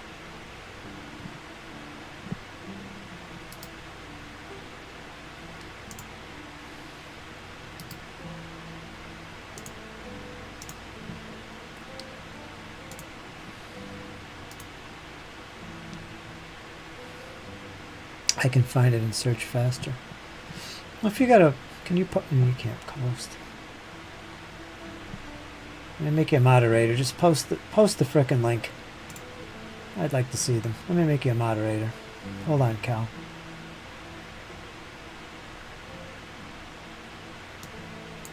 Hey, dude, cat. I just spotted something you might be interested in. Hold on, I gotta make Cal a moderator so he can post. He could probably put it in Discord too, but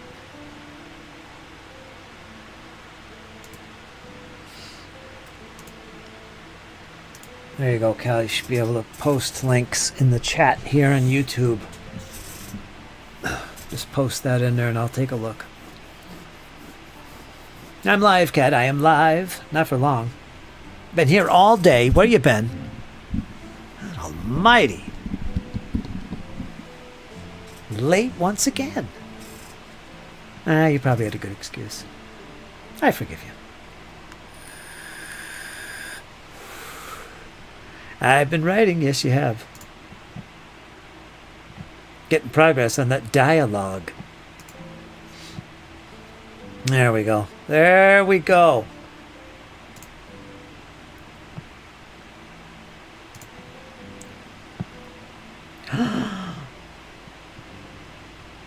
That's amazing. $16. 16 Americana dollar. All-purpose 3-drawer storage clear by Bright Room. Pickup, delivery, and shipping available at Friday, September 19th. Not bad. Day after James's birthday, folks. James's birthday, the 18th. The 18th. It's coming right up. Is that a Thursday? What is today? 67, 18. 2 days. Yeah, it's Thursday. Let's check this out. Let's check this out. Happy birthday to you. Sorry, I'm getting wacky.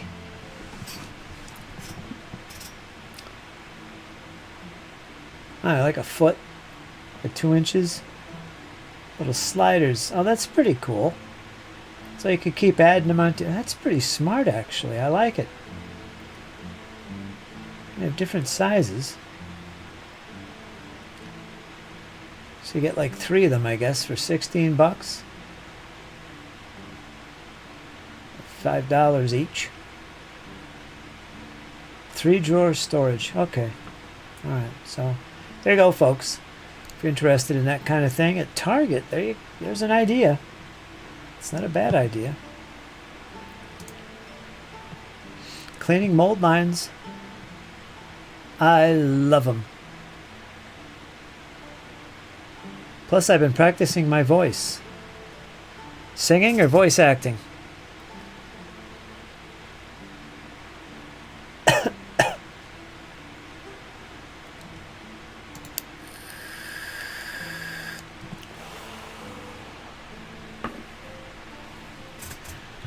gotta work on my voice too. Singing, of course. Okay. Probably all worn out now. Yeah, not a bad price. $16. You just add them. I'd probably need. I don't know what I'm gonna do when I need to store my 28mm terrain. I'm gonna need some deep tubs for that stuff, which I might have. I don't know. I'm probably gonna have to buy something. Do you want to come in and say hello, Kat? I'm not going to be on too long, but if you want to come on, I'll stay on for an extra, I don't know, 15 minutes, half an hour tops. If you want to come in, I'll bring you in. Because I know when you make an appearance, it usually means you want to come on in. May as well. I agree. May as well. Gird your loins, folks. Loins be girded. Got to bring in our community mascot and co-host of the Paint and Chat Paint Along with Fritz. Let's bring her in here. I'll have to wait. I'm not in there yet. I got to check my welcome here. And March Hare has joined the server. Congrats, my friend. Congrats. You got in here. Fantastic. Take a look around. There's plenty of places to post miniatures and pics and all that other good stuff. Let's see if he did. I see something in there. Yep, he did. He posted.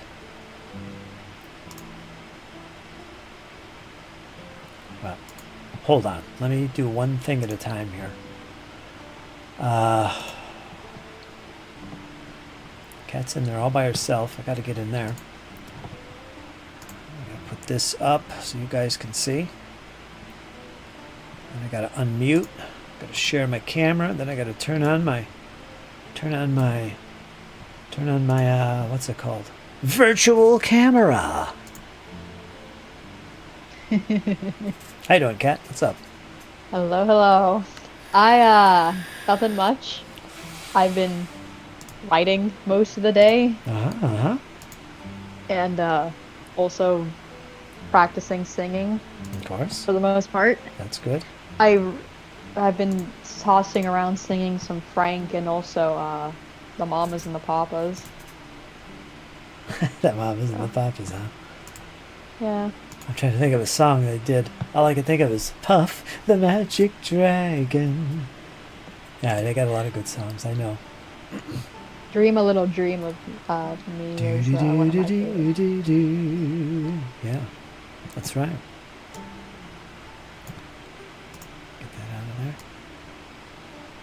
All right, let me show off this picture by Marsh Hare. This is the king himself, King Charles I. Ah. And all of his grandeur before the beheading. But there he is. He's got some troops down here as well. Looks like American Civil War and possibly some flintlock English Civil War guys. What kind of paints is he using? It looks pretty cool. He's got a little dab of the paint color on the top. I like that idea. Oh, AK. He's got some AKs. And some Vallejos. Really nice looking. Some Vallejos. Is that an army painter in the back? What is that? I think that's army painter. Yeah, look at that. Really, really well done. Man. What is that, like a 32 mil or something? Huge. Well done, Marshare. Let's take a peek here and see what he's working on. I see some rats. Skaven. Yep. So what else is going on, Kat? Nothing too much, honestly. You sound pretty chipper. Good day for you today? Yeah, Good, other than good. the fact that like I tried fixing my PC on my own and I can't even keep the sucker, I guess, working for longer than 5 minutes without it going kablooey. Well, don't do any more damage. You got it scheduled for maintenance, right? Yeah. Yeah, just relax. It'll be all right. It'll be fine. And you'll have it up and running. Does it have a warranty or no? Yeah. You probably nullified it by cracking it open. Shh, don't Well, say nothing. I didn't crack it open. I haven't done anything like that to it. Okay, all right. I'm a civilized nerd, not a heathen. A savage. Yeah, I'm not a savage. Although I can't resist tearing open something. Mm-hmm. We got JJ in the audience attending. What a regal-looking fellow, he says about the king. Cat, what's the Huey Lewis? Oh boy. What's the Huey Lewis? Of course, Cat is a big fan of Huey Lewis. Very. She is the 80s nostalgia queen. That's what we're talking about here today, folks. Nostalgia. She loves it. I even have a few well, not cutouts, but they're like slots from magazines from like I have one about I'm pretty sure is a 60s Ford Fairlane in 1970 Buick GCX. Yeah. Yeah. I have them up on my wall. Probably gonna end up moving them in my room, but I digress. That works. What's this? Doodle-doo, doodle-doo, doodle-doo, doodle-doo, doodle-doo,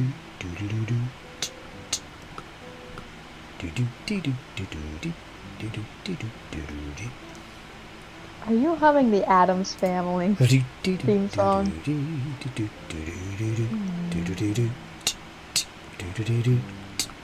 Yeah, yeah. That's what I thought. I saw something right here. I'm going to put it on the screen for you. I saw something which would be useful for you. Oh. Because you collect little cars, little model cars. That's a thing. And Amazon has something here. Oh. They're little display cases. See it there in the middle? Yeah. Yeah, that would be pretty useful. Let me see if I click it. Yeah, they're little acrylic stands. These right here. Man. That would be useful for your cars. Right? Honestly, that's not half a bad idea.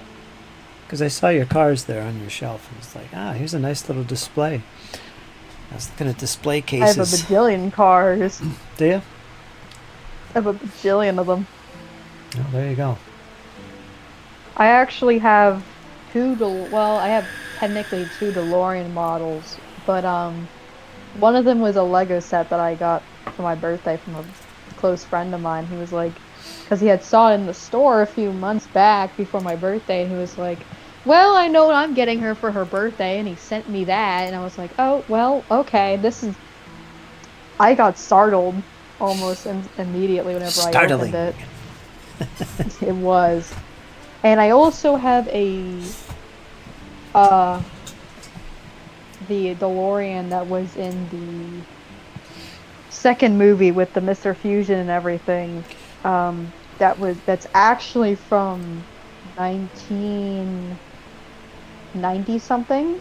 Okay. I think 1990. Yeah, like from like whenever the movie actually released, and they were making like metal die-cast toys.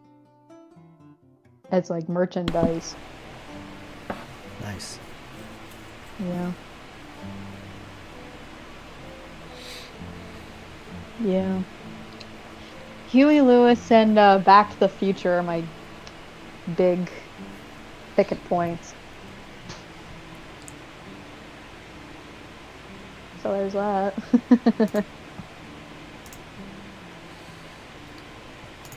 You shared some pictures yesterday, didn't you? Where did you put them? Yeah, I did. In general. Oh yeah. Might as well find that again. Look, there it is. So let's check this out once again. Where's the, oh, there's those cars right there. She got a bunch of cars up here. Look at that. And also on the shelf above it. Oh man. That's right. Look at this insanity. And the little bobbleheads. Oh, Marty and Doc. 4 of them. I didn't see these 2 smaller dudes. You got them too. Yeah.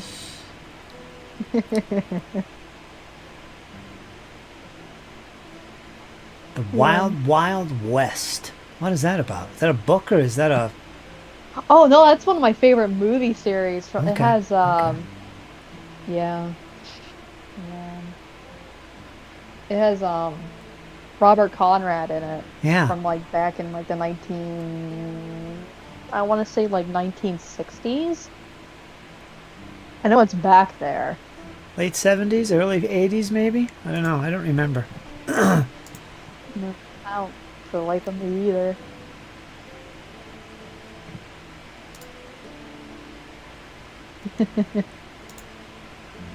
Yeah. Good wide Yeah. shot. Drawing and sketching. Yeah, You do got quite That's a like my, collection like- of books. I do. I love to read.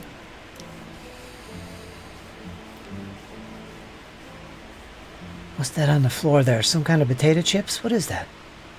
What is that? my Martin's. snack. Martin's kettle. What does that say? Kettle what? cooked. Kettle cooked. Kettle Oh, cooked. they're good. They're so They are. good. They're dangerously good. Yeah, those kettle ones are the best, man.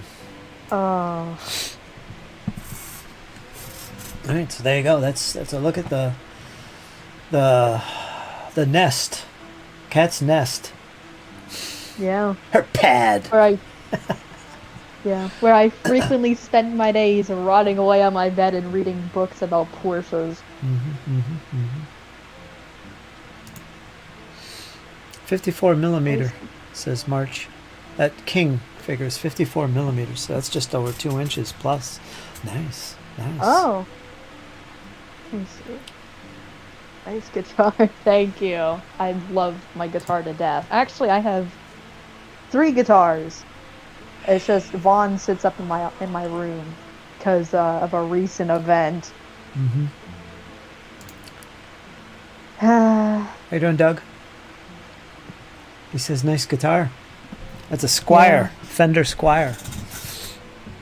88. It has to be from the 80s. Has to be. It has to be.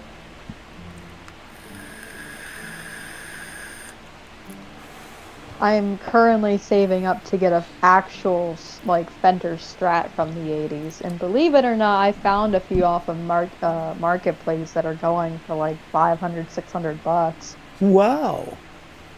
Scrape up the money. Yeah. Oh, I got good news for you. I remember I was telling you about my cassette recorders that I have. Yeah. I think I was telling you yesterday.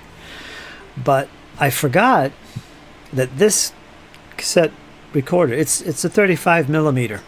It's not a digital. So how it worked is it comes with these little cartridges. They look like little mini VHS tapes. They're real tiny. And you pop them in the camcorder and you close it up and then you shoot the video and it records on this little cassette. I have all the cassettes.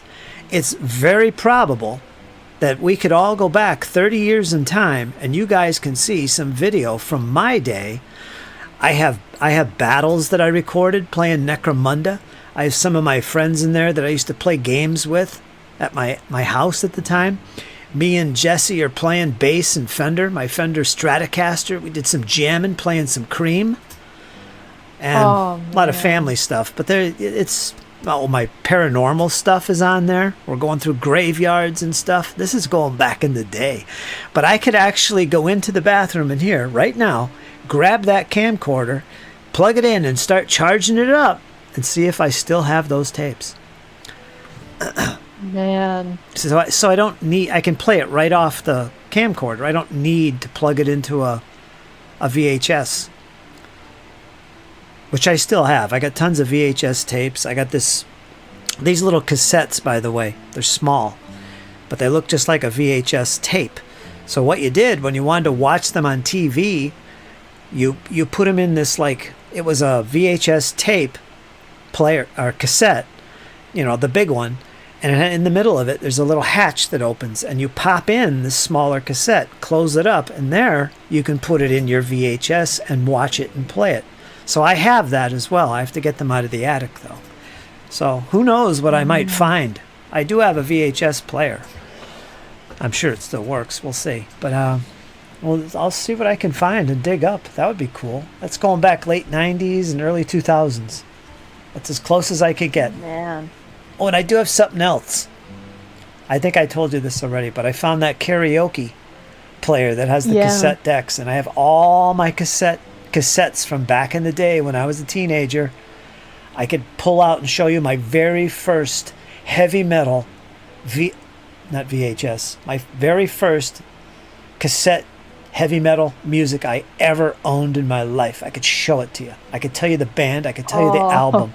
I bought it for $5 off a kid on the bus ride home after school. It was Judas Priest, Screaming for Vengeance. I bought the album off. It was a little cassette player. I still have it. I have a lot of stuff. That could be worth a pretty penny. Yeah. But I wouldn't suggest selling it. Oh, no, I wouldn't sell it.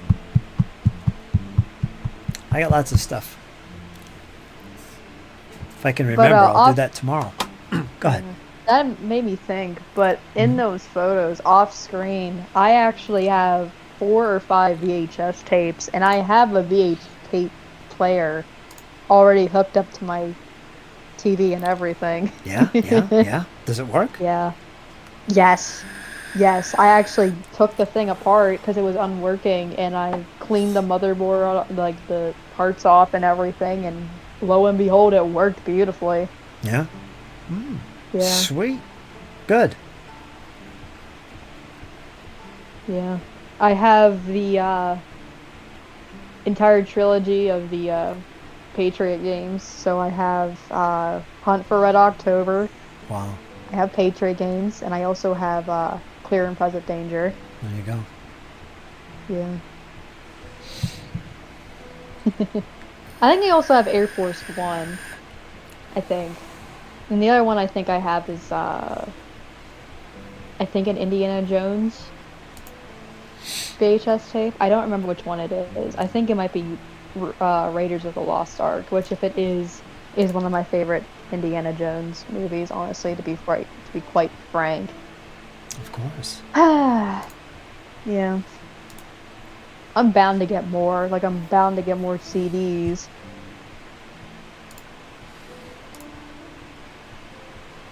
Doug says sometimes the tapes would get stuck in those players. Yeah, like all cassettes, right?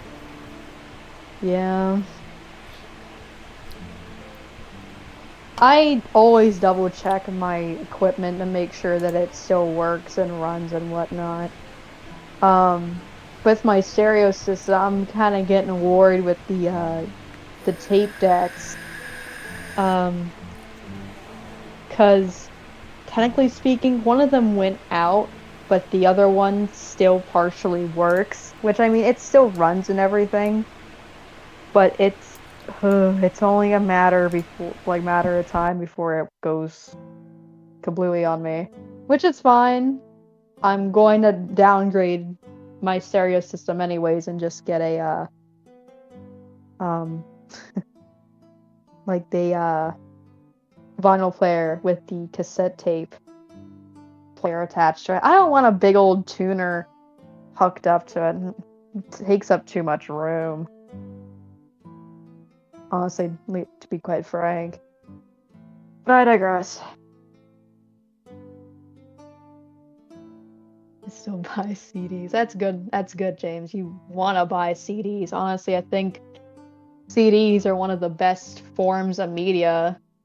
I mean, honestly, if I could and I had the funds, I would frankly get all the albums that I like on CD and cassette and whatnot instead of listening them on my phone, because it just sounds so much better.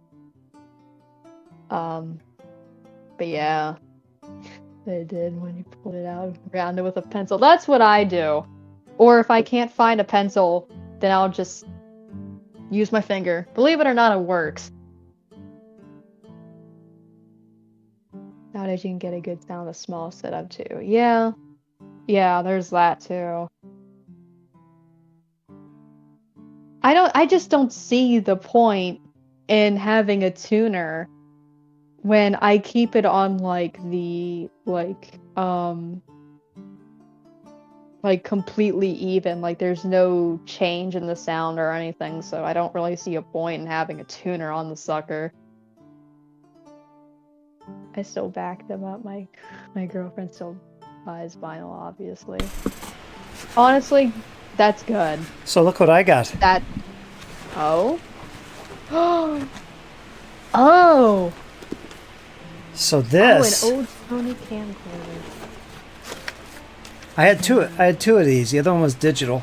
That one I ruined. I won't say how, but it involved heavy drinking. Yeah, this. Oh. This is where the cassette goes. I don't know. Yeah. Is this button supposed to open it? I don't know. But anyway, this is what the cassettes look like. Oh. And you pop these in there, and this is the tape. This is 8mm, and I got a ton of these. I got the plug. I've always wanted a Sony camcorder, man. The battery. That's the battery to the other one. There's a backup Sony battery. This has actually got night vision. I got a night vision attachment to it. This was for my Parasearch thing. Man. Let me see if I can open this. Yeah, I just dug this out of the other house. This is great. So it looks like I have two cassettes and there might be one inside of here.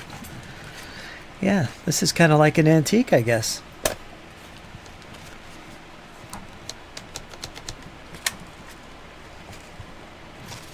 And on the other side, you got this. And that's the actual screen, so you could see what you were recording. Yeah.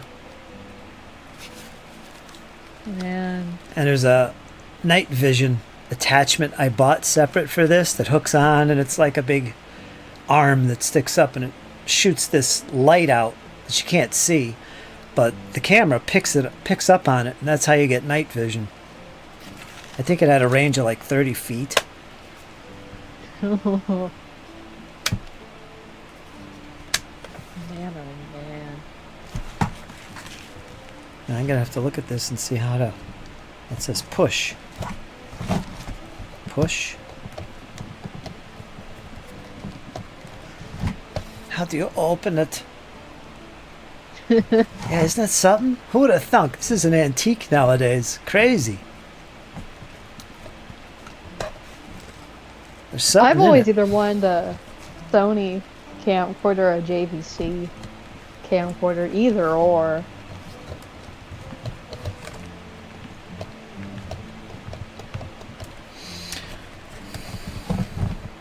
I think it'd be so cool, like making like home movies on that thing. I'll show you some other things here I got for my Parasearch. Anyway, I'll look at this. I'm going to see if I could charge it up and get it going again. And if it does, oh man, that's going to be great. There's stuff on here, I'm telling you. Who would love to see a battle report from me and a bunch of guys playing Necromunda on my game table? Back in the day, I was filming. Yeah. I was filming when they didn't know. I told them I turned it off, but I didn't. I kept it running, sitting on the table.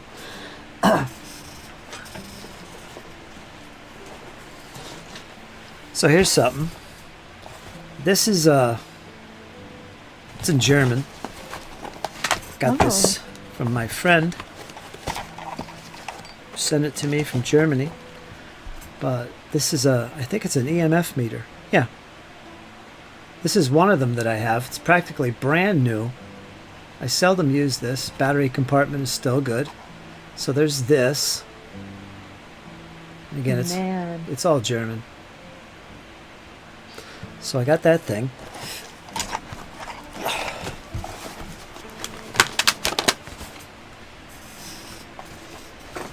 I know you like this kind of stuff. I do. Here's another one. This one I use a lot. It's a gauze meter.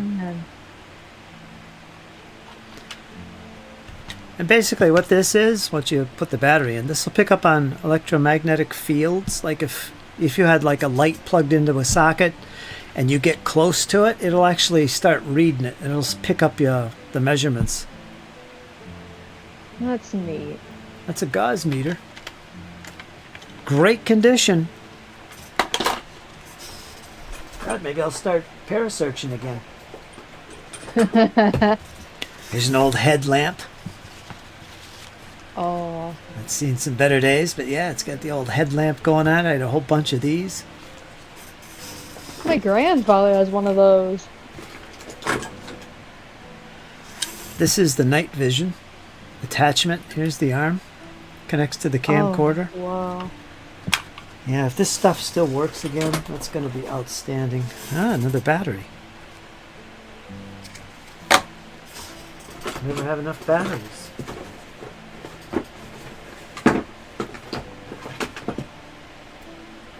Here's the other part of the night vision equipment there. That's where it actually shoots out from here. The night vision. That's so neat. Light, whatever it's called. And let's see, my old walkie-talkies. I got a bunch of these things. It's funny seeing these. We don't use these no more. Walkie-talkies. I have like 4 of them. See, I got stuff. I got stuff. This right here is a temperature gauge. Great shape.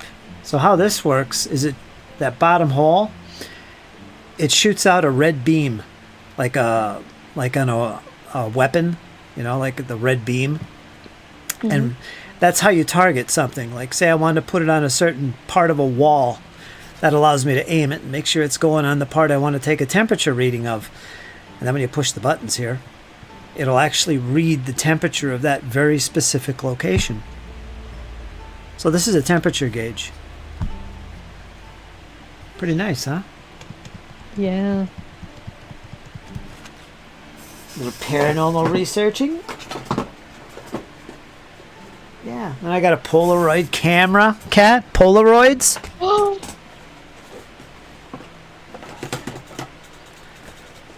Are you talking? Oh. Yikes. You can still get film for this, can't you? I think so, yeah. Oh, it's one. Oh, I would pay money for one of those. You would. I would. I used to take my war game photographs with this too. Some of those I've shown you guys in the chat. Those pictures. This was the frickin' camera I used. I got this when I was, what, 21 years old? My God. You gotta just clean it up. It's good to go. And I got a bunch more cameras like this. I got a couple of these in there. This is a digital camera. No. There's another Polaroid. Honestly, if you want to send any of those my way, go Yeah. right ahead. I will accept them with open arms. Oh, you would. So anyway, I wanted to show you that because some of this is very, very, very nostalgic. Like the Polaroid camera, for instance. Yeah. So I'm going to see if I can get these tapes up and going and maybe even pull out the VHS tapes I got and just see what I could do. recapture some gold.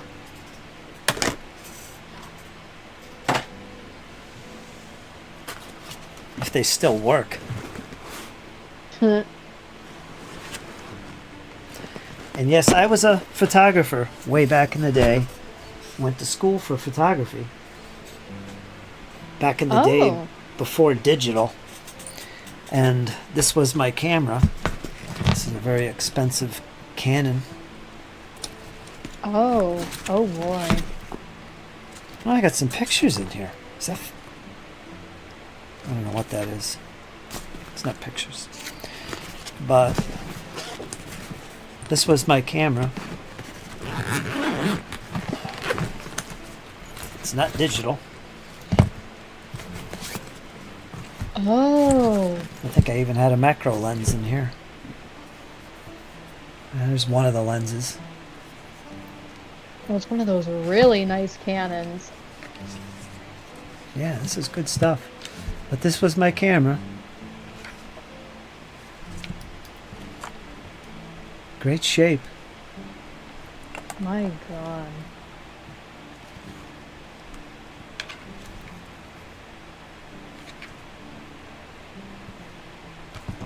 I would happily buy that and that other Polaroid that you had. I would happily pay for them. Yeah, I know you would. You keep mentioning it. I'm not selling any of this, mind you. I know you'd love to have it. I was joking.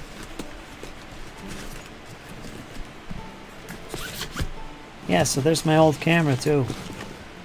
And this was all in a giant bag in my room upstairs where a roof was collapsing, so it's pretty dangerous in there. But I managed to fetch this out of there and with Jake, and we brought it down, and I was pleasantly surprised because it could have been a whole lot worse.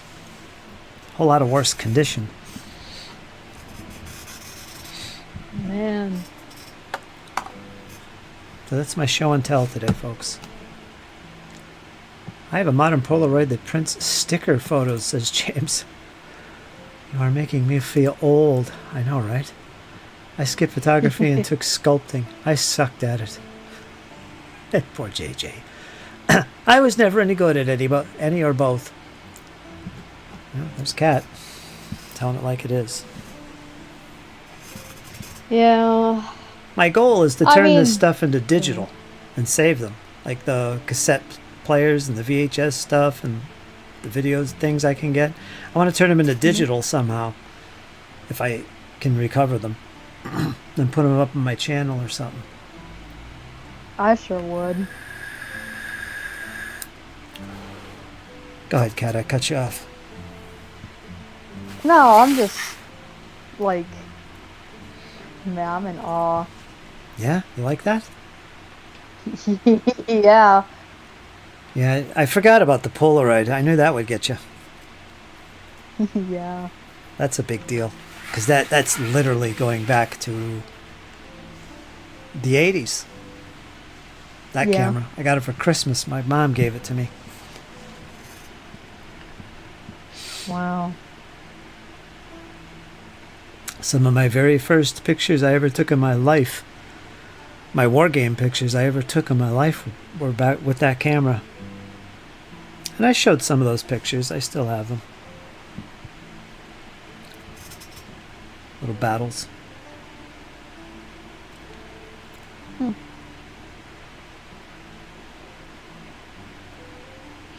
Anything new to report in the paranormal? Nope. I told my tales yesterday. Yeah.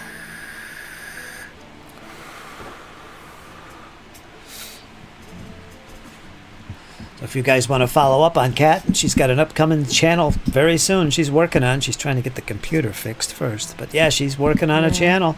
You guys can follow her. She's going to be putting up some all kinds of cool stuff. Hobby stuff, writing stuff, 80s nostalgia goodness, hair fashions, cars, and vlogs of all types of the script. Right? Yeah. It's going to be called Cat's Nest, something like that. Or Cat's Corner. Cat's Corner. Bada Yeah. bing. I'll be sure to tell everybody about that, so we'll all subscribe. Everybody's going to I also subscribe. gotta get a proper webcam and a proper mic. It's not hard to do. Nah. You can get a proper mic like I got and a proper camera like I got for under 200, 150, 160 bucks altogether. Cat's Cradle. Honestly, that's not half a bad idea. That's not half a bad idea, JJ. I might actually consider put that into consideration.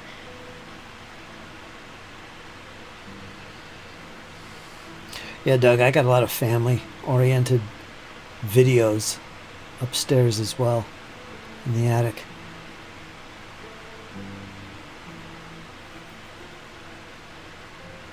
And it's the only record we have in this family.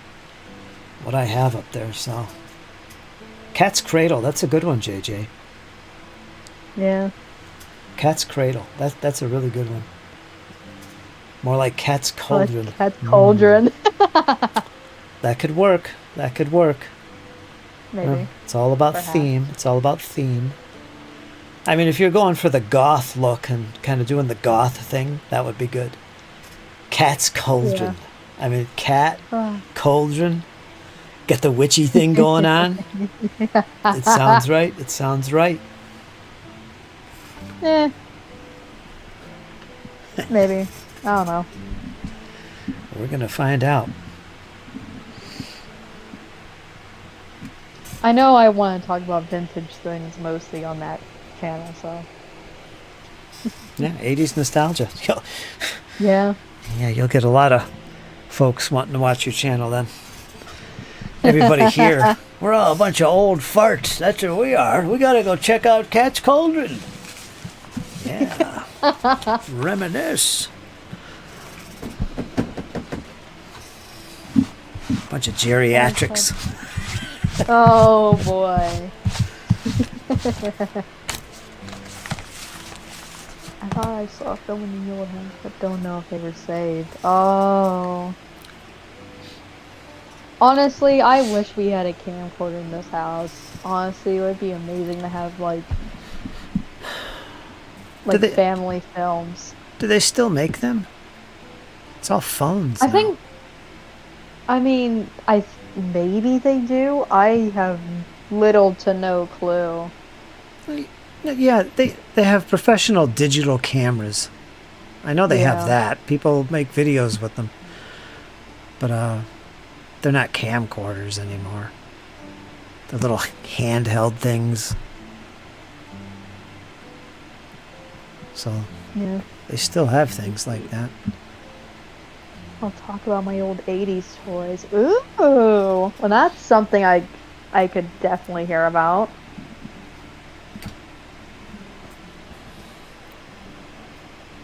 I honestly, now thinking about it, I think the one thing that a lot of people find a little surprising that I have in my collection is I have old magazines. And when I Ode, mean I there have it is. old Hold on. You just said a word that has that the way you speak. You say ode. Old? You say ode. I do. That's one of the words. Instead of saying Old? old, pronouncing the L, you say ode. Old. There's a few other words where you do that. That's from the north. I don't know where I got that from. Yep, that's from the north. Go on. Oh man. I just told you But- I'd cut in whenever I heard a word that you said that had that dialect Yeah. of yours. But yeah, I have magazines from the 60s, the 70s, the 80s. I have quite a few from the 80s. I have a few from the 70s. But when I mean like magazines, I'm talking like in almost perfect condition magazines, like music magazines. I'm talking like some I really don't have any, like, if you want to call them girly magazines. I don't have any of that. I have Rolling Stones, I have, I think I have some GQ in there somewhere, over the rainbow. Uh, I think I have a few car magazines, or like brochures at least. Yeah. Any specific genre mags? Yeah. Yeah. Mostly music magazines and a few like car magazines here and there.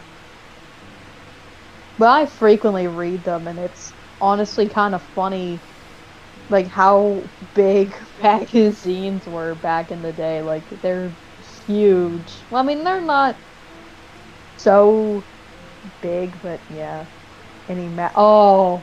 Oh, yes, I do. I have quite a few Mad magazines. I actually have a few Spy vs. Spy books. 'Cause I'm a Ooh. big Spy vs. Spy I'm fan. glad you reminded me. I used to have a lot of Mad Magazine and the books too, and Spy versus Spy, Oh, all that stuff. I had that stuff too, and I'm gonna keep my eye out for that as well if I could find them.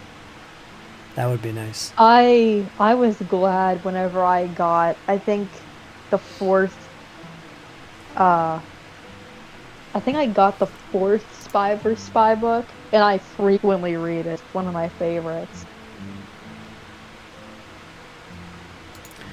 Two troopers cleaned and built, says James. So he's getting some stuff done here as we chit chat about yesteryear. Oh,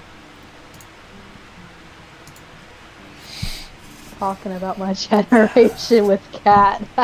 Cigarette ads. Oh, I remember the cigarette ads. It was almost and like and also in these magazines, like they're advertising things that were new back then. Like I was seeing like Polaroids that looked almost identical to that one Polaroid that you had and whatnot. And it was just like, man, this was new. Like back then. Like nowadays, this is considered like incredibly vintage. Which honestly, I wish we would bring that back. Like making family videos and taking photos with like Polaroids. Hell yeah, bring it back.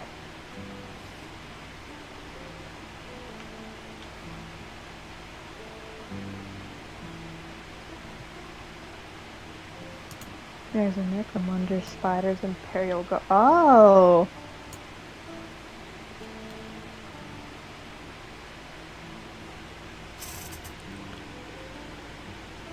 Man.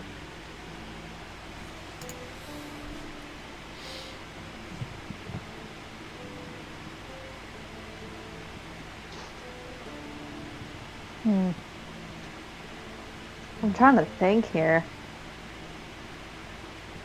Oh! Warhammer. Now thinking about it. I recently got my hands on a Warhammer game and I was like super pumped to play it on my PC, but unfortunately the thing went, it shot itself. So I've been playing a lot more Mechanicus, which is I love Mechanicus so much.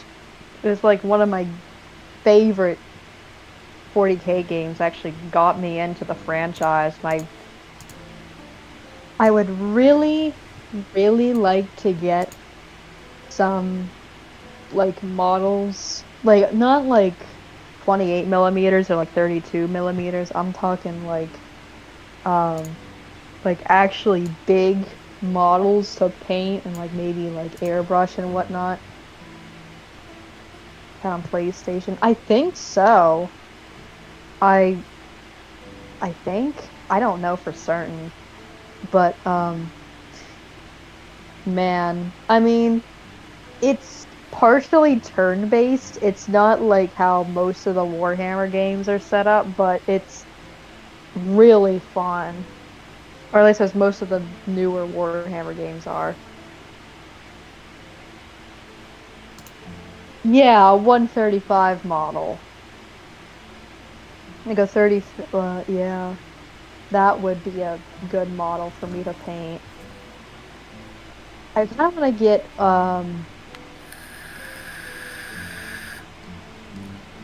either, I know there's a few I wanted to get to paint. I wanted to get a few models of, I,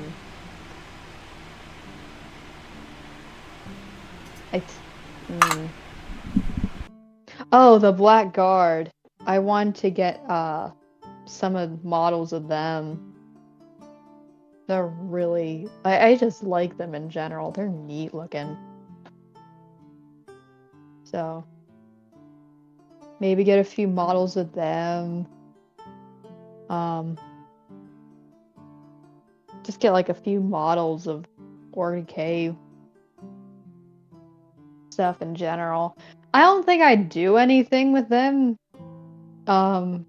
I mean, hey, if like anybody wants to play something 40K related, hey, I got them and ready to go. But most of the people in my local community are not too keen. Get a printer tab, you can make money. Honestly, I'm considering it. I might save up to get a 3D printer. I just might. Oh, I just might. Or I'll just send you stuff. Or that. If I can get off my ass, I Either got a bunch of stuff to send out. If anyone is young enough to run to the post office and operating Blender is you. I mean, I've been learning to sculpt in Blender, so I mean, Really? it's not gonna be, yeah. Yeah, mostly because for the story that I'm writing, I have to make character sheets and I have to make expression sheets and everything. So it's either I put myself through the pain of drawing or I sculpt. It's either or. A few years ago when I was working a lot, I picked up 100 Warhammer minis. I'm still painting them to this day. Honestly, I think there's a ton of money in Warhammer minis. I mean a lot more than like most people put it off to be. There's gonna be a whole business start. I mean, there's art businesses that are, primarily selling Warhammer stuff, but I digress. By the way, I have a couple of newspapers from the early 1800s. I need to get them verified as authentic. They were 4 pages long. Get those authenticated as fast as you can, because honestly, having magazines from the 1800s, man, there would be historians willing to get their greedy little hands on those, I guarantee you. And even if you don't want to sell them, they're a great thing to pass down to like an heirloom. It'd be a great heirloom. It's so cool having sculpting. It's something to keep me busy from thinking all the time. I can't shut my darn brain off for like longer than like 15 minutes.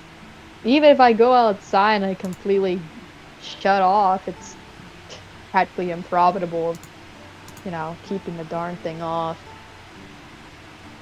So that's a whole ordeal. It's whatever though. I'm not really complaining too much. Yeah, Vicky can get scary. Yeah.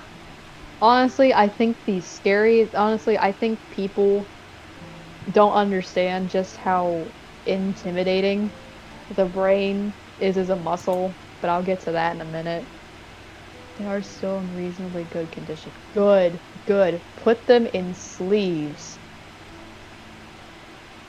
put them in sleeves and make sure like you keep them in a very well, like at least you keep them in that condition. That's what I do with like my really good records. I keep them in sleeves for the mere fact that I am way too nervous of them getting all warped and ruined. Hey, Anil. Well, morning to you, even though it's just about 10 o'clock over here. But, coming back to it, the brain is quite a scary muscle in a strange way. I mean, the idea of it having the capability of apparently it doesn't by the time you're in your 70s or even in your 80s, it doesn't even fill up a fraction of the memory your brain can hold. Does it matter if it'll remember it? No. However, there are people who remember their lives in so great amount of detail, it's quite frankly intimidating beyond belief. Yeah.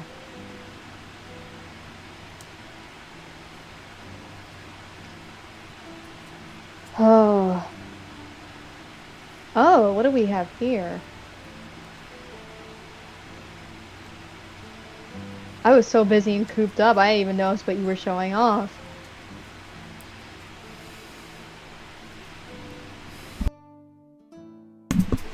Kat's practicing her dialogue when she does her own channel. Yeah, I'm trying. I'm training her. She's got to get used to hosting. You're doing good. Yeah. Just keep talking. All right, cool. But I know. Yeah, the it's frankly, and I like studying the brain. Though I admit, I don't do too well with like I guess the human body or whatnot. But studying the brain is quite a fascinating thing. But it gets to a certain point when it's like you kind of realize just how horrific the brain is in a strange way. Like it can make you say or do things that you wouldn't normally do, all because of like a certain mood swing or under the effects of anything of the sort. It's it's a terrifying kind of ordeal. I mean, you'd think a 3-pound of meat, like 3 pounds of neurons and all the things that make the brain a brain, all that hunk of meat can make the stupidest decisions and yet the smartest decisions you can ever make in your whole life. And it's so horrifyingly beautiful. It's almost unbelievable in a strange way.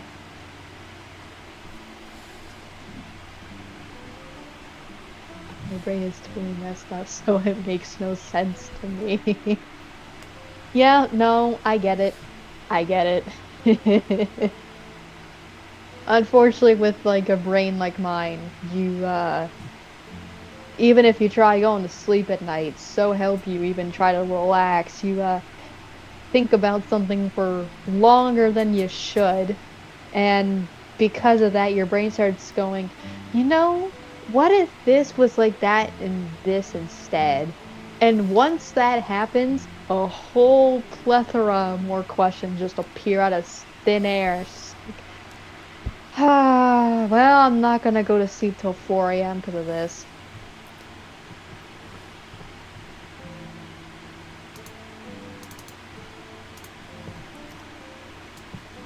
Look at my 15mm Germans the other day. Ooh. What kind of Germans are you painting? It is okay, I suppose.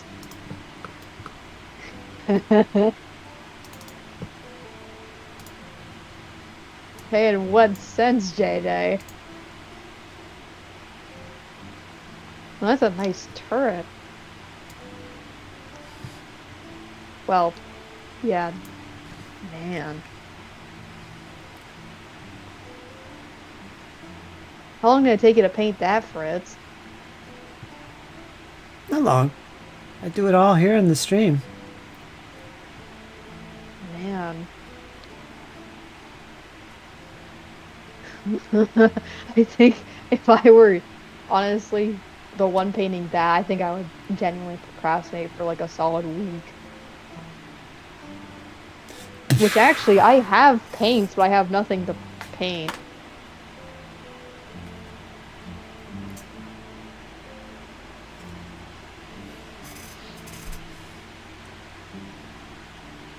In the sense that we get along when necessary. Yeah. Okay. I get it. I get it. My brain's the same way. If we don't, well, shit happens. Yeah, I get it. I entirely get it. Yeah, my original World War II. Do do do do do do do do do do. Oh, winter theme for 42-43 Eastern Front. Do Oh, do do do do do do. that's neat. Do do do do do. Honestly, if I were to get into like miniature painting and whatnot, I might want to get some like 32mm Germans if they are around. If they are, I would love to get my hands on one of those and paint.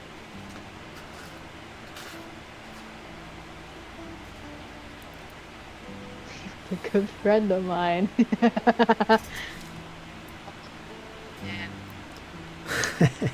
But yeah.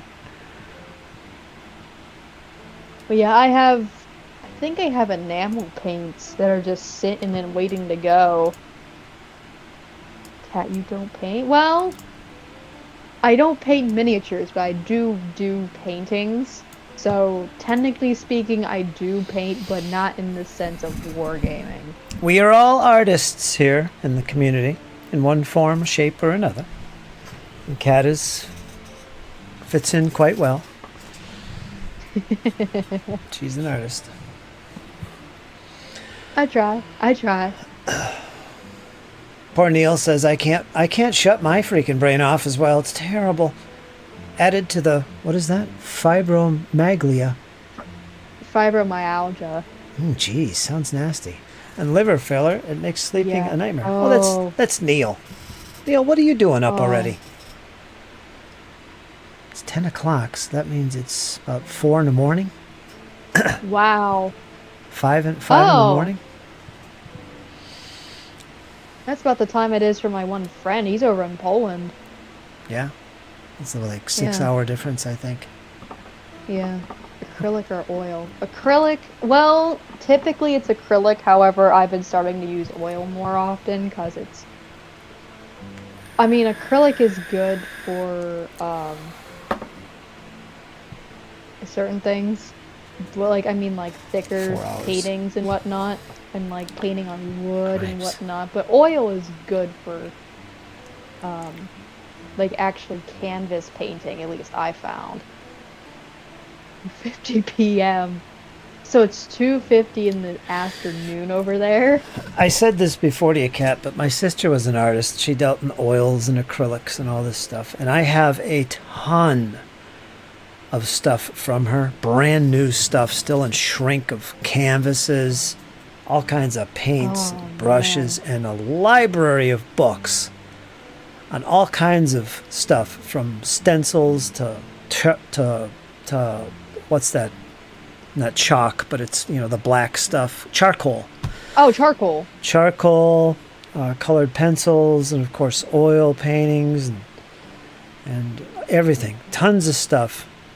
And I'm kind of thinking of you when it comes to passing that stuff on, because I have no use for it. So I am holding on to all this stuff. And if I ever do get the chance, I will send that along as well. Some stuff. Yeah, it's a shame to throw it out. Absolute shame. I would I would use the absolute heck out of it. Would you? That's good to know. Yes, I absolutely would. I mean, honestly, I have plans on once I get a little bit more room cleared up in my office, I have plans on setting like an easel up in the one corner of my office and just making that like a little painting corner. Like I'm talking Bob Ross. I gotta love Bob Ross. JJ makes a comment here. I did oil painting, and 3 months later it was dry. Never again. I've painted miniatures. I've painted miniatures with oil paints, the kind you use on canvas, and it literally took forever to dry.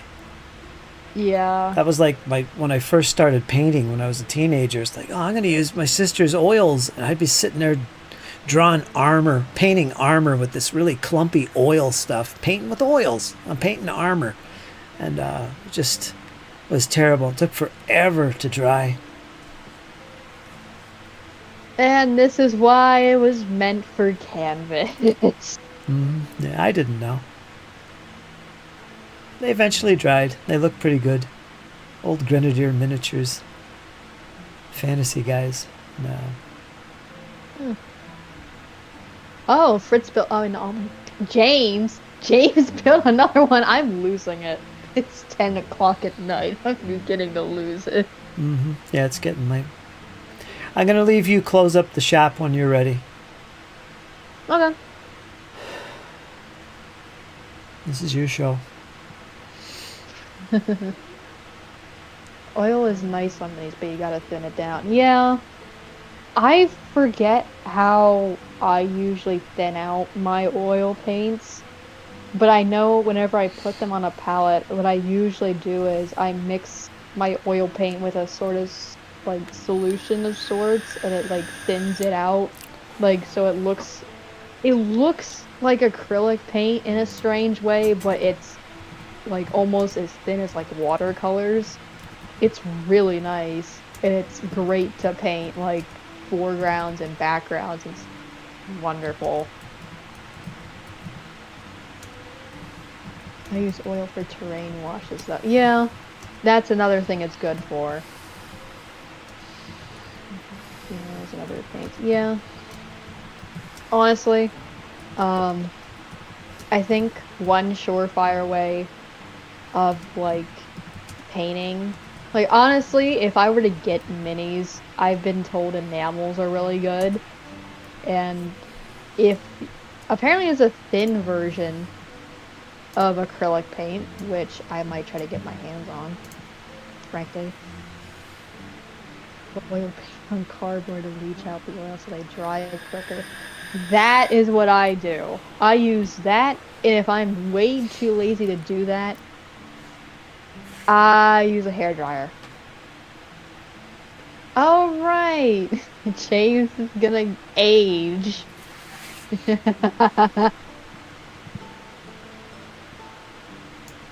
James, I'm gonna tell you this now. Prepare to be tormented by me sending you, you know, Huey music videos on your birthday, and that being my birthday gift. We're all going to do a community sing-along live in the chat. Yeah. I can invite everybody in, and we're going to sing a hearty good song for our good friend Sir Jams, the fancy man. Indeed. You'll get a chance to sing once again, Kat. Yeah. Live here on the stream. So practice your vocals. I'll try. My birthday was the 13th. Was not 18. Quiet, JJ. Don't spill your age. You give us all away. I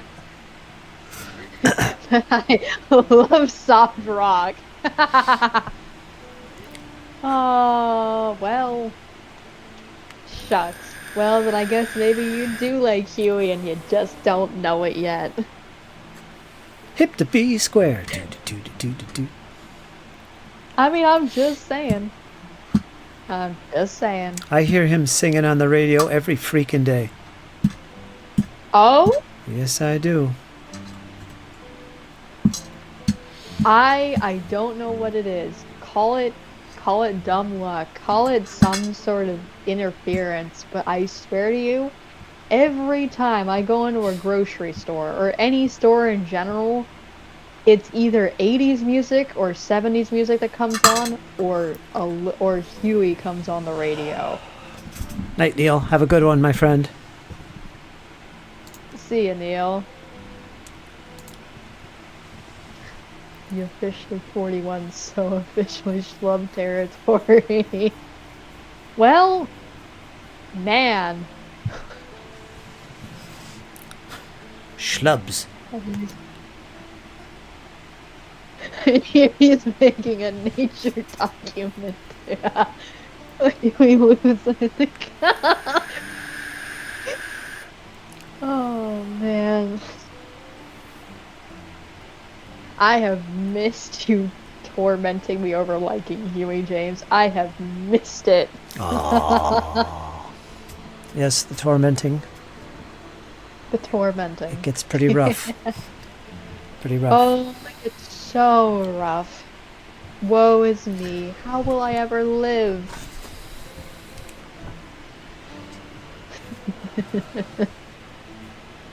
Do you listen to the radio? Sometimes, yeah. Yeah, I Probably do. an 80s, an all 80s channel. Whenever you can. Yeah. I mostly listen to 80s on 8 or 70s on 7. Yeah, that one channel does that. That I Yeah. listen to. I can't think of the name of it. He was brains out in Africa. Oh. Well, I mean, he was on USA for Africa. So there's a chance. There's a chance. Just a dead pensioner radio. Honestly, I might. Pensioner radio. Yeah. Yeah, I do, and I'm proud of it. Could you get in trouble for playing a radio on YouTube?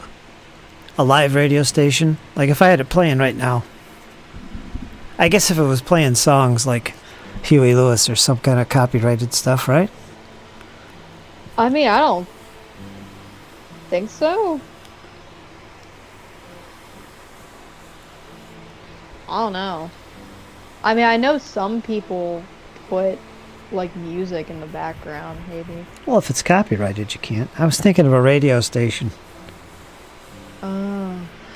He's opening a hardware chain called Huey Lewis and the Screws.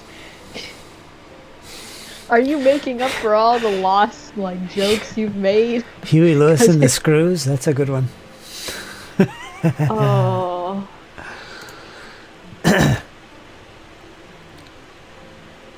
Man. Huey Lewis and the Screws. Polka. Polka's good. Yeah. I never thought I would like polka, but I do like polka.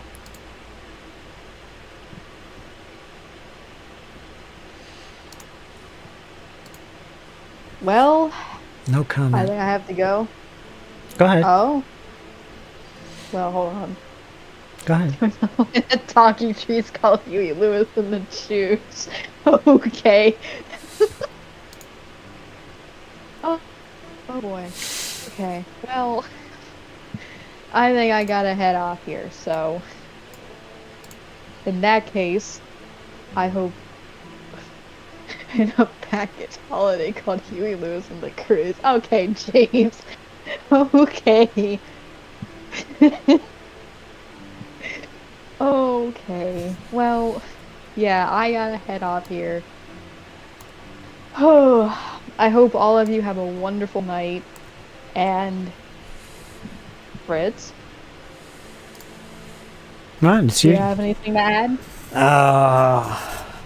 Well, I'm not leaving yet, but folks, this is our mascot and community motivator, Kat, and she's going to be on occasionally, once in a while. She practices her skills on the YouTubeages because she's got her big channel going to debut soon. she gets the computer up and running properly. But yeah, so Kat, I appreciate you coming in once again, co-hosting with me. It's always good to have you in here and sharing some off-topic nonsense like we do. Oh, the paranormal. I do love it indeed. Yeah. I appreciate it. You're quite welcome. And All it's no biggie. All right, my friend, you have a good evening and enjoy yourself. Don't stay up too late. And I'll keep you filled in on the progress on my VHS stuff. Okay? Cool. All right. Well, have a good night. All right. You take care, Kat. I'll try.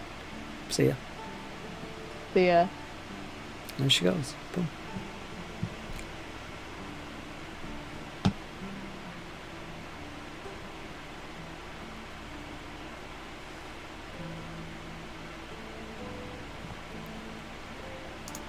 And then there was silence. We close that little window. Ching.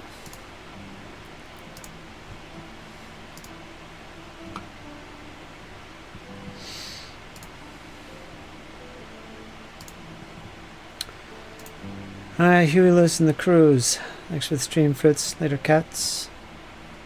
It's JJ. Gonna go lie down. Quality mattress from Huey Lewis and the Snooze.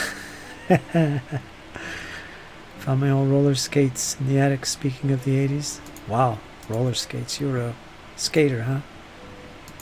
I never did that. I did ice skating, but I never did rollerblading or roller skating. But yeah, that was a thing back then. That was legit. We had a roller rink right down the road from me. And yeah, that was a hangout. I never hung out there, but yeah, that was the thing all through the 70s. And forget what it was called. It was right down the road, 3 miles from me. That was the thing. Play a little music, a little disco, and skate around, I guess. Skate away. Yeah, that sounds really familiar. That's probably the name of it. Right down there in Clark Summit at the time. Skate away. Boy, that sounds like the name it was called. Later became a supermarket. And that was that. Wish I could say that was before my time. I just didn't go there. I think I was a preteen back when that was kicking. Couples only.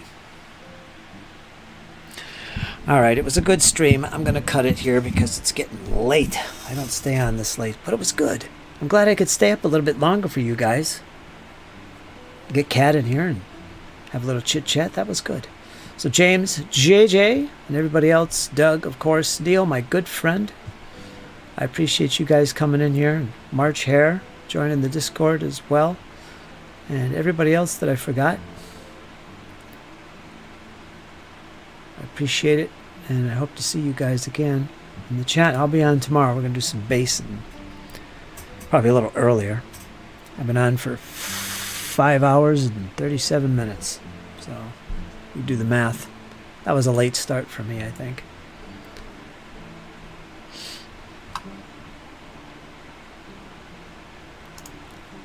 You too, JJ. Take care. All right, folks. As always, enjoy the rest of the evening. Have a good one. And remember, hang in there. You know why? It's only going to get better. We'll talk to you soon. Take care.